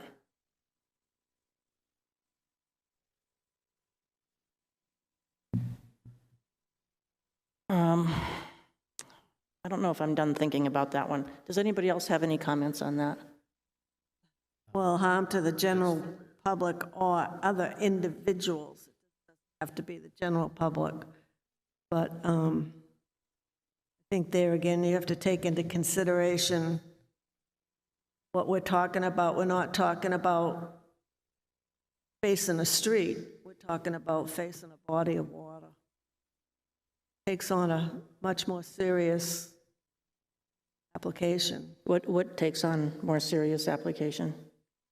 The need for a deck is more serious because it faces the water?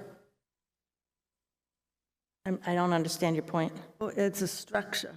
Yeah?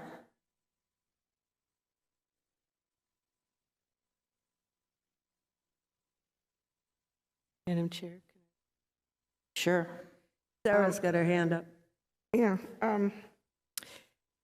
I think that it is a structure, technically, because it's built out there, but the fact that it is not, the roof covers part of it, there's minimal additional portion that's not covered by the roof, but the water goes through it.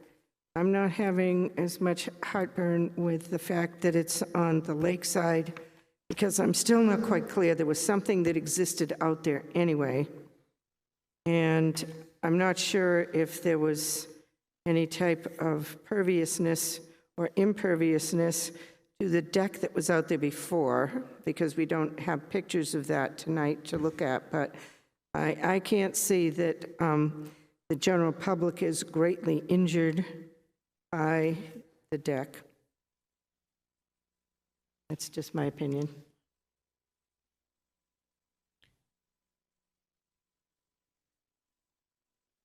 Understand that this is on Fertile Basin, which has no real access other than the 4 homes that are on it.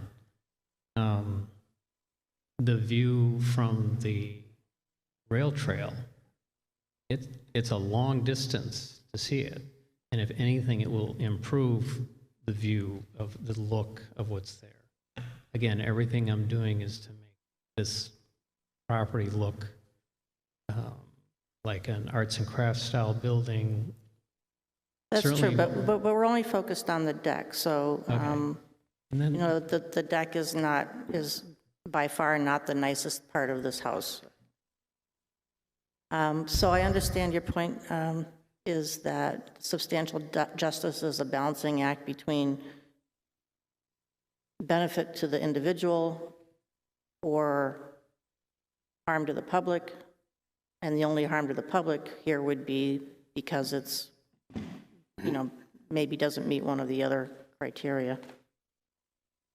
Okay. would it include the potential harm of having no second egress? Well, I haven't gotten to that part yet. Oh, that's a different part. Okay, that's down on, where is that on here? So when we get to that. Well, is it in one of the 5 criteria? That's under the proposed use as a reasonable one. I think 90% of houses or more don't have a deck for egress off the 2nd floor. I don't think that's an element that I would think that was even slightly normal. Mostly you have a window, or if you need to have some way to get outside the building, they'll would have what is called a Juliet balcony, which is just big enough to step out and be out of the smoke environment. Egress from the 2nd floor, full egress, and then without stairs down, in any case, to me, is not an arguable point. Sorry, I'm a building inspector, what can I say?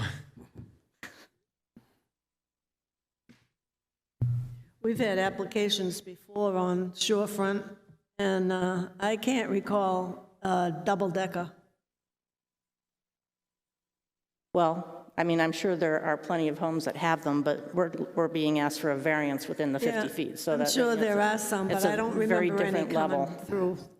I wash windows on the 2nd floor of a lot of houses with decks. So I do think that the difference between a very narrow deck across the 1st floor and a set of stairs out those sliders, that there was some kind of temporary platform before, I don't think the difference is all that great. I'm definitely not for the 2nd floor deck, and to require separate steps of stairs out of each one doesn't make sense either. So from, I guess in general, I would say, because this is the existing design, there was clearly something there to step out on. I would be inclined to look favorably on a narrow deck with, you know, obviously it's one step out of the door, and then to get off the deck, you need another step or two, whether that's along the front or along one end with a railing. Actually, you don't need a railing. Well, let's look at it this way. There's 5 criteria. It's going to take 3 of us to agree on all 5. If you're hung up on number 3, Well, I mean, you'll have to decide That's when the right. final go-around, if you can say yes to number 3, or if it's no to number 3, then it's no to the variance. I understand that my vote to the overall variance would be no if I can't balance these 5 to be yes altogether. So, I mean, but we don't have to stay hung up on it, is what I'm... Okay. So I think I've pretty much covered the points that I was concerned with. Does anybody else want to speak at length on any of the other points? Obviously, we're going to have a hardship conversation. No, it's pretty clear. Well, are you going to do number 4? Hmm? 4? I'm not. I'm done talking. You guys can do number 4. Can I make one point about the deck on what the intent was? On the design of the deck, the side was going to be a ladder built so that, you know, let's say there's a big fire just hanging on a small balcony is helpful, but it doesn't get you off the deck.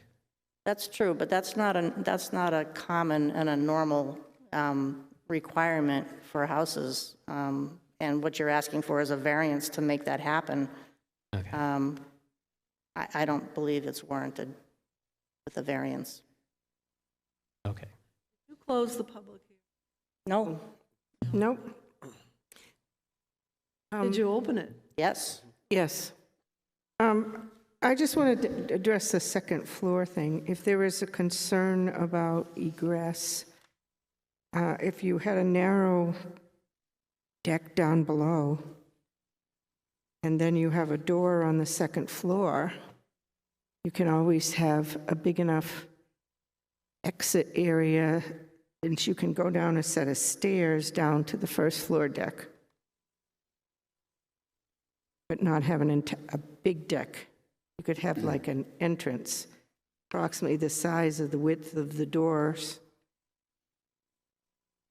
and then steps down from that second floor exit to the first floor deck. Instead of redesigning his plan, we just have to mentally think, does this plan that is presented work and meet the criteria? See, I don't have a problem with the second floor. I'm trying to make it palatable for you guys. It's small enough to me that I don't. But I am trying to preface that with what Audrey said at the beginning, because this is an issue that we see more and more and more of, and people are going to constantly push the envelope of what they can get. A 4 or 5 or 6 foot deck is, I don't feel that's pushing it, but it's a very slippery slope. I didn't catch the last part. You don't see what? I said a 4 or 5 or 6 foot deck walkway. I don't see personally pushing the envelope, but it's a very slippery slope because people will push the envelope with anything when it comes close to the water. And that 6 foot deck, we'll be hearing from somebody that thinks a 9 foot deck is what's necessary next year. So, I mean, in this case, because there was definitely something there, and even if he just had stairs, I don't know, at 3 stairs or 4 stairs, do you need a 30-inch landing? Yes. So we're talking about a 30-inch landing, and then 3 or 4 steps down from there. That's your deck. That's that deck. I mean, That's right. It's about as small as it can get. I'm good with it, with the way it is. If everyone else can. Well, since we're not in deliberations. Did you say you're good? Are you good with the second floor deck? I am good with it. Okay, I didn't hear that specifically. We can jump around. Yep. Number 5, special conditions. I think this is where we really need to be clear that the fact that if this was to be approved, one of the conditions that's unique to this house is that there was clearly something there before. This was not, there was something that was there. There was definitely access from the front of the house to that thing. And we're not saying that it was even legal, but there was definitely something there. This gentleman bought a house with the expectation that he'd be able to facilitate going out his front door, down something into the sand. So that is the only reason why I think that this even is close to replacing pre-existing nonconformity. Yeah. It's just generally we have this on the site plan that was done by the waterfront people, that we have every single thing on there that could be conceivably be construction. In this case, I don't know whether they just didn't decide to replace this deck until later, or if it just wasn't, it wasn't done, but I agree there was clearly something there. I do want to say that you can't use the inability, you can't use the fact that you can't meet the zoning as a reason why you need a variance. But what we're saying is the special condition is this had sliders there. There was clearly something there to step out on. We don't have the documentation for it, but we believe that's the case. This is as small as it can be in order to allow for that. So I suggest we close the deliberation and get to the We aren't in deliberation. Should I close the public hearing? Yeah, I'd like to I'm going to close the public close the hearing. public hearing, yeah. And,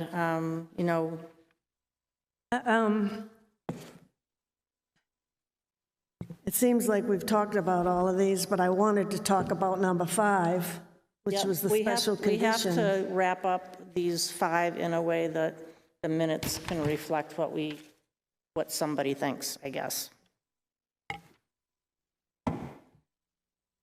Well, I've changed my mind, by the way, on 1 and 2. The thing of it is before we go through the 5, is I thought we the just deck, did that. the deck doesn't have to be that big. It can be something that you step out on, like Preps was there before, something small. And what I'm getting at is that, again, you can reject this without prejudice, and doesn't mean that they can't have something there, but it doesn't have to be to the scale that they're presenting. And I think the scale is what is too big. And what's the it's a special 6-foot condition? deck. What is the special, I mean, in your mind, not what they write. In your mind, what is the special condition? That I think they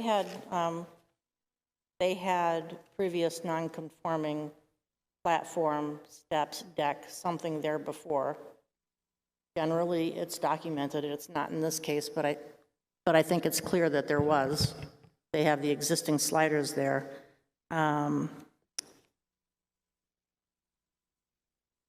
we have no idea whether the sliders are legal.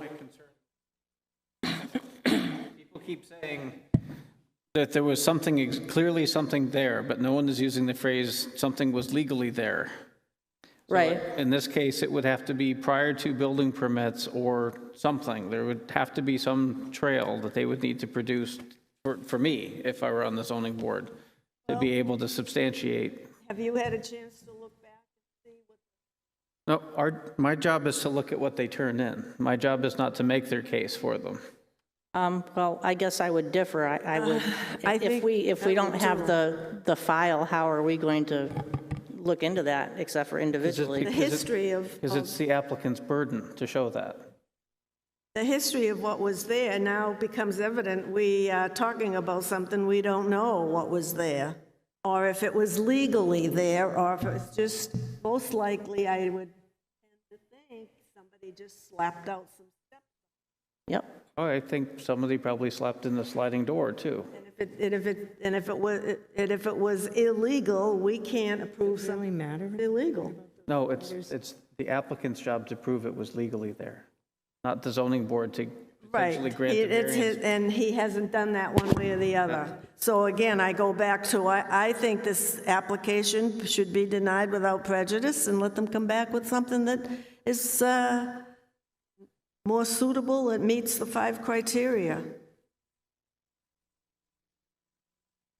Well, that would be something that could be presented if we can continue this. Now, this says a 1980s addition, so was there a building permit in the 80s, and did it indicate anything? Again, I Sorry, I didn't look couldn't at the hear you, history of the Evan. file to make the applicant's case. No, but one thing you could do is help us with what's in the file so that we would have something to make our decision based on if in fact there's anything in the file, or you could say there's nothing in the file. Are you going to get the file? Yep. He's going to get the file. You took pictures of everything in the file? Do you have pictures of a building permit from 1980, and does it show sliders along the front? Or do you have a building permit that does not show sliders along the front? That's what it is now.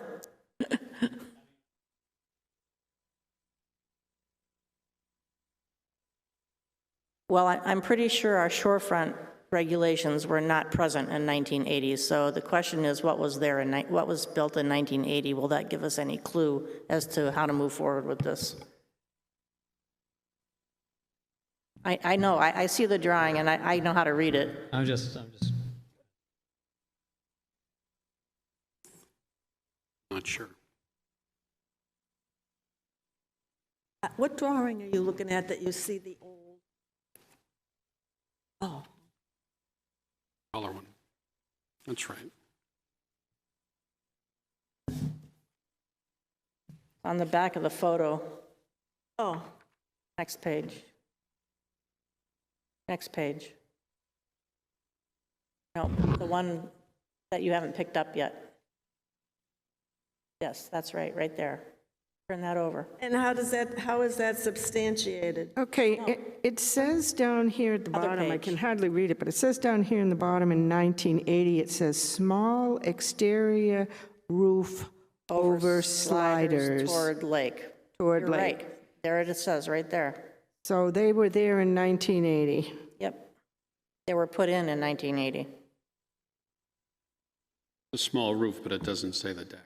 Yeah, the roof was put in 1980, so I guess we can assume the sliders were in there in 1980. Well, it says over sliders What's towards the key lake. right down here?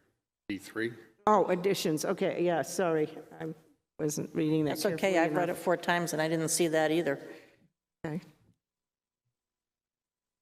So I guess we do still have to talk about the 8-foot width of deck, which is, it's 6 plus 2. The variance is for an extra 6 feet, right? 6 feet from the foundation.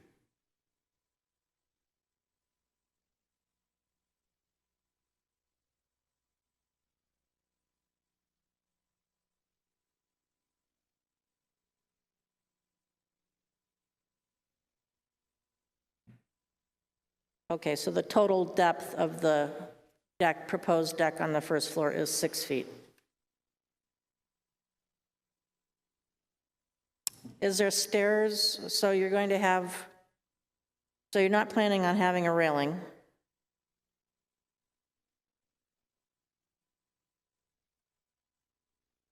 Yes?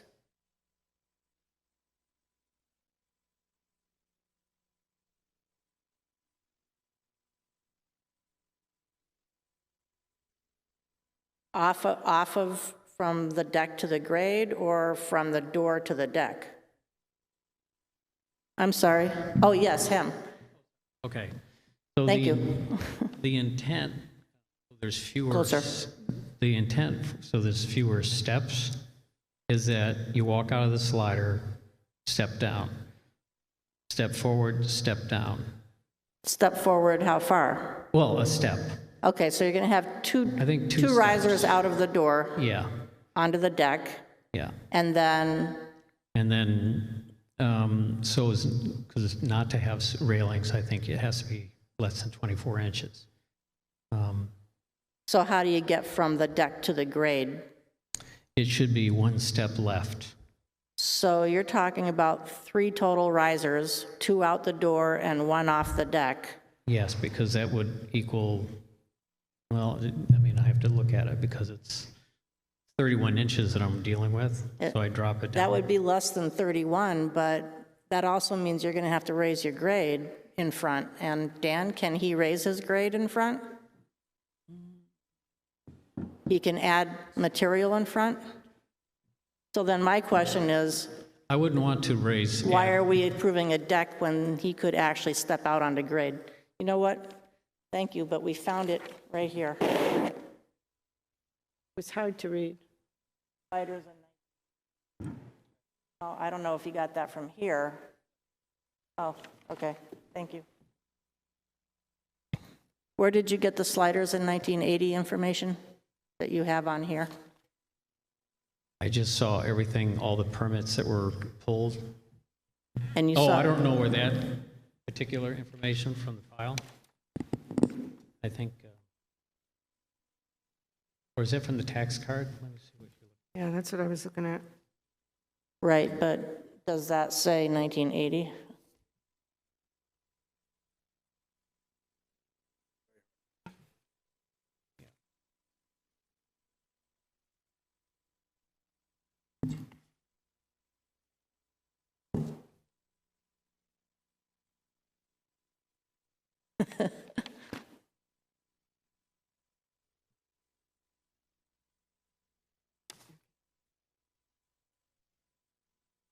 Heck is.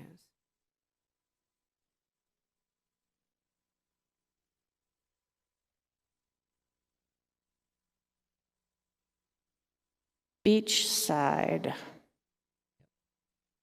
New family room. Does not show sliders. Shows big windows. This is 83.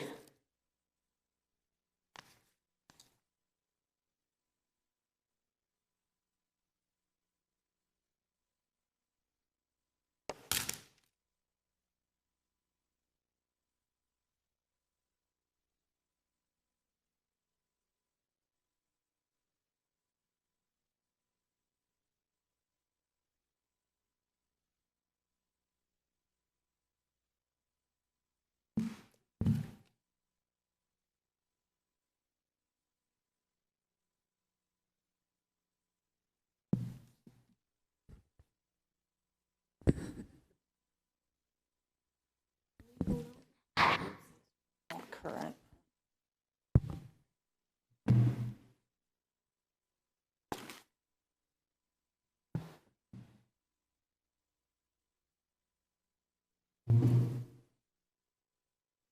Sorry. So the hand sketch in here indicates to me that in 1983, they went out and checked all the setbacks. They said they met everything, and the sketch of the lakeside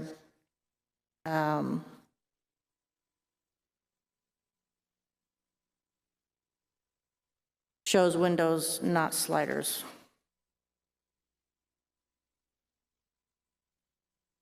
Gotta find that again.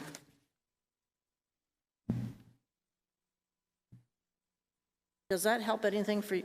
Does that help you at all? Or are you still in the same place? I mean, those sliders didn't, I'm still in the same place that somehow, at some point, and I don't know when now, but at some point there was some way down from there. It looks like, I feel like there looks like there was a board there was a header there. And that one, I can't remember, I didn't take a picture today, but I thought there was one slider that was still there that was original, that was like that aluminum color that you wouldn't find in the last 50 years. At some point, Yeah. to stop this cumulative effect, and another thing is important, our board needs to be as consistent in our decisions as possible. Of course, there's always variables. But at some point, we've got to look out for the shorefront. And we've been way too liberal, I think, over the years. Madam Chair. I think we also have to put into perspective the fact that we're talking about a 2-inch section out into the shorefront. I think if it was more than that, I'd be really excited about it. And I get that, death by a million cuts too. But, for a couple of inches. And I think Is that also, what you say? to go on what Sarah's saying, everything they've done to improve that place and all the drainage enhancements they've made and everything, I don't think that's a lot to give up. So, if we're talking about it wasn't there before, it's not a 2-inch encroachment. You're talking about what? If we're assuming that it wasn't there legally, then the encroachment is not 2 inches. Okay, I thought when we get a 6-foot deck, the encroachment was 2 inches. The encroachment past what we're assuming was there before, which isn't supported by the record. You're saying it's 2 inches more than what was pre-existing? Then I misunderstood.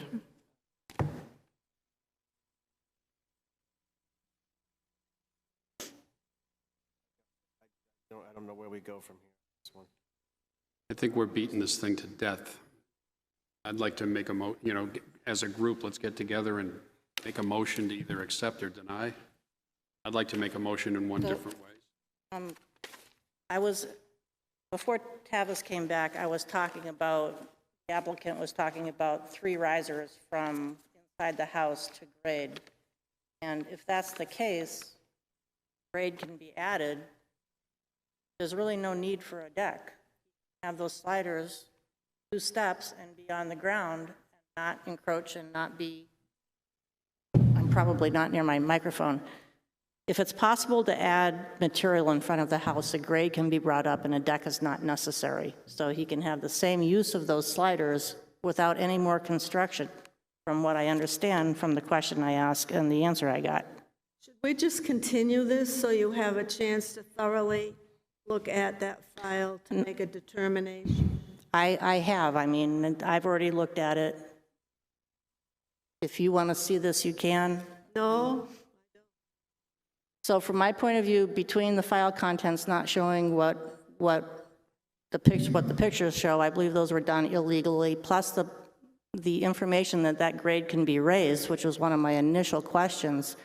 I believe that the deck is not necessary to use the front of the house and the sliders.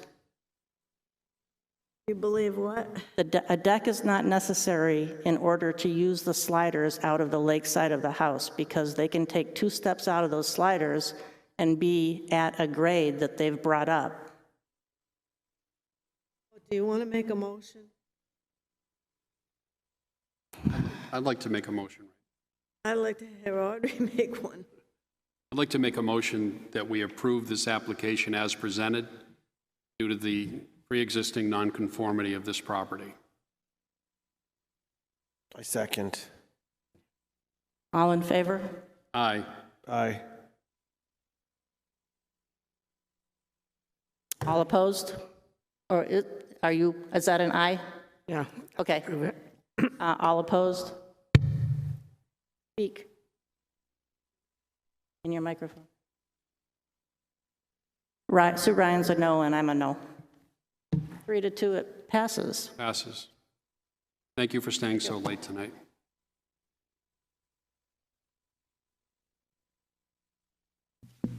Can we do the minutes next time? Certainly. Yes, I think. I make a motion that we do the minutes next time. I make a motion that we attend to all the other business on the agenda another time. Second. All in favor? Aye. Aye. I move to. So currently, there are no applications that are pending before the August meeting. Does the board want to meet to discuss these general Yes. work sessions things at the August meeting? Yes, because we can never be sure what's going to happen the month after. Are we going to have a special meeting? Well, we'll have our regular meeting. We just won't have, we don't know if we'll have cases We're not going to have cases? Okay, but we'll meet to do business. Well, can we have a meeting start earlier or something? There's some things that we really need to get ironed out. I think we should stick with our regular time. And we can't do it